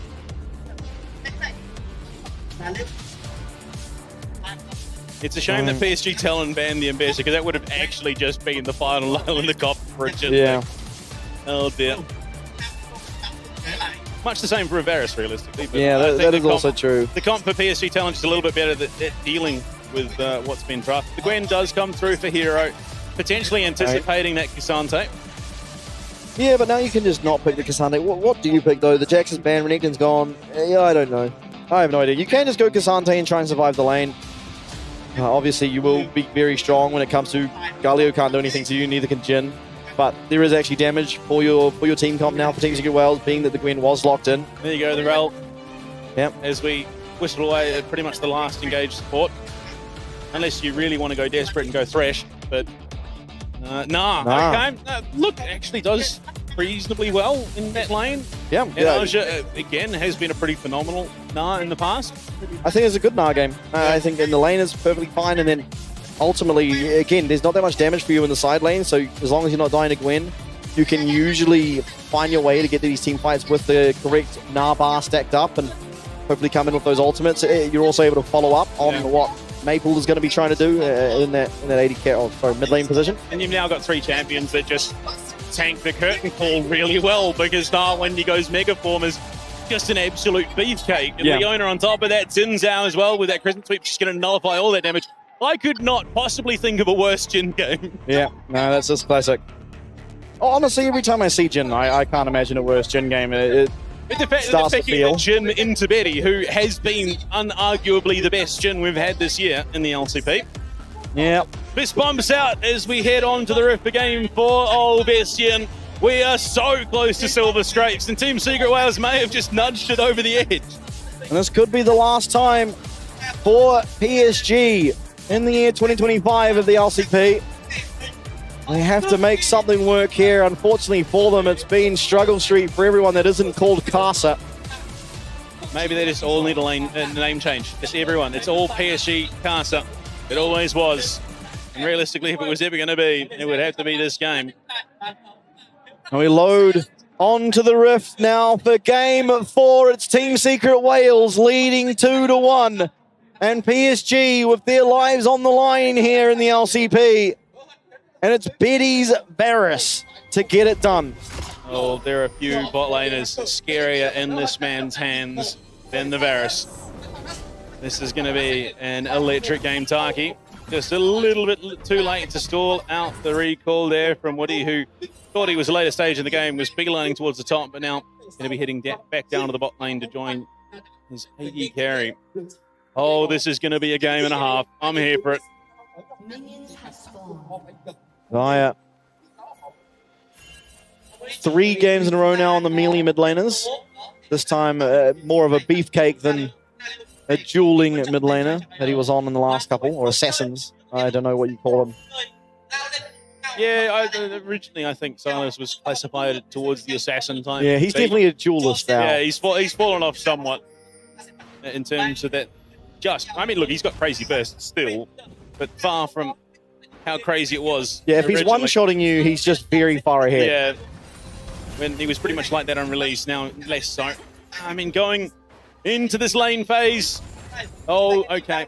Yeah, Hero looking to play shenanigans on the backside of Aja with that grasp as well. Aja playing it very well, starting with that E to get himself clear of the Gwen's attack range, and finds, again, very, very good trade at level 1. Down the spot lane. I mean, you got decent threat from both sides. The problem being is PSG talent just going to have that little bit better recyclability when it comes to damage output. Unfortunately, Eddie is going to counteract that a lot with the 4th shot if he can land it onto Betty. 4th shot there. No, Betty plays his spacing.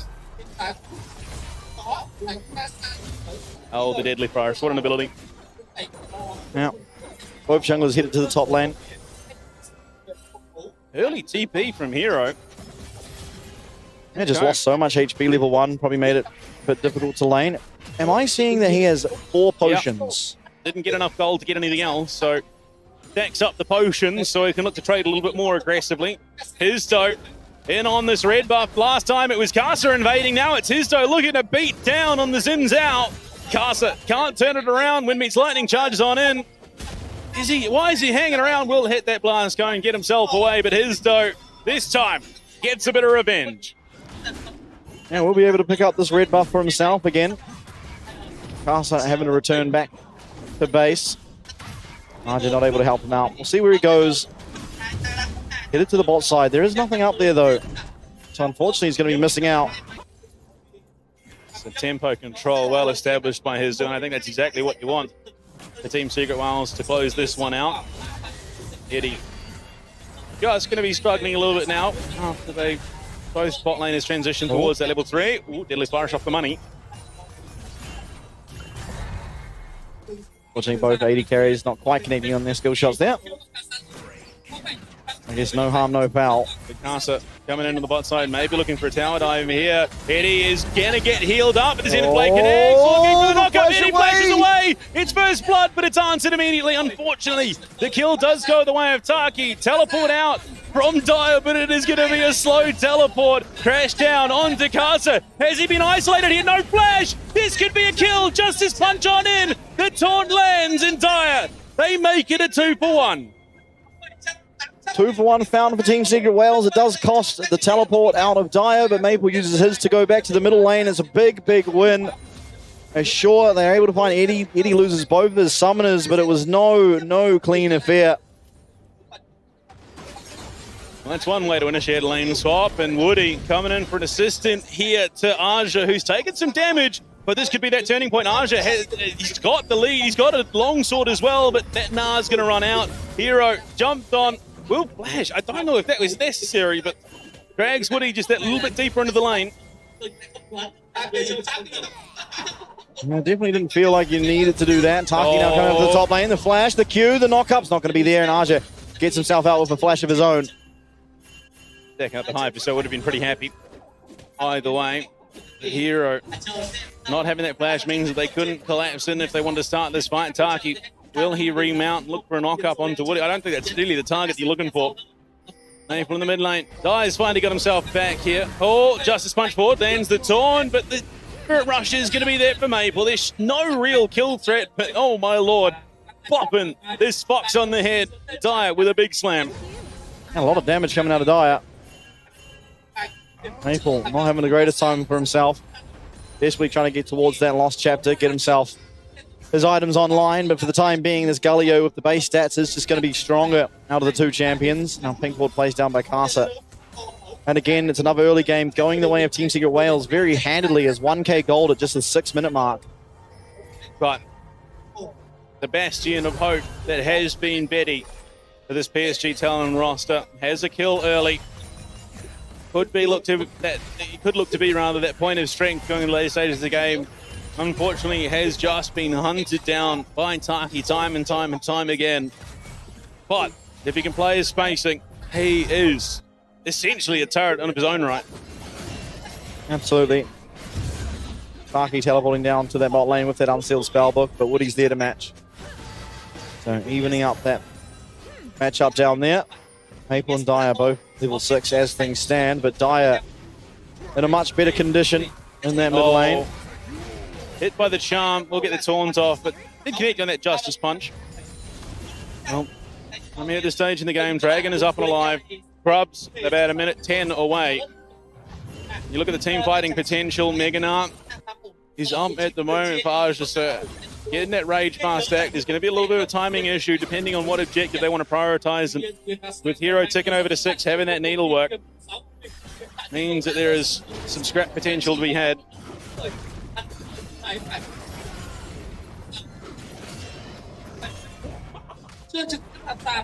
Crescent sweep, not far off coming up, and Cyclone available that much earlier for his start. Having that Hero's entrance on top of it means that a substantial amount of lockdown for Team Secret Wales to get that damage out. I think really that's what ultimately enables this Jhin that much more, because that needlework will be more likely to come through with that CC chaining, and then Eddie with a curtain call on top of it. So it is a very scary team fight for PSG Talon to navigate. Early. Hero is getting so strong here on the Gwen. Doing a great job of that top lane. 10 CS advantage almost for himself. PSG going to start up on this Dragon. Is he going to be matched by the quintessential statistic follow-up? Histo is on Raptor, so this is why Casa has opted to start the Dragon. Knows full well where this Wukong is, so it might just be a straight Dragon for Grub's trade. Unfortunately, Team Secret Wales seemingly not quite aware. I mean, they've got a control wood in the pit, so they should know, but there's just no way to contest whatsoever. Oh, but they're looking for something onto Aja here on the top side. Histo gonna get this red buff first, and you can see Taki is there. The rage is just completely gone. Absolutely. No Meganar. It's going to make this hard to navigate if they do choose to go for that dive. very far away from building it up as Taki's going to come in. There's going to be a pretty simple knock up. The teleport's coming through, but it's going to be hard to going down. First of all, does he get the kill back? Yes, he does. As down will go Taki. It's a 1-for-1, and Maple teleports in to get some CS for himself. Histo going to get hit by that Zenith Blade. In comes that Hero's entrance, though. A great knock up from Dyer and Woody. He's in a rough position, but Casa's able to split the difference. Dyer trying to get himself out. Knock up from Casa onto Hero. And Maple with one more charge left of that Spirit Rush. Can he find the reset? The charm connects. One auto attack might just do it. Can they find it? Yes, they can. As it will be a second kill coming through for PSG and nothing found for Team Secret Wales. Oh, just an overcommitment there by Team Secret Wales. The Justice Punch, fancy feet away from the charm there, but just a woeful overcommitment means that PSG Talon can now look to turn on the Grubs. Casa's low, Histo's here, they're looking for the re-engage. What a deadly flourish onto Casa, and he's just going to be dropped out. Dyer in onto the back lines, looking for the follow-up on Aja, who is near that Mega Gnar. But PSG Talon think better of it. They back themselves off, having taken the one grub, suffering only the one loss. Casa is found in that pit. The health bar is just not quite there for PSG to be able to viably contest, and so that is going to be 1 point of Monster Slayer going the way of Team Secret Wales there. It's PSG desperately trying to fight back in the series and this game as well. Aja not having a great time up against this Gwen here. Hero comes in after that game one and just looks so dominant. This isn't a Gwen, by the way. It's a Gragas cosplaying as a Gwen. We've got the Rod of Ages start, so it's slightly tankier build for the Gwen. We'll pick out that Nash's just that little bit later. Same with the Rift Maker. But will be a little bit more survival in the front lines. As it stands, I mean, it's not a massive leap for any stretch of the imagination. And Aja, while he has suffered up until this point, is going to turn into an absolute beast when it comes team fight time around that 15-20 minute mark. Absolutely. Histo finishing off that Triforce on that Wukong. A massive power spike for him, especially when compared to Casa, who has not yet got himself that Sundered Sky. Big Casa's credit, he's not that far behind. I mean, yeah, look, he's down about 15. But, I mean, he's not far off compared with that jungle item. Realistically, he offers that much more with the ultimate and denying the damage out of Eddie, which effectively removes one of the champions from this team fight from Team Secret Wales.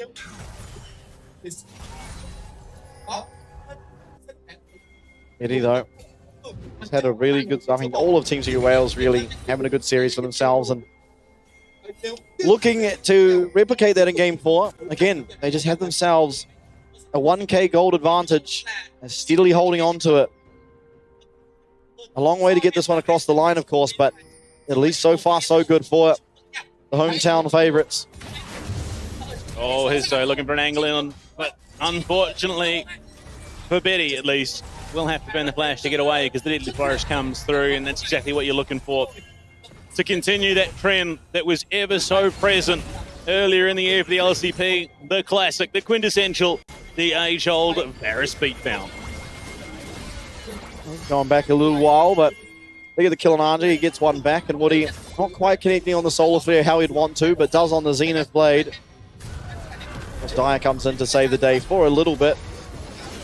Yeah, I can't believe how long this fighting up goes for. It was crazy long.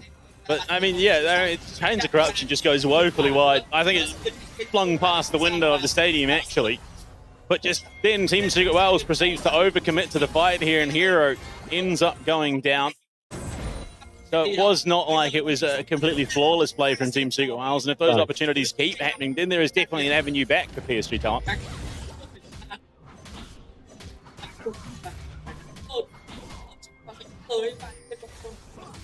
Cool. As things stand, Team Secret Wales with a slight gold advantage, but 10 seconds away from this Dragon could be the next breaking point of this game. Absolutely, these team fights have just been tipping points. Aja looking to fight with Hero, but here comes Maple. Spirit Rush on through, looking for that charm, just waiting for the Shroud to drop, and the slow comes through. What a flash from Hero. Just denies the charm connection, all the while Histo is going to be on that Dragon down in the bot side. So again, this time it's PSG Talon that overcommits.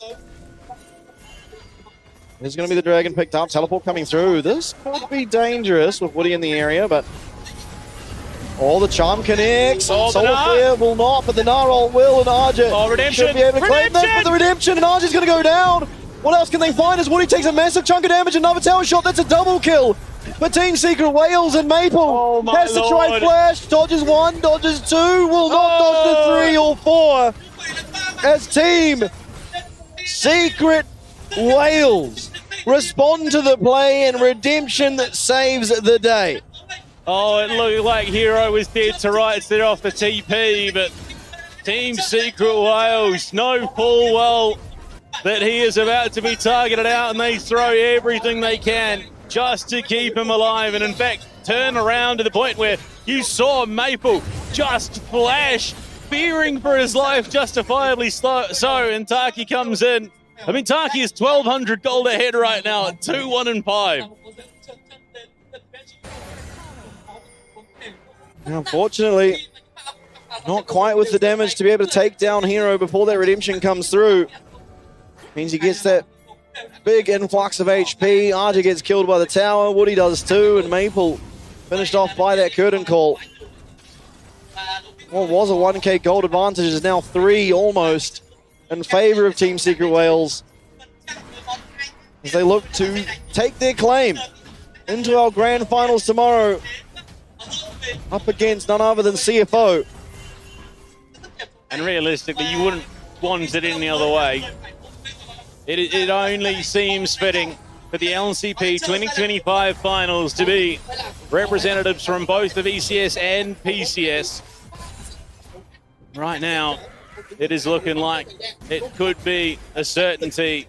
Realistically though, the one, once again, bastion of hope for this PSG team on your screen there, Betty, has kept himself pretty relevant throughout this game so far. Yeah, he's trying what he can, but unfortunately, it's not the most Avaris can do. A bit reliant on your team and the enemy team and how they play the game, but Woody going to be looking here for Taki. Crash downs there, shield as well. Eddie walking forward. Chain of Corruption lands, and that is going to be the cleanse gone from Eddie. They're coming through, TP in on the backside. Here comes Dyer looking for that angle in, but denying that damage. Unfortunately, too little to react to that Rift Herald as it's dropped in the mid lane. They'll look to crash it on into this tower. No tools really to deal with it. The Histo, for his money, probably could have driven it into PSG, popped out and gone for the Cyclone play, but not to be. All the while, though, Arja wailing away. That tier 1 in the bot lane will get it for himself, so they do at least find something back. Yeah, good influx of gold there for Arja. Evens up his matchup, but still, that mid lane tower now in a pretty rough position. Betty finds that Chain of Corruption land, and oh yeah. Oh, I mean, how close do you want to get it? 167 HP on the dot. And with that Redemption, stays alive, doubles his HP and allows the team to come in, collapse and capitalize. And the Jin, I don't know why we keep doubting it. For some reason, when it comes to clutch time, the champion makes miracles happen. Team Secret Wales back room ecstatic, as they deserve to be. They have played an absolute blinder of a playoffs bracket. The Nar comes through, Arja jumping on, but the Redemption comes out once again. Here's Taki looking for the turnaround, the Magnet Storm, the step comes on in, and Hero with support turns it around. They found Kasa, Cyclone into a Solar Flare, into Cyclone 2. Kasa, what can he do? Finds the shutdown back onto Hero. So he'll at least get himself something for his troubles, but not ideal at all. Yeah, Arja sees the angle for a solo kill and thinks too much of it as this Redemption once again comes down and spoils his plans. It was a very close affair, sure, but unfortunately he falls. Kasa will too. Admittedly, Kasa able to finish off that kill on Hero, who definitely played way too aggressively going up that far again. If I had $1 for every time that Hero was saved by a Redemption, I'd have $2, which isn't a lot, but it's crazy that it's happened twice in this game. And look, I guarantee you at some point in the next few months, that Redemption is copping a bit of that Whiffle nerf bet. Yeah, it already is in our upcoming patch. Yeah. It is just egregious how high an impact that item has been this playoffs. Oh yeah. And the fact now that even the engaged supports are first item yet over the locket. I think the only champion we've seen that is not prioritizing a redemption is Nico, purely because she needs that proto belt. Arja gets his choice of matchup. Oh, fancy feet. Nard into the wall, but at the end of that rage bar.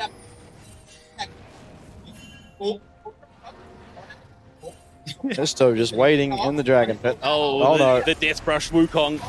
Woody coming in for vision, jumped on, but it's a Leona, a little bit hard to take down.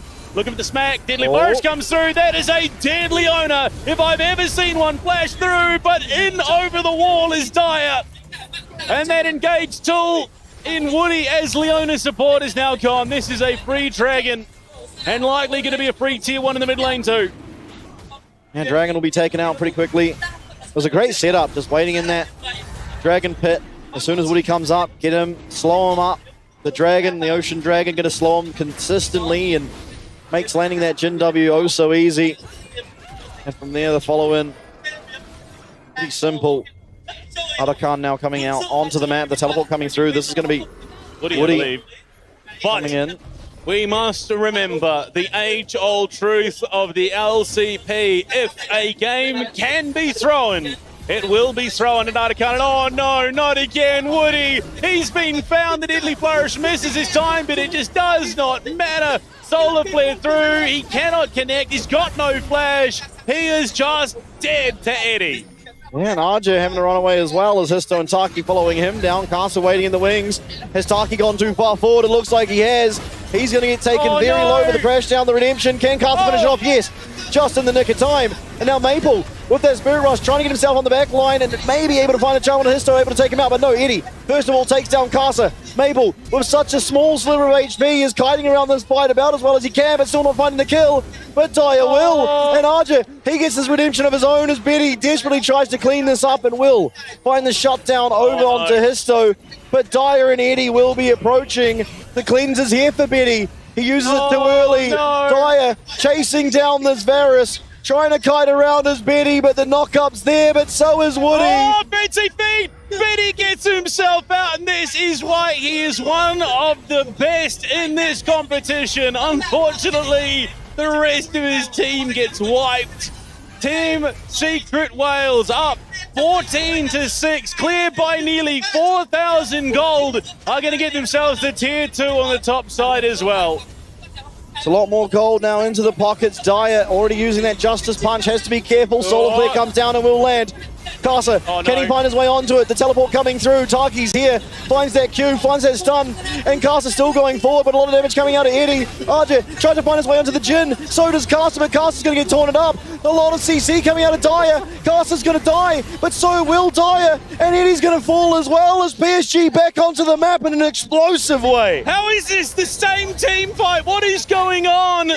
And an opening there for PSG Talent. Is this still technically an Arakan throw? You've got to question it because all this fighting on the top side. Maybe it is so. Needlework's there, but so is Histo. Coming in with that Cyclone, the redemption. A little bit of extra HP to work with here for PSG Talent. Unfortunately, that Mega Gnar is not going to be online just yet. They get the tier 1 on the top side. Do they turn their attention to the Arakan? Not for the moment. Casa is not on the roof. It's not worth it.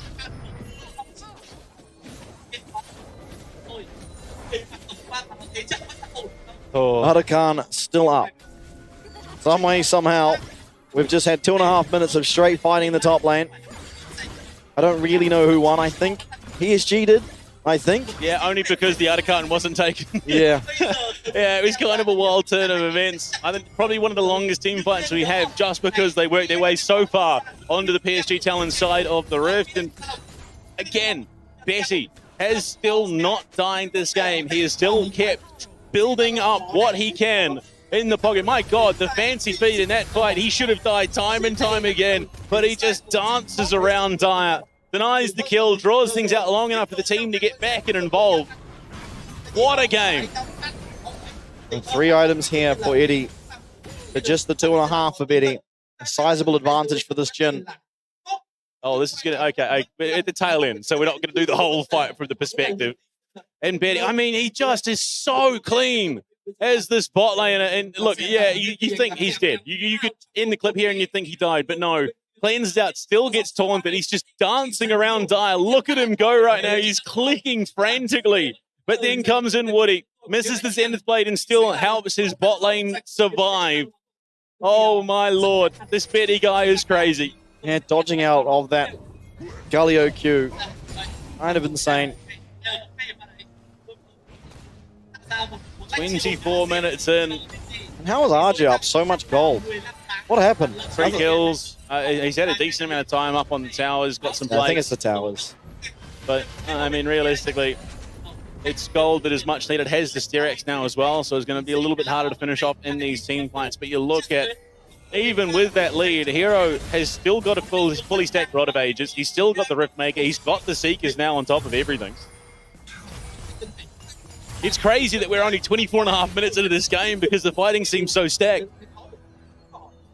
Every fight, just this entire series has been so close the whole time. Taki loses half his HP there from these piercing arrows. Betty now finding his mark.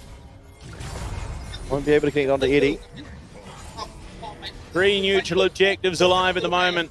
Dragon, Baron, and the Artican. Really, is that going to be their element? Teleport coming through, yeah, like you said. Screaming on is the Gwen. Dragon's down to 3.5. The jump in from Hizdo finds Maple with Spirit Rush out. It's going to be secured by Casa. Big team fight. The charm onto Hizdo. The Hero's entrance does not connect. Great kill. Hizdo's down. Betty playing the team fight again to perfection. Getting the damage out, but he's popped. This Jin is doing the work. Woody feeds into his second, and Aja, all he can do is sit and watch. An absolute master of a team fight. The Deadly Flourish, they're stopping the recalls even. TP, can Maple get out? Yes, he can. Oh, Aja might not be able to as the crashdown comes through, and pop. Eddie finds himself another one. Killing spree now for the Jin. The Dragon, importantly, smited away by Casa, so no soul point. But all these objectives are up and available on the top side of the map, and there's not really the numbers to respond for the time being here. Out of PSG, Betty respawning soon, and Maple desperately trying to push out this top wave to look to contest what could be an Artican or a Baron. Pings upon pings upon pings for Team Secret Wales, and all of them directed towards that Artican, and you can see them on your minimap. All on the top side. It is only Dire separated, does not have the teleport. So this could be the opening that PSG Talon need. And you look at it, it looks so good for PSG Talon. Betty keeps the space in the backlines. The Hero's entrance does not connect where it needs to. But unfortunately, all of a sudden, that fourth shot lands onto Betty, taking out 33% of his HP. There's so many low health bars, but Maple not able to get those resets through, and coming back to life, and Hero's dead. So with it, the Artican likely to follow. Dire's up on the top side, has that Hero's entrance. Shots ringing out. Artican. Oh. It's going to be blocked. Woody taking a lot of damage, put a Cyclone in. So it's going to be the Solar Flare. Not getting them anything. What a steal! This Hizdo guy's insane! The crowd's losing their mind as Taki in the middle of it looking for stun upon stun. But the health bar's looking a bit dire. Hero's entrance in for the man himself. Woody's fallen, but so has Hizdo. Deadly Flourish on the Casa. Clipped by the Todd. One more needed, and it would just be Betty alone, but they can't. The health bars are so low. Betty and Casa trying to do what they can, but missing the piercing arrow. And oh dear! Betty, he's stunned up, but he is going to be able to limp away still. The Artican steal out of Hizdo. Retribution for game 2. And Team Secret Wales in a dominant position now. Oh, it is just so close for them. In front of a home crowd to getting it done in 4. A great catch onto Hero up on that top side, but what a steal from Hizdo. Plays his life. Does give over a bit more gold, but it is just not enough in the tank for PSG Talon when it comes to team fight time. 11, 2, and 4 for Eddie on this Jin. Exceedingly fit.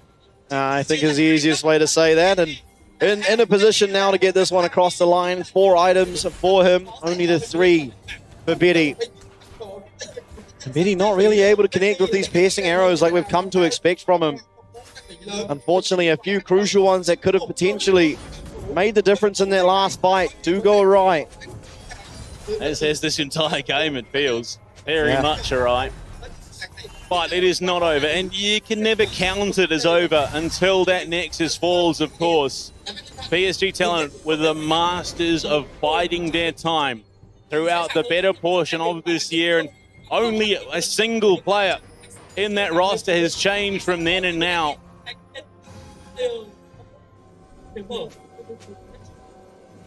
Arja only is a point of strength in the side lane, especially if he can be backed up. Look for some aggression. Very safe now on the Gwen, however, Hero. Has that Zonya's, has the Rod of Ages fully stacked up. Oh, what's in there? Going to be helping with a lot of that magic damage coming out. And we were wondering, is that going to be enough damage to enable this Jin to do what it needs to do? And the answer I think we've handily been given is yes. With Hero, even off the board, they're still able to do enough. Aki clearing away that Baron vision. Arja, somehow, second overall in terms of net worth. But you can see, just spoiling for a fire right now, 11 seconds. We'd give either team sole point here with that Dragon spawning. Curtain calls dropping. They're looking for an angle in. Casa has been triggered on, but he gets the ultimate off. Hero. Look at the angle. Solar Flare Taki flashes forward with that Magnet Storm, but it's one down. Looking for more Betty. Fancy Feet cannot get him over the line. They find two. Team Secret Wales, they've got the advantage. And unfortunately, there's not enough damage following it up with Betty gone. Dragon secured by Team Secret Wales, pushing them to Soul Point. Hero finding himself a fantastic flank to come in from the backside. Of course, yes, they blow up Taki. Taki finds almost nothing in that fight. But into the back line goes Histo alongside Hero, and it becomes so impossible to play as this flashless Varus. Well, it is feeling like the opportunities for resurgence are limited and dwindling by the moment. Baron started, no vision on it whatsoever. Betty and Woody still not respawn yet. Teleport coming through, and Aj has been found. He goes Mega, but he's being stunned into oblivion. What a nut from him. They're all stacked up. The Solar Flare lands and the Charm as well. They're pumping that damage away. Biding time for Betty to get in. Casa could pull off the miracle of all miracles. Dyer into the back line, hits the Charm. They're denying, the needlework comes through. Casa's just dead. There's no attempt, no ability, but Betty could turn it around. They find two back. They've only lost the one. It's just Casa down. But Team Secret Wales, they found Woody. Deadly Flourish connects. It is just an absolute steamrolling. Curtain call onto Arja to boot. He's trying to keep space, doing what Maple couldn't. He gets clear. Maple, speaking of the man's running for his life. Betty there to boot. And Team Secret Wales all but signing on the dotted line. Have that Baron, 3 members alive, still looking aggressively, but not going to be able to find all of March at least. For PSG, they're able to find those 2 kills to slow down the forward momentum. But with absolutely everything now, Team Secret Wales very well and truly in a position to get this one done. Oh, and you just magnificent stuff from Dyer and Hero. They just play gatekeeper, kill Casa before he can even get to the pit. Buys Histo the time to get that Baron finished, and then they catch Woody on the backside. Arja, to his credit, dodges everything here. Would likely have been dead if he'd been clipped by one of those shots from the curtain call. Near tonight for Betty means that there's not really much of an angle to get in onto him. And as we head back to live Bastion, 33 minutes on the dot in a couple of seconds, but this is feeling like it is all but done. It does feel that way. Baron buff there. Eddie going to be able to take down this bot lane in a tower in just a short matter of seconds as soon as that minion wave does come to join. Arja, he has the flash here on that Gnar. Can he find and engage good enough to turn this one around? Because if ever there was a time, it's now. Great damage onto Eddie there. but the rage bar is dwindling. He's not going to have the Mega Gnar. Hizdo looking to try and bait something out here. Deadly Flourish does not connect, does not break that edge of night, and these Baroned up minions are wailing away in 2 lanes now. Crowd drop from Hero, trying to deny that engage. Look at the damage coming out of that mid lane tower. Big smacks out of the staff, and the first Hero takes some damage. Redemption coming out to prop them up. Curtain call. Woody body blocking. The solar player connects, as does the Chain of Corruption. But Taki sidesteps out. Needlework through onto Woody. Cyclone goes, but it's only to clear the distance. Hero trying to finish up the tower. Will do so successfully. The turnaround goes golden. Ultimate drop by Casa. Hero's entrance in. Team Secret Wales are looking to close the route. Lands. Woody's gone. That is all you see out of the chamber. PSG Talon might just fall by the wayside here. RJ losing out on this rage bar very shortly as well. Keep in mind he has that flash. Betty trying to find the damage. Casa, he's found his way onto Eddie, but that's the rage bar gone. RJ no longer with that Mega Gnar, makes him so much weaker. But Betty finds a shutdown onto Eddie. Hero's going to fall as well. That's a shutdown for RJ, and they're continuing forward. Histo, can he find a way out? With a hop, skip, and a jump, RJ's right back onto him. That's going to be the Guardian Angel going down, the Resurrection coming through, but he will fall, and PSG hold on. 2 lanes of inhibitors gone. Team Secret Wales overcommit, but only by a little. Eddie does have that Infinity Edge finished off now. He is a full build Jhin at 35 minutes. Oh my God, the damage. 43,000. Courtesy of this Jhin champion, and it's not for lack of trying. The numbers are massive out of both Aja and Betty as well, but pale in comparison. Team Secret Wales still, I mean, they're in a good position, but they can't afford to make any blunders like that again. Arja teleporting out. Dragon spawning in 5 seconds. Trying to get that pressure early. See Dyer pushing away at that mid lane. Eddie's going to be late to the play, but he does have that curtain call. Hero TPing into the bot side. This has to be an absolute steal. Drag this game out just that little bit longer, but you got to wonder how much is left in the tank for PSG Talon. Dragon is going to be secured, so we guaranteed at least that little bit longer, 90 seconds to Baron. And realistically, that is going to be the crux of this game. Baron fight into game end will be the likely scenario. And once again, we can continue this trend of exceedingly long playoffs games. PSG desperately holding on. Betty 5-2-6 here on the Varus. Still Team Secret Wales with all the cards. They've got a 4-item Gwen now. If that isn't enough, I'll be honest, I don't know what possibly could be. Yeah. I mean, it is going to come down to execution. We are that deep into the game. The gold is making a marginal difference. Rabadon's finished by Maple. Is working towards potentially the crit bloom.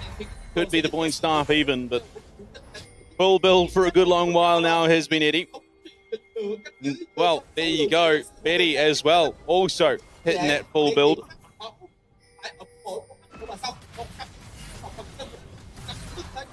Eddie, Histo, give themselves that red buff.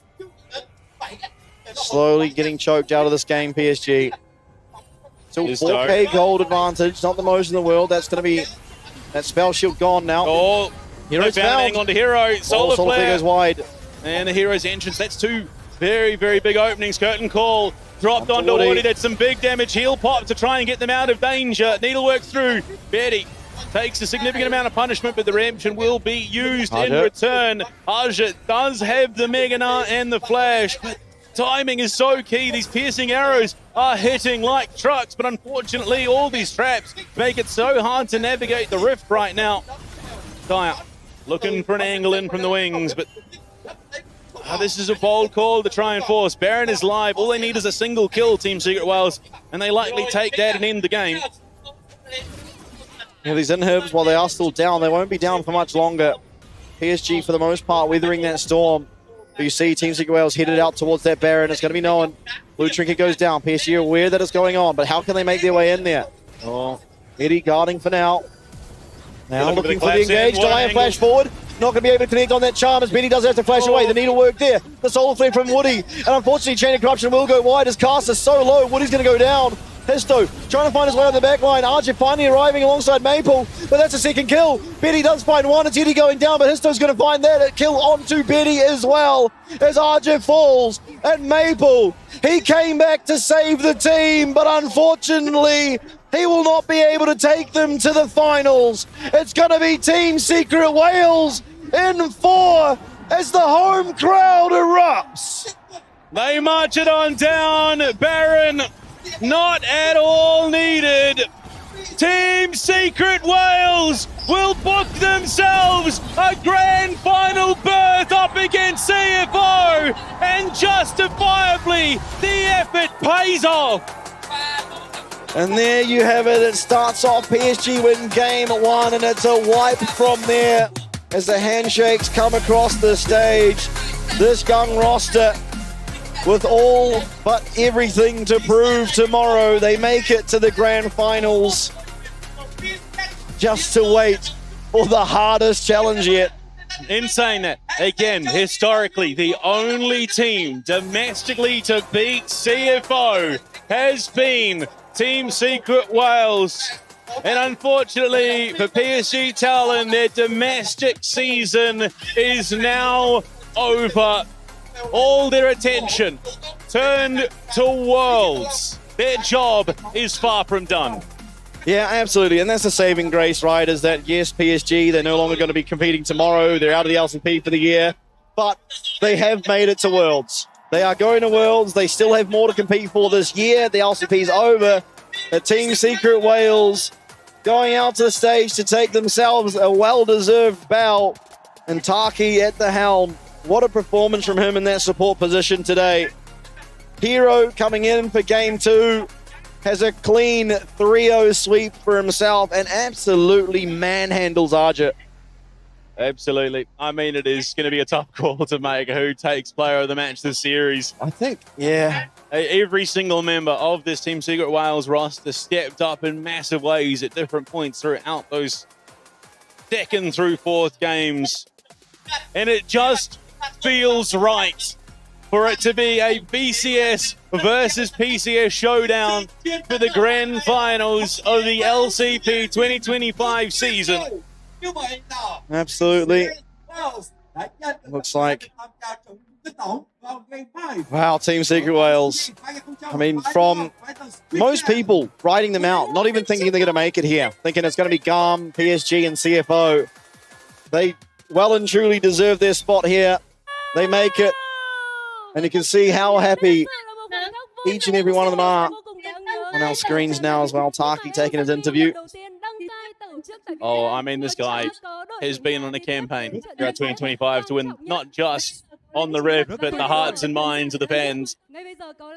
And yeah, look, very much working his way into the grand finals.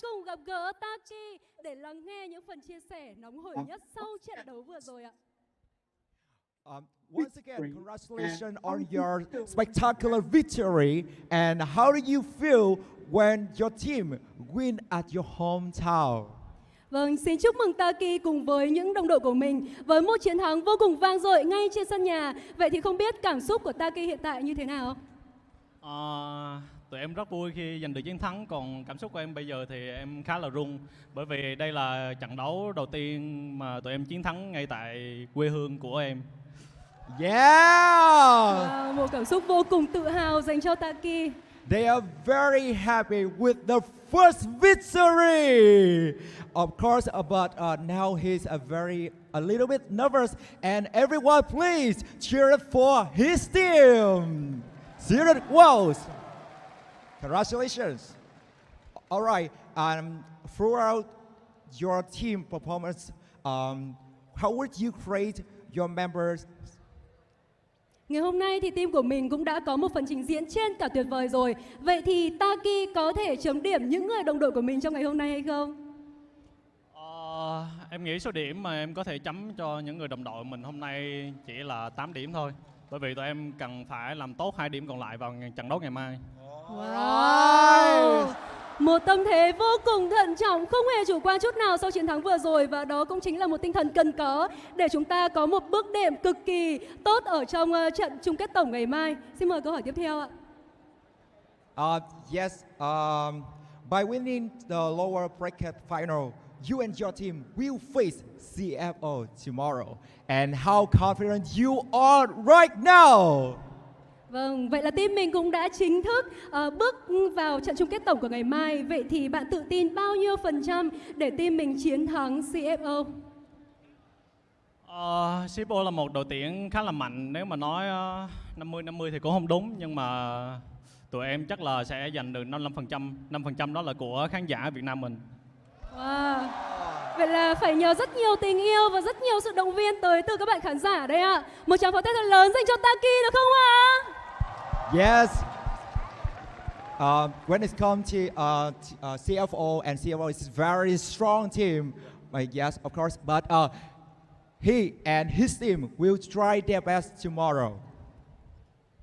Vâng, và ngoài lề thì có rất nhiều các bạn fan đến với Đà Nẵng, và là một con người địa phương thì không biết bạn có thể nêu một chút những địa điểm nên đi đâu, ăn gì để có thể dành một lời khuyên dành cho các bạn fan có những cái trải nghiệm thực sự là trọn vẹn tại thành phố quê hương mình được không?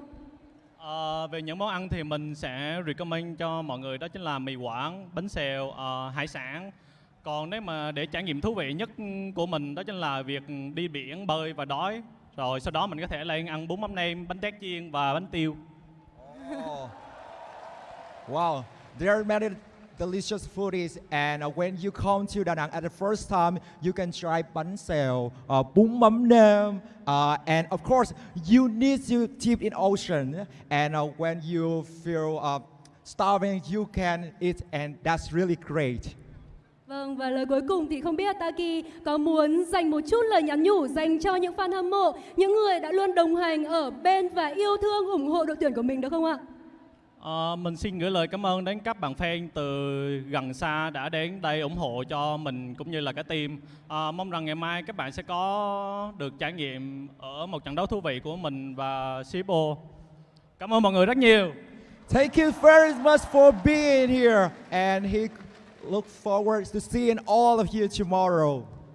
Và một lần nữa xin chúc mừng Taki cùng với team Secret Wales, và hẹn gặp lại các bạn tại Tiên Sơn, Đà Nẵng, cùng nhau chứng kiến những khoảnh khắc lịch sử của LCP lần đầu tiên được tổ chức tại Việt Nam. Xin chào và hẹn gặp lại.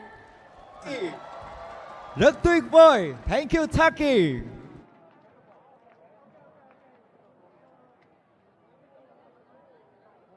A mammoth performance out of Team Secret Wales in this lower bracket to get themselves. It has been an entirely BCS lower bracket run. The torch passed from the Vikings to Team Secret Wales, and unfortunately skipping Gump. The DFM to get gauntlet. themselves, yeah, look, unfortunately, we joked maybe there was a chance that there was no BCS teams in this live finals, but it was always going to happen. Absolutely. There was always going to be a home team here in Da Nang, and Team Secret Wales did not disappoint in front of the home crowd. But Bessian, let's turn our attention to the beginning of the night.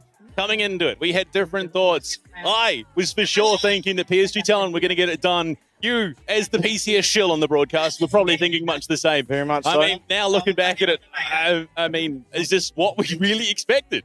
I think the series was not what I expected, in the sense that I think both teams played quite sloppy. I think realistically, right? Where generally what we expect out of PSG, and this has been true when Maple's been there, when Maple hasn't been there, is, okay, it's going to be a bit of a slower start to the game. We're going to get to the mid-game. We're going to find a one-team fight and sort of explode from there. Whereas in this game, it was very just scrappy, and I think a lot of it was Histo invading Castle pretty consistently, making things a little bit more dicey. And to be fair, Castle responded to it fine, but it just made the game more volatile, and it felt like PSG really struggled to like level out and get to the normal spikes of the game that they're used to. Yeah, I mean, very much a VCS approach to the game, which we have seen Team Secret Wales return to on this home stretch towards Da Nang, and just thriving in that chaos that really has sort of made their statement this year. And unfortunately, PSG Talent not quite able to thrive alongside them. They just fall at that final hurdle. And I mean, as much shtick as we put on this Jin champion, when it is enabled, it is a terrifying champion, of course, but there is no doubt that the man, like you said, enabling this Gen Net game was just so integral. 80% kill participation. He was doing everything and more to get this Team Secret Wales roster into that grand finals. Yeah, I mean, I think importantly, not so much the RAL game, honestly, but in the Rakana, the Alistair game, it was like, it was pretty much Taki versus the world at many parts of that. He ran down Betty time and time again to get the stun to enable the team. Honestly, it was just Taki finding the good angles. I think ultimately the game number 3 broke open when he found the pick onto Maple. Game 2 was only won because he found a 4-man flank at the back end of the game. This guy was finding phenomenal angles on these engaged champions. Now, ironically, Nico, the easiest champ to find engages off was where he fell a little bit flat, which is not typical. But until 15 minutes, and then it just didn't matter. I'll say until 8 minutes. It was kind of a poor performance in game 1, but as soon as that finished, it was just Taki playing so phenomenally. You got to wonder how much is that hero coming in. You look towards tomorrow with a CFO series. Are they just going to start with hero? Are they going to still start with pun, test the waters, try and figure out things? Because ultimately with CFO, the difficult thing you got to deal with is they are always going to just have driver or rest at their disposal at any time. Yeah, absolutely. And I mean, there were so many times throughout at least the latter half of the series where it looked like maybe there was an angle in for PSG Talon, but then immediately that door was slammed shut in their face, and largely because of the efforts that Taki put in to get it over the line. Even here, the tower dive attempt, which ultimately resulted in a trade, and then PSG Talon coming in on the backside to turn it about. And look, it's crazy. You look at the draft initially, that first phase, and you're like, oh, well, they've got a Jhin and a Galio. It's not quite a winning combo, but then they round it out with a Gwen and give themselves just that little bit of a boost to the damage. And it is enough, and they get Eddie to a point where he really can just sit in the back line and throw shots down range. Absolutely. So many dicey fights in this series. I think, honestly, after watching this series in particular, looking towards tomorrow, you have to feel like CFO are the favorites pretty heavily. Just because of how messy it was at times, where CFO, again, with Junja, especially Junja at the helm, is just so good at controlling the pace of a game, and Histo won't get the opportunity to make things as volatile as he did against Castle. The one counterpoint I have to that, the last time these two teams faced off in that upper bracket, it very nearly felt like Team Secret Wales were going to go over the line because CFO fell, victim to that sloppy play in their own right. So you got to wonder how much of that has been tightened up. And yes, look, Team Secret Wales were not flawless today by any stretch of the imagination, but CFO have consistently throughout 2025 being the ultimate big bad raid boss of the LCP.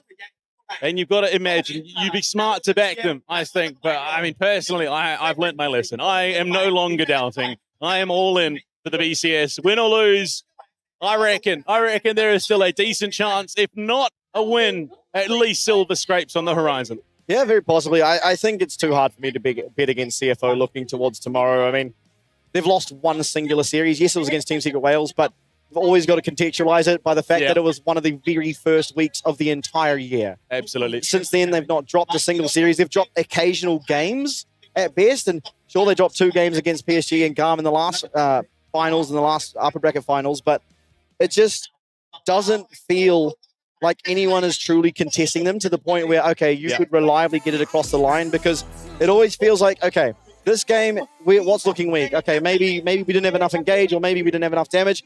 So they swap in a different top laner, and they're able to find exactly how to plug those holes. Or Honku's got every champion at his disposal. You've got Doggo, who's just performing out of his mind. This team is just too well-rounded that it doesn't feel like any other team really matches up in the LCP. Now, if they can, Team Secret Wales make it as volatile as they did today, there are chances, of course. That is where they thrive, but they just haven't been really doing that so well recently.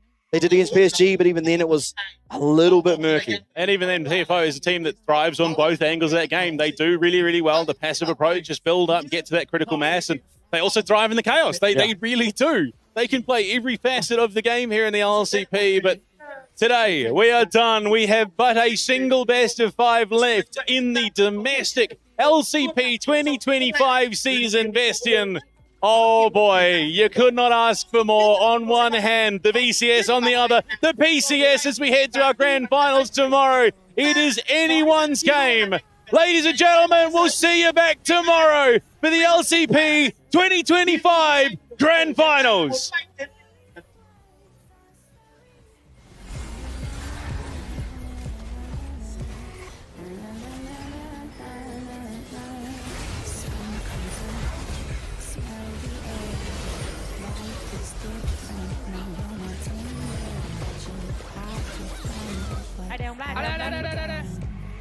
xuống để luôn, đâm. À để không đỡ, Nhìn dưới để luôn á, dưới để luôn. Nhẹ đi cái. Có vợ này mà, lôi đợi nó mà. Ăn cá.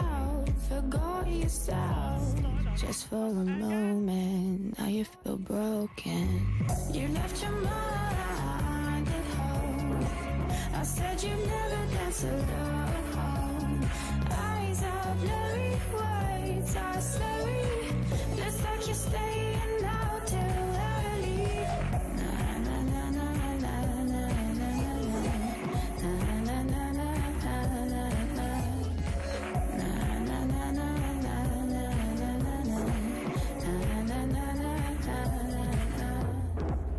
You're blinded, slow-minded, destructive, corrupted. You're undone, hypnotized.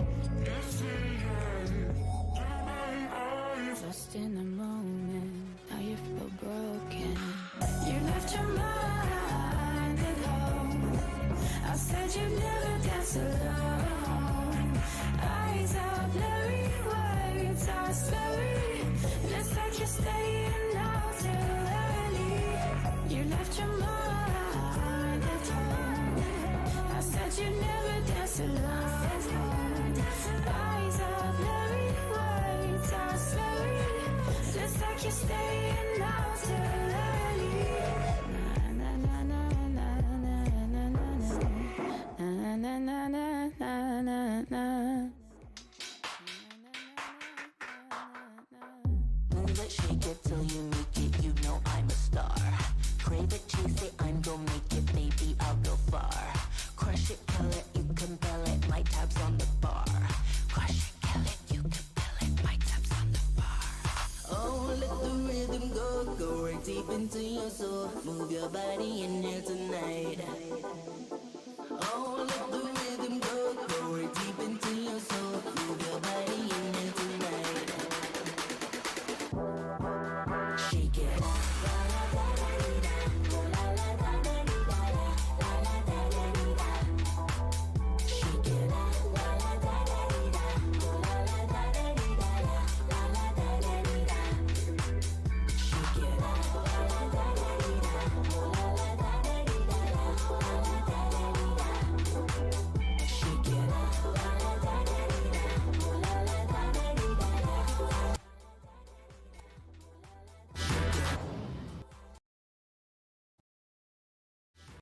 Raise the bar.